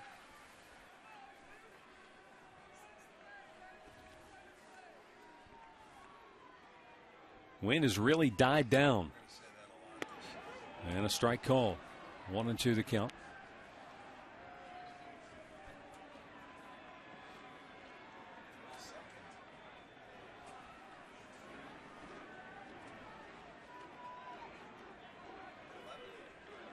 The 1-2. Hit pretty well to left, but Davis is there to make the catch. 1 down. Talked about opening day 1994 and Wayne Kirby with the first hit of the game, and no doubt about it, double into the left field corner. There's Jeff Newman. That was a game winner. Well, that was the game winner. Yeah. Sandy got the first hit of the game in the 8th inning.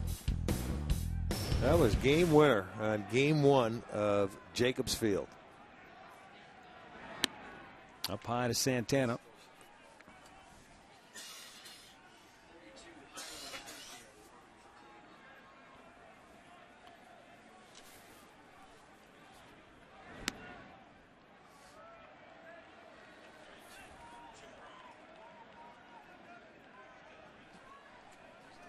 Carlos Santana.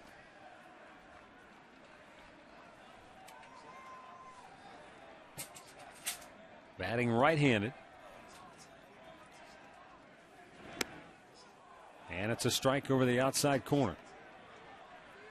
Jairo Asensio now warming up in the Indians bullpen. They just acquired him right at toward the end of spring training. A deal from Atlanta. Way outside, 3-1. He would be coming on should this game go to the 14th inning.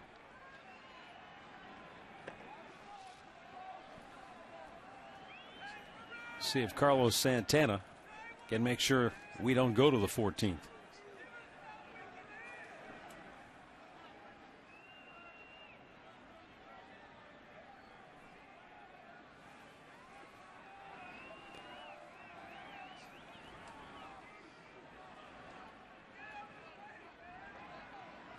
The 3-1.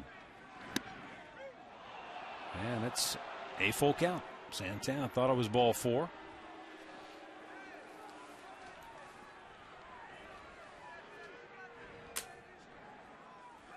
There's Jason Donald waiting on deck.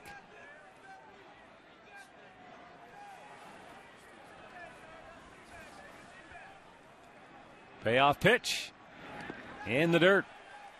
And the Indians get the winning run aboard here in the 13th. With 1 down. And Jason Donald coming up.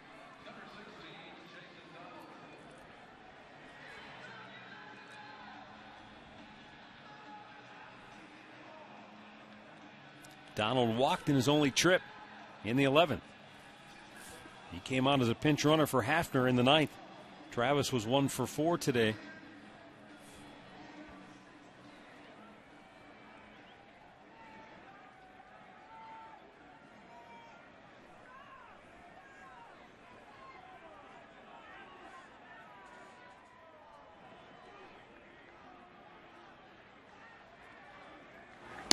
It's up high, ball 1.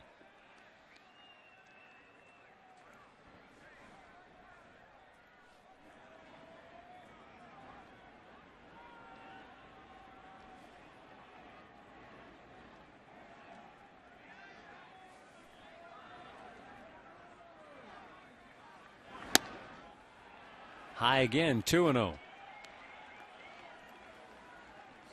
Aaron Sebia is going to go out and talk with Perez. Donald taking a long look down at third base coach Steve Smith. Well, Jason swings a bat very well against left-handed pitching. He has a good approach and has always hit him well in his career. He goes the other way. Look for a gap in right center field.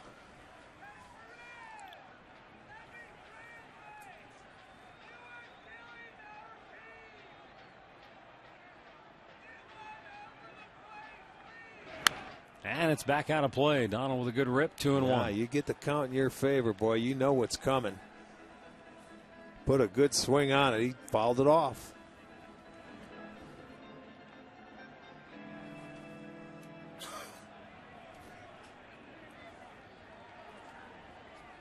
Manny Actis watched his team squander a couple of opportunities here to win the game. Fouled back. And a winning run at third with one out in the ninth. Couldn't get him home. Base is loaded with one out in the 12th.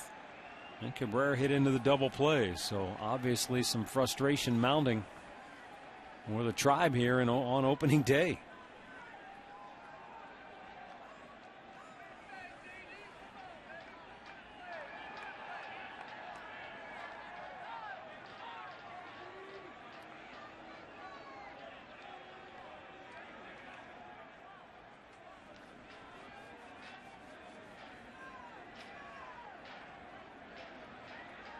The 2-2. Back out of play.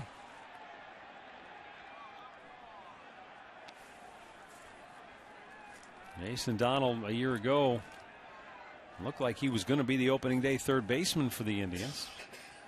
And then suffered a broken hand in spring training, and that opened the door for Jack Hanahan. He took advantage of that opportunity. But Donald, meanwhile, had a terrific season at AAA. Got the call up. Made the most of his opportunities in the big leagues last year. In 39 games, he hit .318. Which, even though that's a small sampling of games, it still represented his highest batting average at any level in his entire professional career.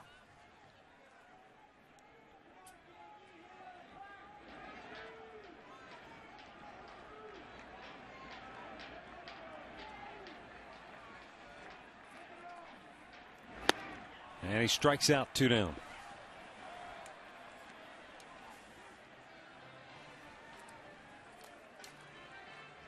Finally put him away with the breaking ball. That's a big curveball. Going down, he gets Jason to swing over the top of that pitch.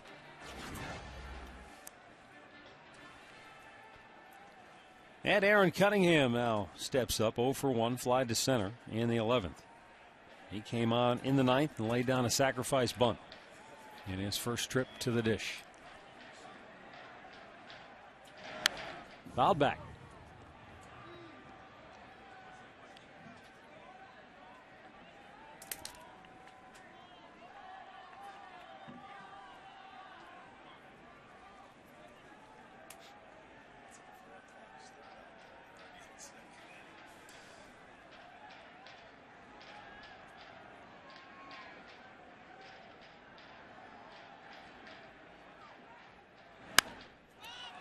Lazy pop, shallow left center. The shortstop Escobar's out. He's got it, and we're going to the 14th, tied at 4.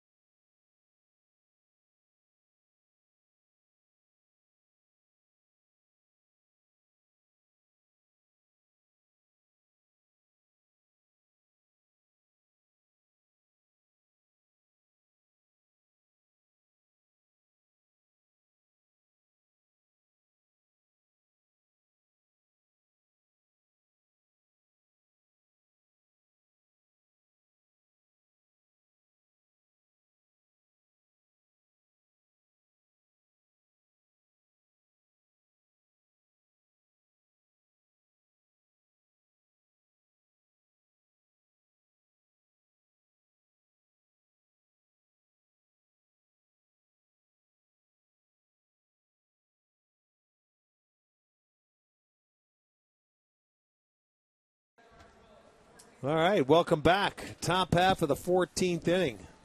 Indians and Blue Jays tied at 4. Another new pitcher for the Indians.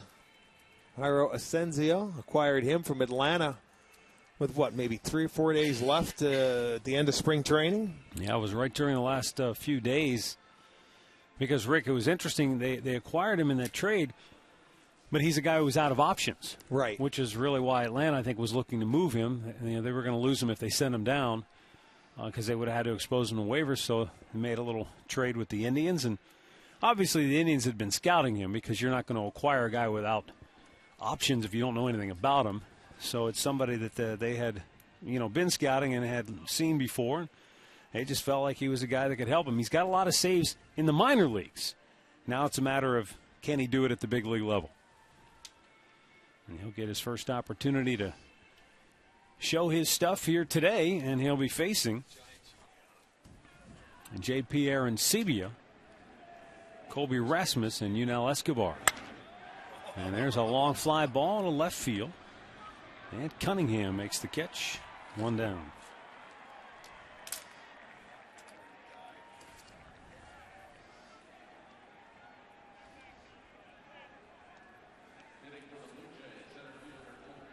Colby Rasmus, 0 for 5 on the day.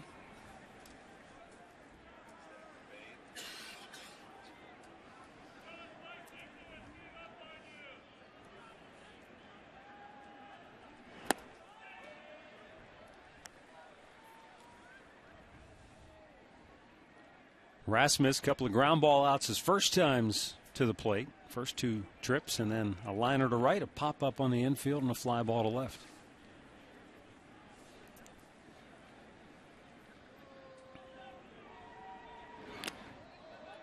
That got Tim Welke second time today. Again. It was a similar pitch that Masterson made earlier in the game. I'll bet that one hurt more, the one that Masterson threw. That one sort of looked like it short hopped. Yeah. The one that Justin threw was a direct hit. Right on the top of his Herman Munster shoe. That might have got him on the toe.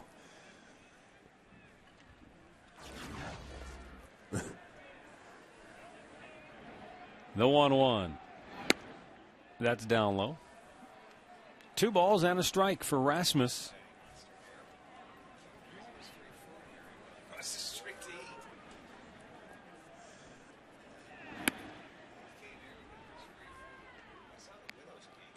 Colby Rasmus, born in Columbus, Georgia, where the Indians for many years had a single-A affiliate, played in the Sally League.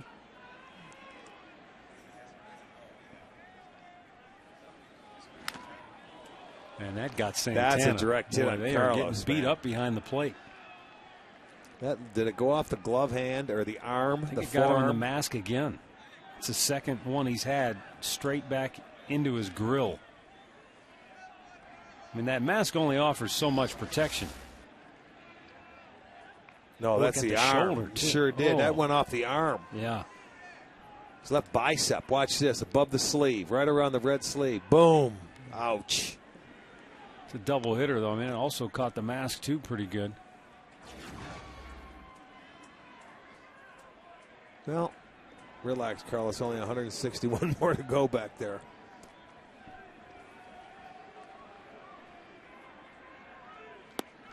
Got him. Jairo Asensio gets the strikeout, 2 down.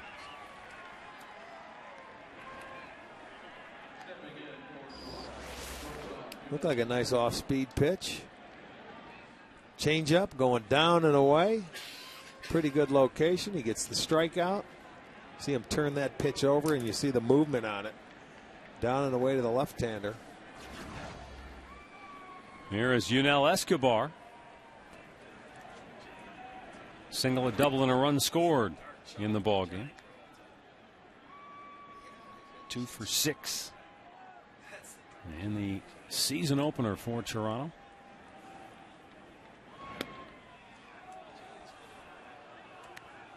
Two balls, no strikes.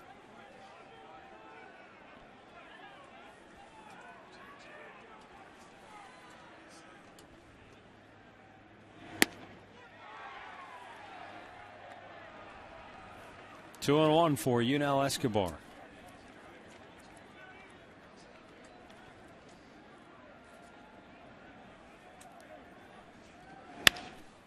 Grounded to short. Cabrera, off balance throw. Kochman dug it out, and he gets him at first to end the inning. Close play, but it's a 1-2-3 14th inning for Asensio in his Indians debut.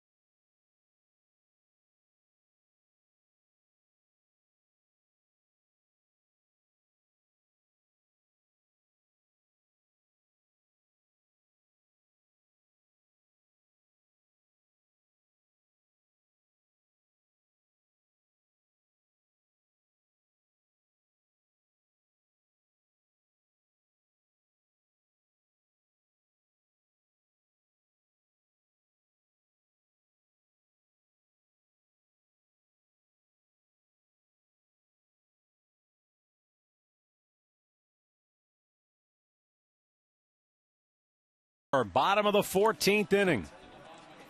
Bottom third of the Indians order coming up here. And Luis Perez, the left-hander, will stay in. You got 3 left-handed hitters coming up. Casey Kochman, Jason Kipnis, and Jack Hanahan. Well, I'll tell you one thing. Kochman over there at first has had 4 balls he's had to dig out over there at first, and every one of them he was up to the occasion. A couple tough ones. One on a double play ball. That one right there on Cabrera was a sort of an in-between hop that he made a beautiful play on. This guy's had 6,000 chances in his major league career, whether they be fielding balls or throws. He made 11 errors. I like it.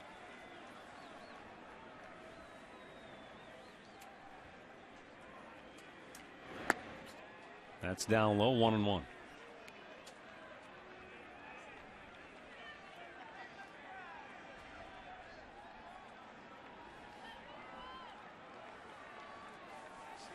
Casey looking for that first hit.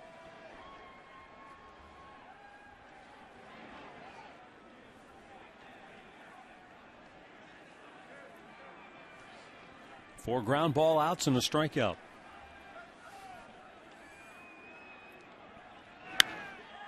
Popped him up. Johnson grabs it for out number 1. Going to bring up Jason Kipnis now. Kipnis, couple of walks today and a run scored.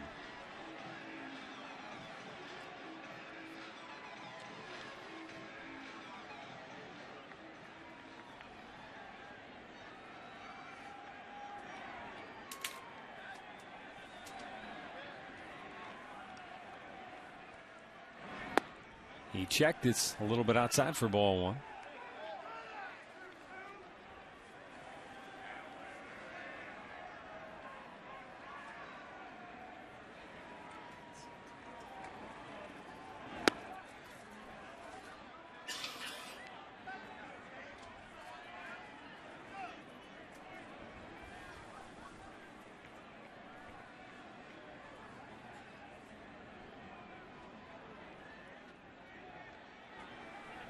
Now Perez with a 1-1.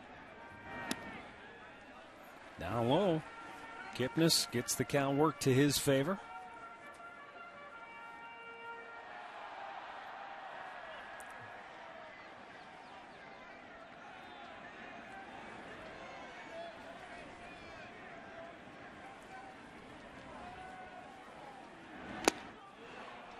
And it's now even up at 2-2.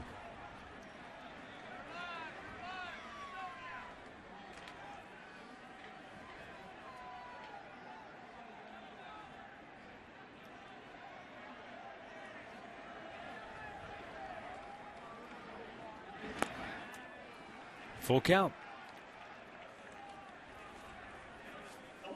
Jason Kipnis trying to jumpstart the Indians' offense.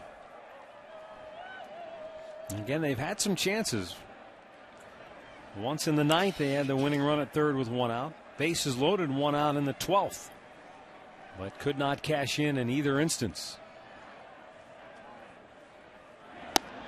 Swing and a miss, struck him out, 2 down.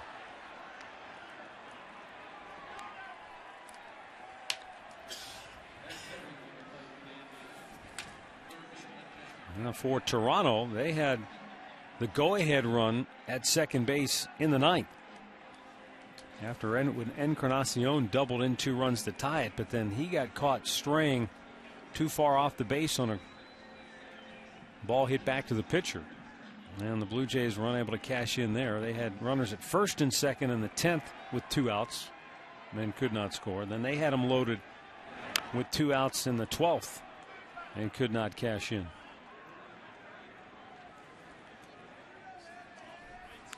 But going way back, Justin Masterson was masterful today. He went 8 innings, allowing just 2 hits. One of those hits, a solo homer by Jose Bautista, but struck out 10. He was dynamite.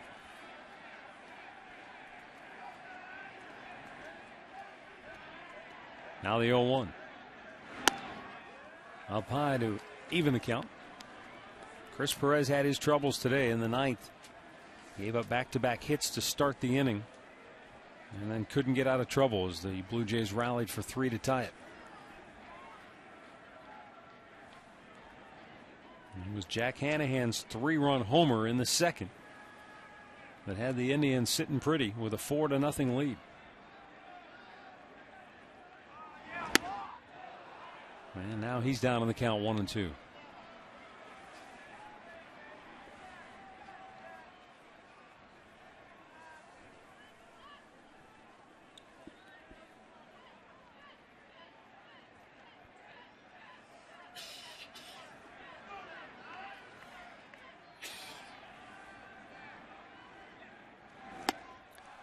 Perez strikes him out, and we go to the 15th inning, still tied at 4.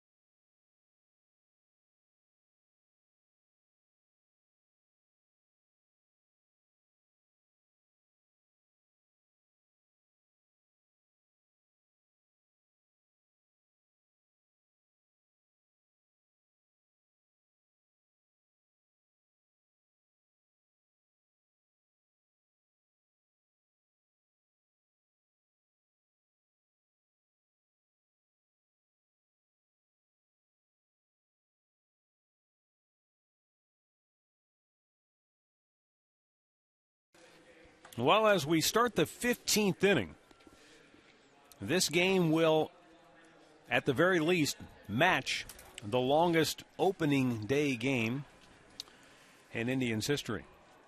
They went 15 innings against the Tigers in 1960 and wound up losing that game 4-2. That's a long time ago. Rick, I remember in the early 90s, they had a game. Maybe it wasn't. Well, it couldn't have been opening day, but it was opening weekend, I think. Boston? Against Boston, like 19 innings. Doubleheader. Wasn't it a doubleheader? And Matt Young threw a no-hitter and lost. Yeah. In one of those games. That's what I was thinking when he was announcing that, but obviously they must have played the day before, and that might have been the second day. You know what? Redbird just told me that was the home opener. So it wasn't the first game of the season, but it was the home opener. Oh, I got you. They were on the road. They started the season on the road. Yeah. Gotcha. Redbird all over it, even though it's in the 15th inning. Way to go. I thought he'd be asleep by now. Kelly Johnson has walked, and he's been hit by a pitch his last 2 trips. He also singled and scored in that 9th inning for Toronto.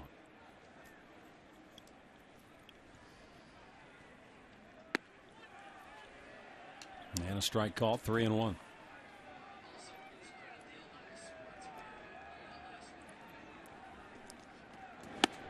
He lays off. It's ball 4, and the Blue Jays get their leadoff man aboard. What do you think you're going to bunt now?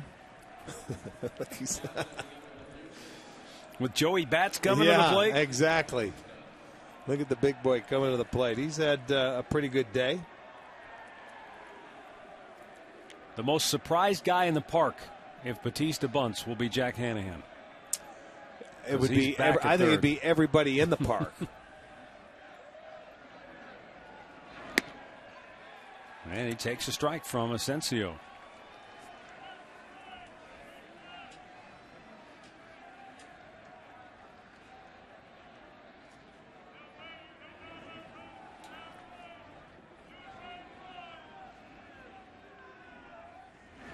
Swung out and missed. It's 0-2. Nice little slider there, back-to-back sliders, and he looked like that swing. It looked like he didn't pick the spin up on that pitch. Watch how late it is. See what I'm saying? I don't know if he was trying to shoot it to the right side and hit that hole between first and second, or he didn't really pick up the spin on it. Fastball looked like strike 3, didn't get the call.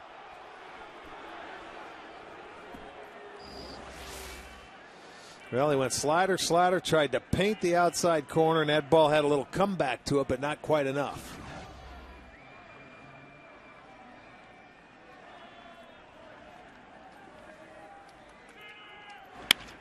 Line drive, base hit to center field. Well, the second time this guy was down in the count and ends up finding a way to get a base hit. He's just one tough out. Well, now a good start in the 15th for the Jays. I mean, he's down. He was trying to push that ball. Look at 2-strike approach, got the slider again, too much of the plate from Asensio, and he just slaps it right back up the middle. That's 9 hits now for the Jays, and Batista has 3 of them.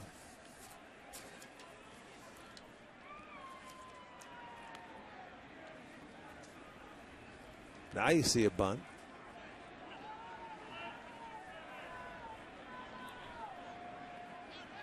Davis with the Indians pinching in at the corners.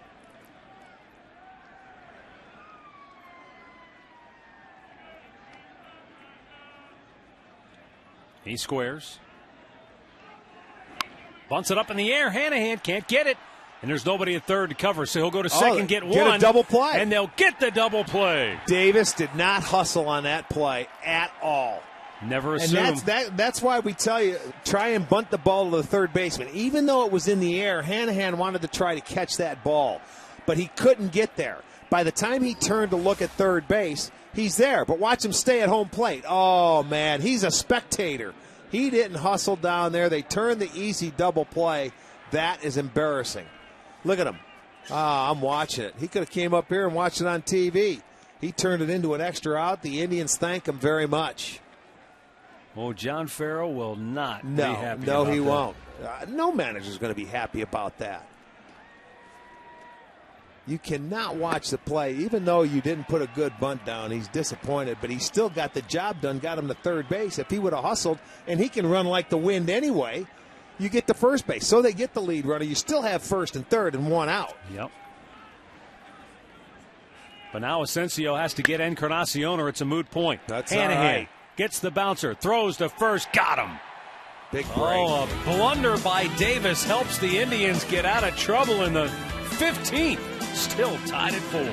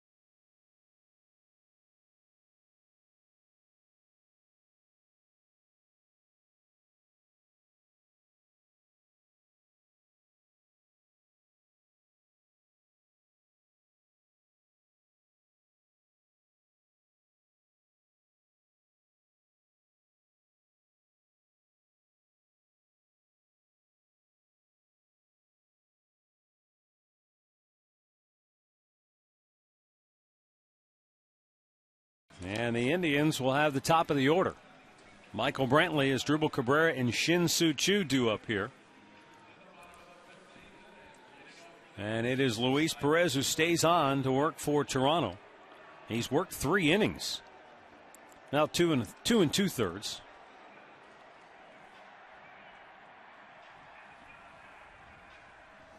Well, there's still, I give the fans some credit. There's still a pretty good number here for this game starting at 3 in the afternoon. Still here waiting, pulling for their Indians to win game number 1.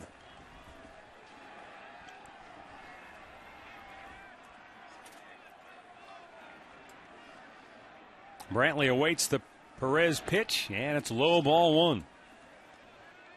Michael doubled back in the 2nd inning of this game. He's also drawn a walk. As you see, they're 1 for 5 on the afternoon.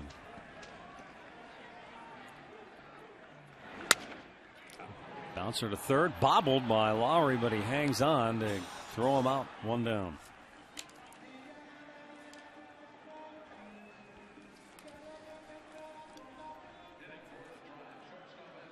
That's Asdrubal Cabrera. 1 for 6 on the day, but it was his last at bat. That was a key moment in this game. The Indians had him loaded up with only 1 out. And after a Michael Brantley walk on 4 pitches, he went after the first pitch and hit into a double of play. Anything, that might be the most frustrating thing about that at bat. Now remember, they also had made a change. They brought Omar Vizquel into the game. They went with an extra infielder. They took out their outfielder, put Omar on the infield, and they ended up turning a double play. Up high, 2-0.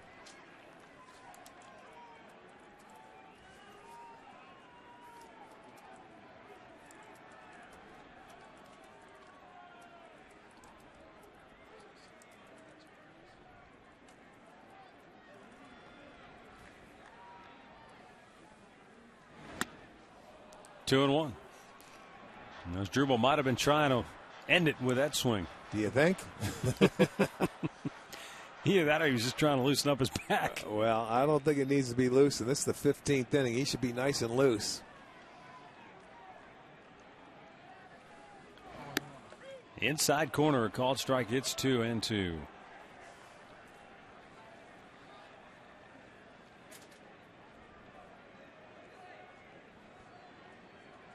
You know, these are the kind of games throughout the course of the year that really mean something. Because when you look at a ball club and you go into the year coming out of spring training, you say, he did not go. You say, look, we're going to win 60. We're going to lose 60.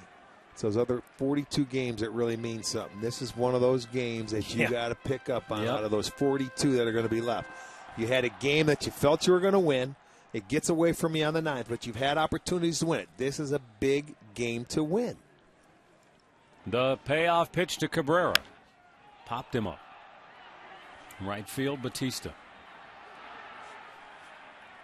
2 down. And that'll bring up Shin-Soo Choo. Choo has 1 hit today. He's also walked and been hit by a pitch.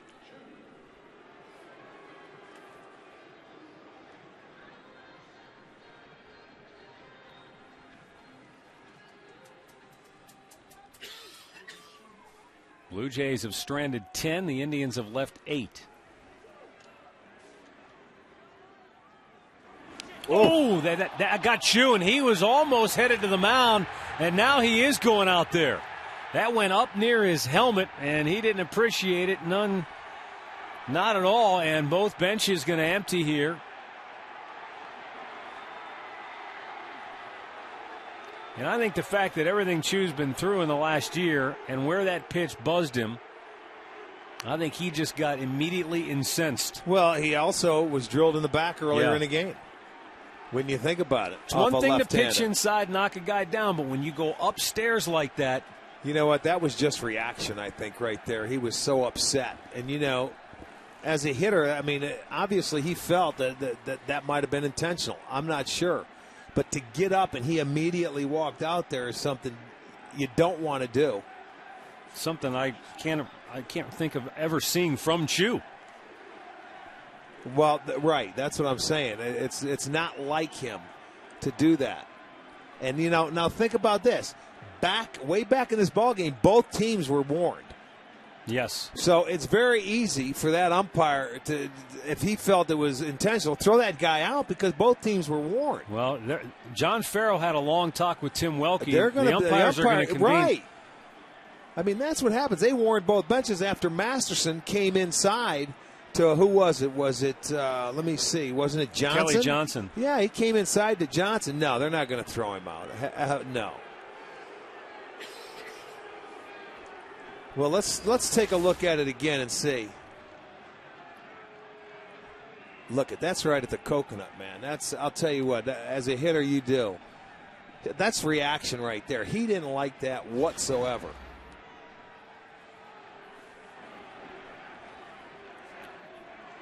Waiting for the Indians bullpen guys to get back in the pen. Well, it just gets the blood flowing a little bit. Yeah, right. All right, so we're ready to go now. Well, if everybody needed a wake-up call, they got it. 1-0 pitch. Down low, 2 balls, no strikes. Just happened to notice Genmar Gomez is out in that bullpen. I mean, it won't be long to where they're going to have to go to somebody like him. Yeah. If this continues. Well, sure, he's not going to pitch for a while, and he may need some work, so why not? Choo taps it foul. Toronto's going to end up having to do the same thing. This was what happened earlier in the 3rd inning. Shin-Soo Choo got drilled in the middle of the back. Yeah, he took it right on the number 7. He didn't like that. Okay, and then back comes Masterson. Now the warning, and he was just inside. And now this one up and under the chin. He's sick of it. He didn't like it. He didn't like it at all. And Perez is saying, look, I didn't do that intentionally, but it was at his coconut, man, so he didn't like it.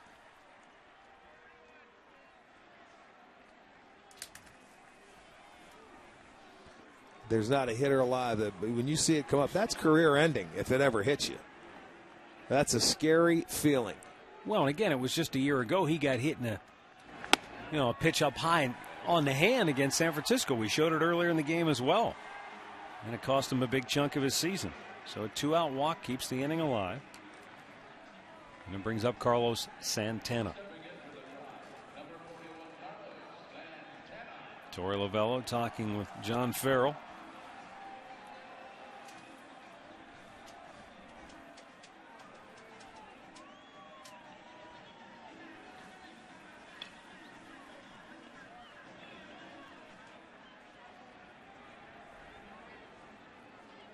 Carlos with 3 walks on the day. A couple of strikeouts as well.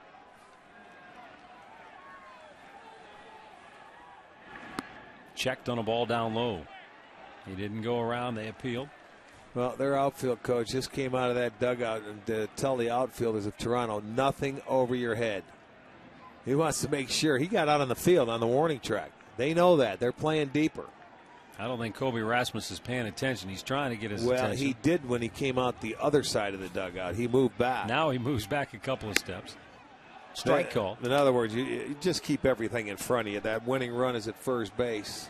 You're not concerned about the hitter. You're concerned about the man at first. There's 2 outs.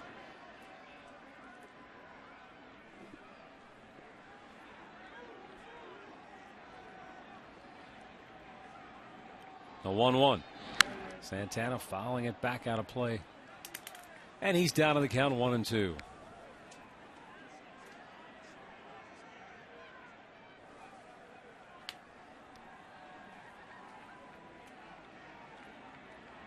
Luis Perez has made 53 pitches since coming into the game for Toronto, so he's sucked up a lot of work for that bullpen.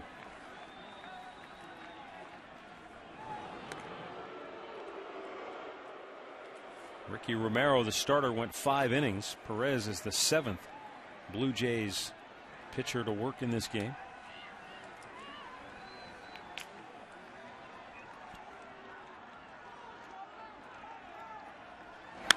Back out of play.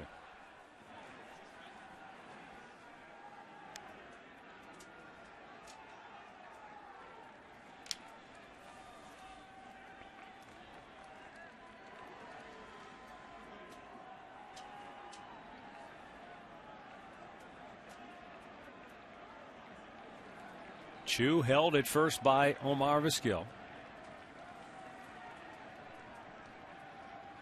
And the 1-2 high in the air to right. Coming in is Bautista. And we play on. To the 16th we go.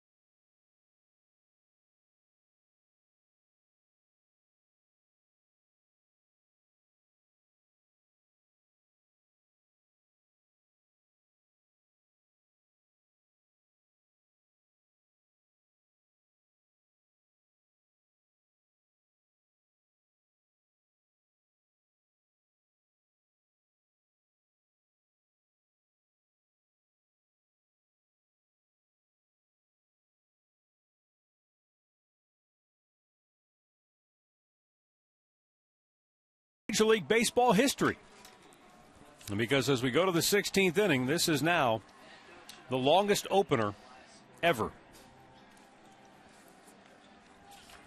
Well, that's why you got to come back with a win. You come back with a win, it makes it all worthwhile.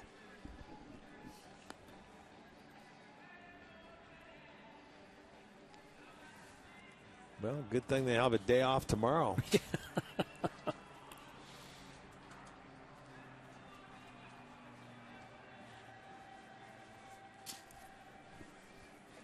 Well, Tommy Bowe has been counting pitches all day long. 235 for the Indians, 256 for Toronto. All right, right around 500.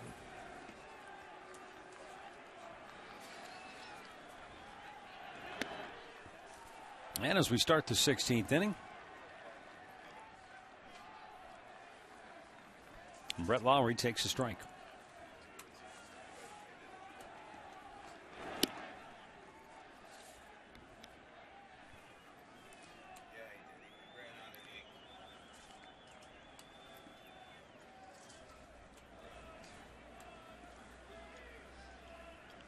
Swung on and missed.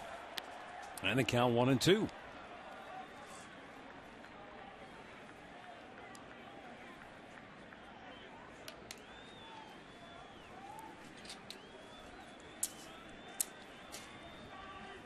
Down low. I'll tell you, Asensio, mentioned we hadn't seen him pitch at all. Came to the Indians just before the end of spring training, but worked out of a pretty good jam in that 15th inning. Breaking ball up high.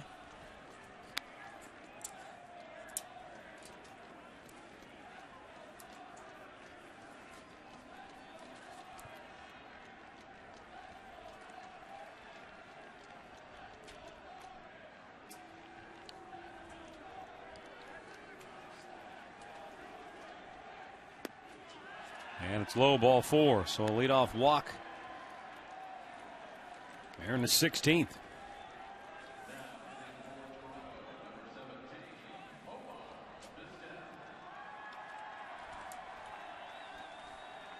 Omar Vizquel, his second at bat in the game since coming on as a defensive replacement.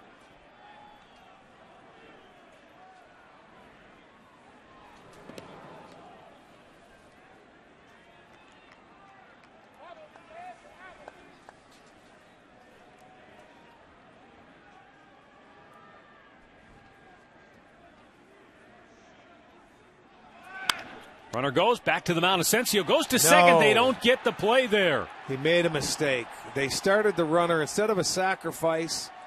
They start the runner. Omar puts the ball in play. Instead of giving up the out, Asensio tried to go to second base, made a bad throw, and pulls him off the base. You see, Kipnis, he was trying to point to first base. And it was a mistake right there by Asensio. So now it really opens up the inning. Should have taken the out at first. You know, when in doubt, you always try to get the out. And he tried to push the envelope right there and force it. So it'll go as a fielder's choice. And the throw pulled him off the base. I don't even think it mattered. I think he was going to beat it anyway. Well, at second, he was. You're right. So Aaron Sebia steps in. They pinch in at the corners. No square. He takes ball 1. You know, with Omar up there, the great bunter he is, everybody felt, all right, he's just going to go ahead and sacrifice. Well, John Farrell ends up rolling the dice and starts the runner, and it pays dividends.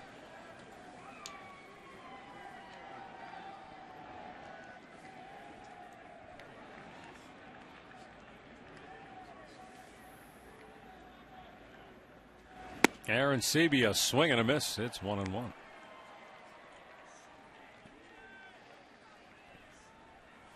You know, and this is a great indication here how the American League, I think, differs with the National League, where you're down to your 8th place hitter, and you're in the 16th inning, and you're not bunting when you have guys on first and second, because obviously this guy can't bunt. And his career came up in the minor leagues, probably always swung the bat and has power, and you can't take the bat out of his hand. You got to let him swing the bat. So if that's the case, you're looking for, oh, there it is. And you can see the attempt. He gave him one swing, comes back. Now he buried him in the hole, and I don't see him bunting again. You see, with guys that don't know how to bunt, most of the time their bat angle is going to be behind home plate. Tough to put the ball in fair territory. If you want to hit it to third, if he kept the barrel head of his bat out in front of home plate, he could have bunted it to first base.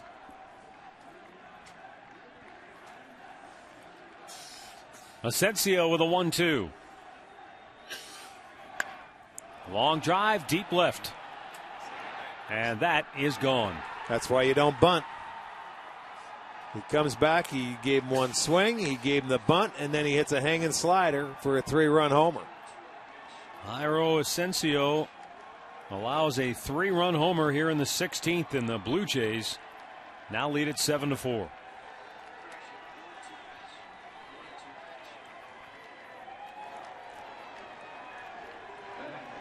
Let's check out the slider thrown here by Asensio, and there it is, middle of the plate, some swinging room, and he hits it a long way. So in the top half of the 16th, Toronto takes a 3-run lead, now makes it 7-4.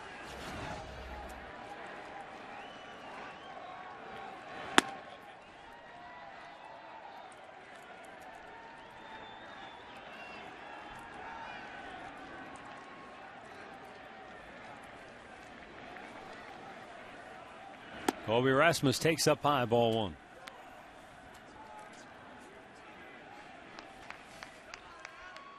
Now Sergio Santos begins to loosen for Toronto.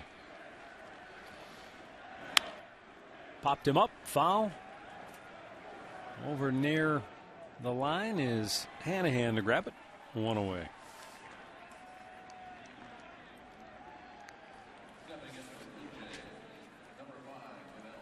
For the Indians in the bottom of the 16th. Jason Donald, Aaron Cunningham, Casey Kochman due up.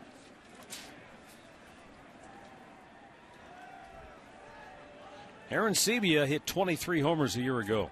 Oh, yeah, he had a good year for a rookie. He only hit 219. That's what I was saying. His average didn't pan out, but he showed surprising power.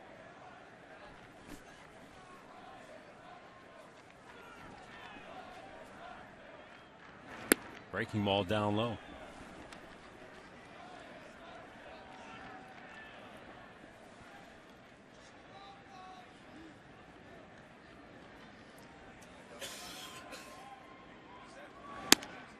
Up high. And it's 3-0.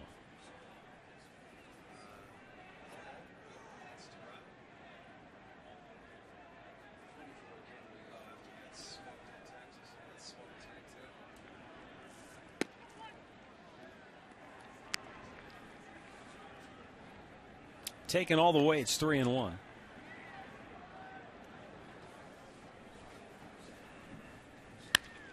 And a liner to short for out number 2.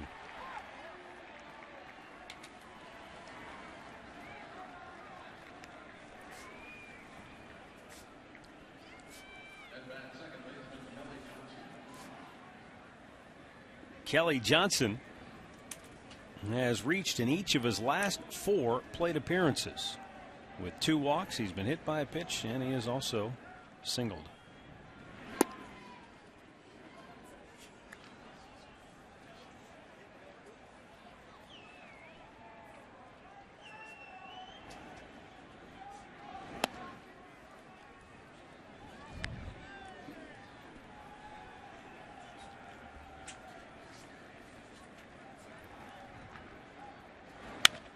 Fouled out of play.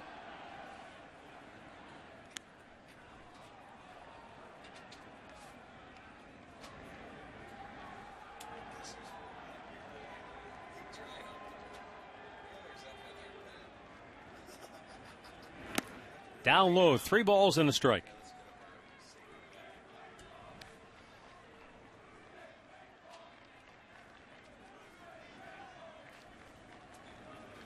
Jairo Asensio looks in, the 3-1 pitch, and that's fouled away. Full count.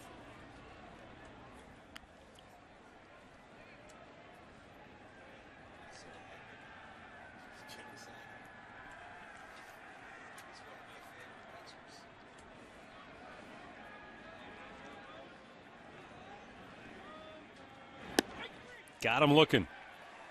The 3-run homer by J.P. Arencibia.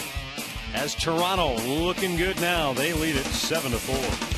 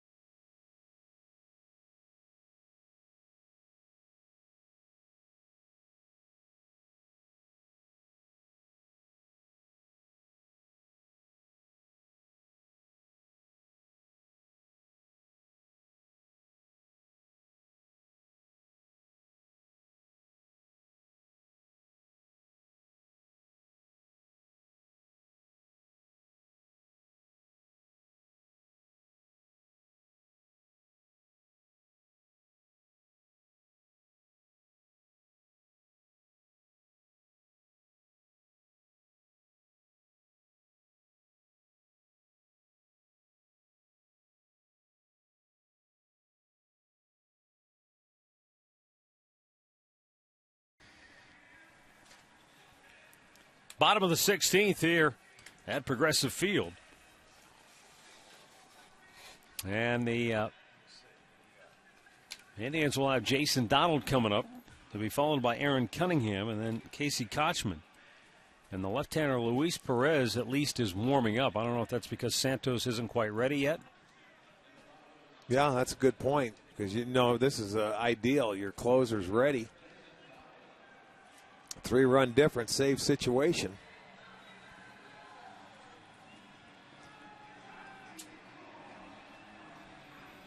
Don't see a move made by John Farrell yet. So no, he's sitting down there. Maybe he's going to stick with Perez.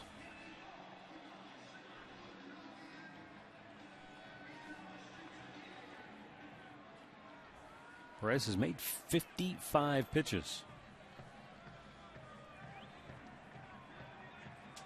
Santos is going to get warm again as Donald fouls it back out of play.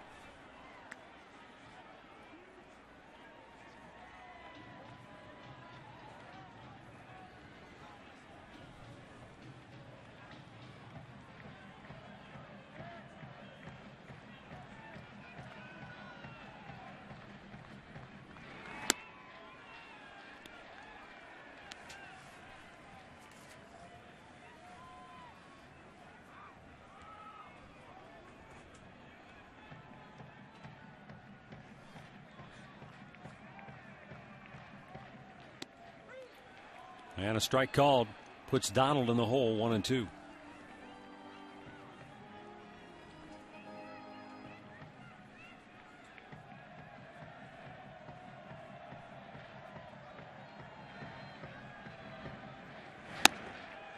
Evens it up, 2 balls, 2 strikes.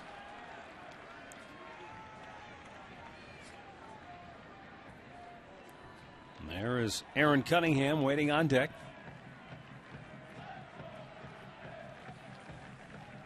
Indians down 3 now in the bottom of the 16th.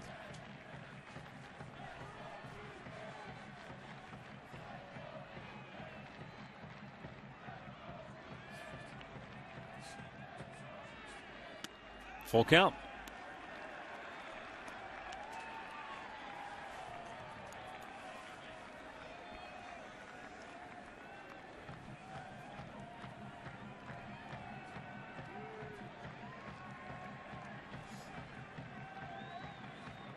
Donald has walked and struck out in his 2 plate appearances. Back out of play. It remains 3-2.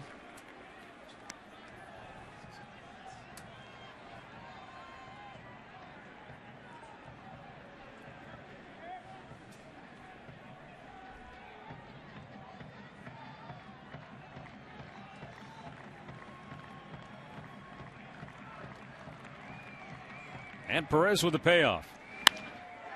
A 1 hopper to second. 1 down here in the bottom of the 16th. Now he's going to the bullpen. I just got to believe he wasn't ready, maybe. Kind of odd that he would bring him back out just for the 1 hitter. It's not a matchup situation, so John Farrell's going to make the change now. He'll go to his closer, Sergio Santos, 7-4 Toronto in the 16th.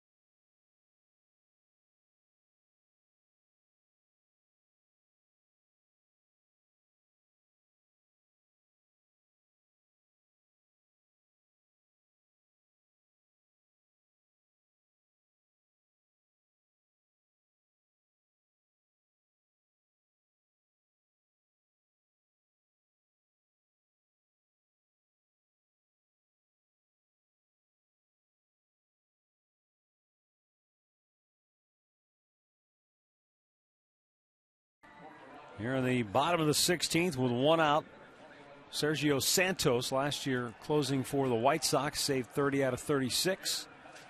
And he comes on with one out here to face Aaron Cunningham. You know, he really did a nice job. I remember with the White Sox last year in April, they blew about 6 games as a team. They tried Thornton, they tried all their left-hander Sale, and this is a guy that ended up stepping to the forefront and ended up closing games for him and doing a terrific job. And then after that year, they traded him. Takes a look at a ball down low. But if I'm not mistaken, this is a guy that started in the Toronto Blue Jays organization as a player, an outfielder that hit, and Chicago turned him into a pitcher. And I'll tell you what, Toronto's taking him back and saying, thank you very much. 2-0 the count for Aaron Cunningham.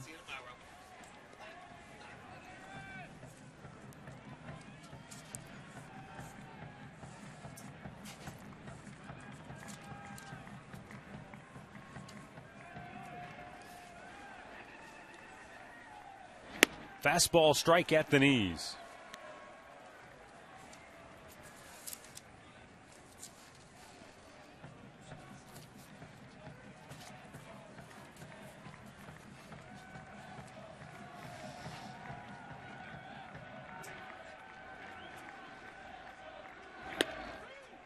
Called a strike, 2-2.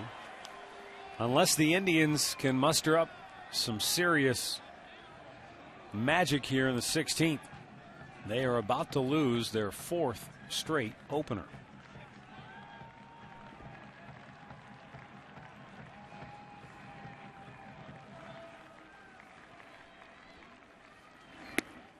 That would also mean they've lost 8 of their last 10 opening day games, while Toronto has won 8 of their last 12. In fact, they're tied for the best record in season openers since 2000. The Blue Jays, Yankees, and Orioles all 8-4 since 2000.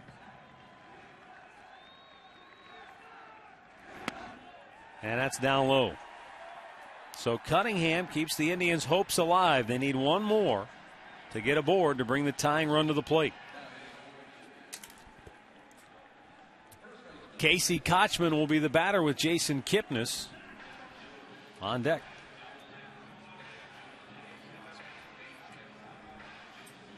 By the way, that home run that Aaron Sebia hit means the Blue Jays have now had 8 straight games against the Indians in which they've collected 10 or more hits. That's one shy of their franchise record. Down low. They've had at least 10 hits against the team in 9 straight games, and they've done it twice. Once was against the Indians back in 1993, and the other time they did it against the White Sox. The 1-0. Kochman lays off. It's called a strike to even it up.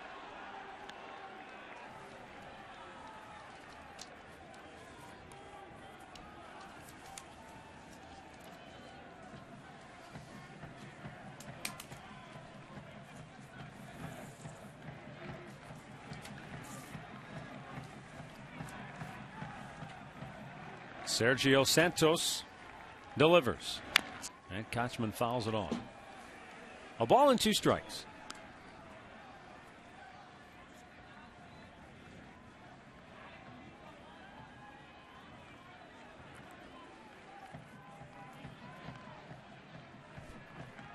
Kochman trying to come up with a 2-strike hit here. Give the Indians some hope.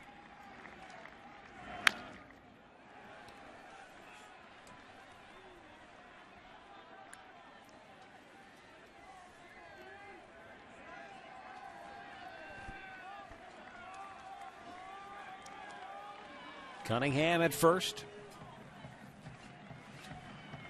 with one out here in the home half of the 16th. Officially the longest season opener in Major League history. Way outside, 2-2.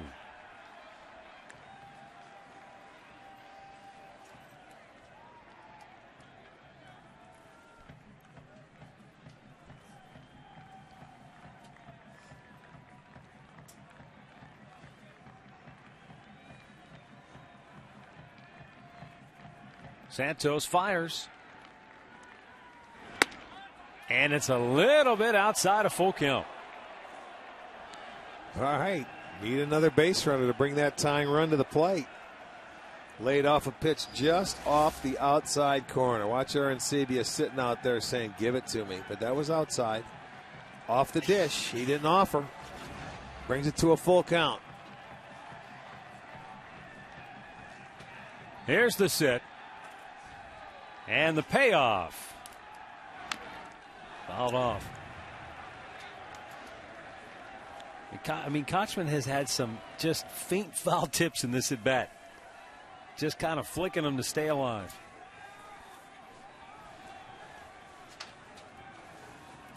It'll be at least an 8-pitch at bat for Kochman.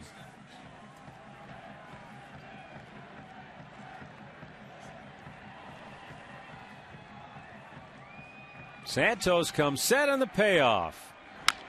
And a little roller up along the line at first. Santos flips. 2 down.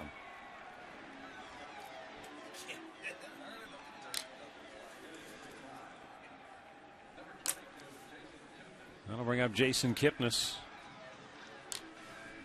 as he tries to keep it alive for the Tribe here in the 16th.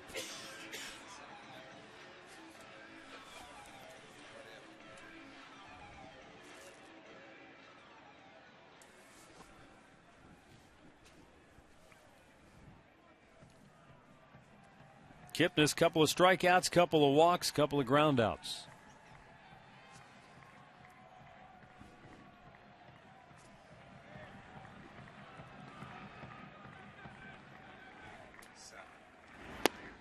Takes low, ball 1.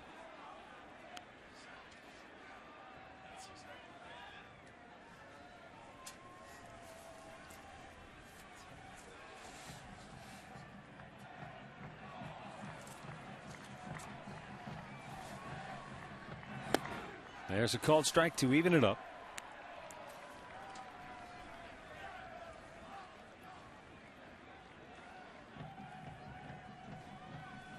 Jack Hanahan would be next. If Kipnis can get aboard, he'd be the tying run at the plate.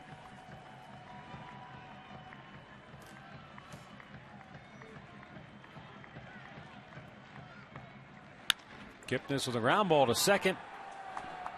And that'll end it. The longest opening game in Major League history belongs to the Toronto Blue Jays as they come from behind to ultimately win it by a final score of 7-4. The Indians have now dropped their 4th straight opening day game. And when you look back on this one, it's a story of missed opportunities. They had a 4-1 lead in the 9th, couldn't hold it. They had the winning run at 3rd with 1 out in the 9th and 12th innings and could not get it home. And ultimately, Rick, Toronto just outlasted them and won this game. Well, they really did. And when you look back at it, the Indians only scored out of the 16 innings, 1 inning. They scored 4 runs in that second inning. They couldn't add on, and, it was 7 unanswered by Toronto. And they had the opportunity to win it in 9. They couldn't close it out. Toronto came back and just had the momentum. Our key play of the game is brought to you by KeyBank, the home of relationship rewards. Earn reward points, redeem for gifts. Well, and JP Arancibia comes up, man. They had 2 strikes on. They gave him 1 swing. They let him bunt, and then he hits a hanging slider for a 3-run home run, and that's the difference in the ball game. The time before they thought Omar was going to bunt, they started to hit and run. He made a mistake, and Toronto's inning. They scored 3. They come back. They win their first ball game, and it's a big win for them. And a disappointing, frustrating day for the Indians, who let this one get away. Toronto starts the year with a win. The Indians started with a loss. We'll be back on Saturday with Game 2 of this 2012 baseball season. For those of you watching on WKYC, stay tuned for Community Joined in Progress on Sports Time Ohio.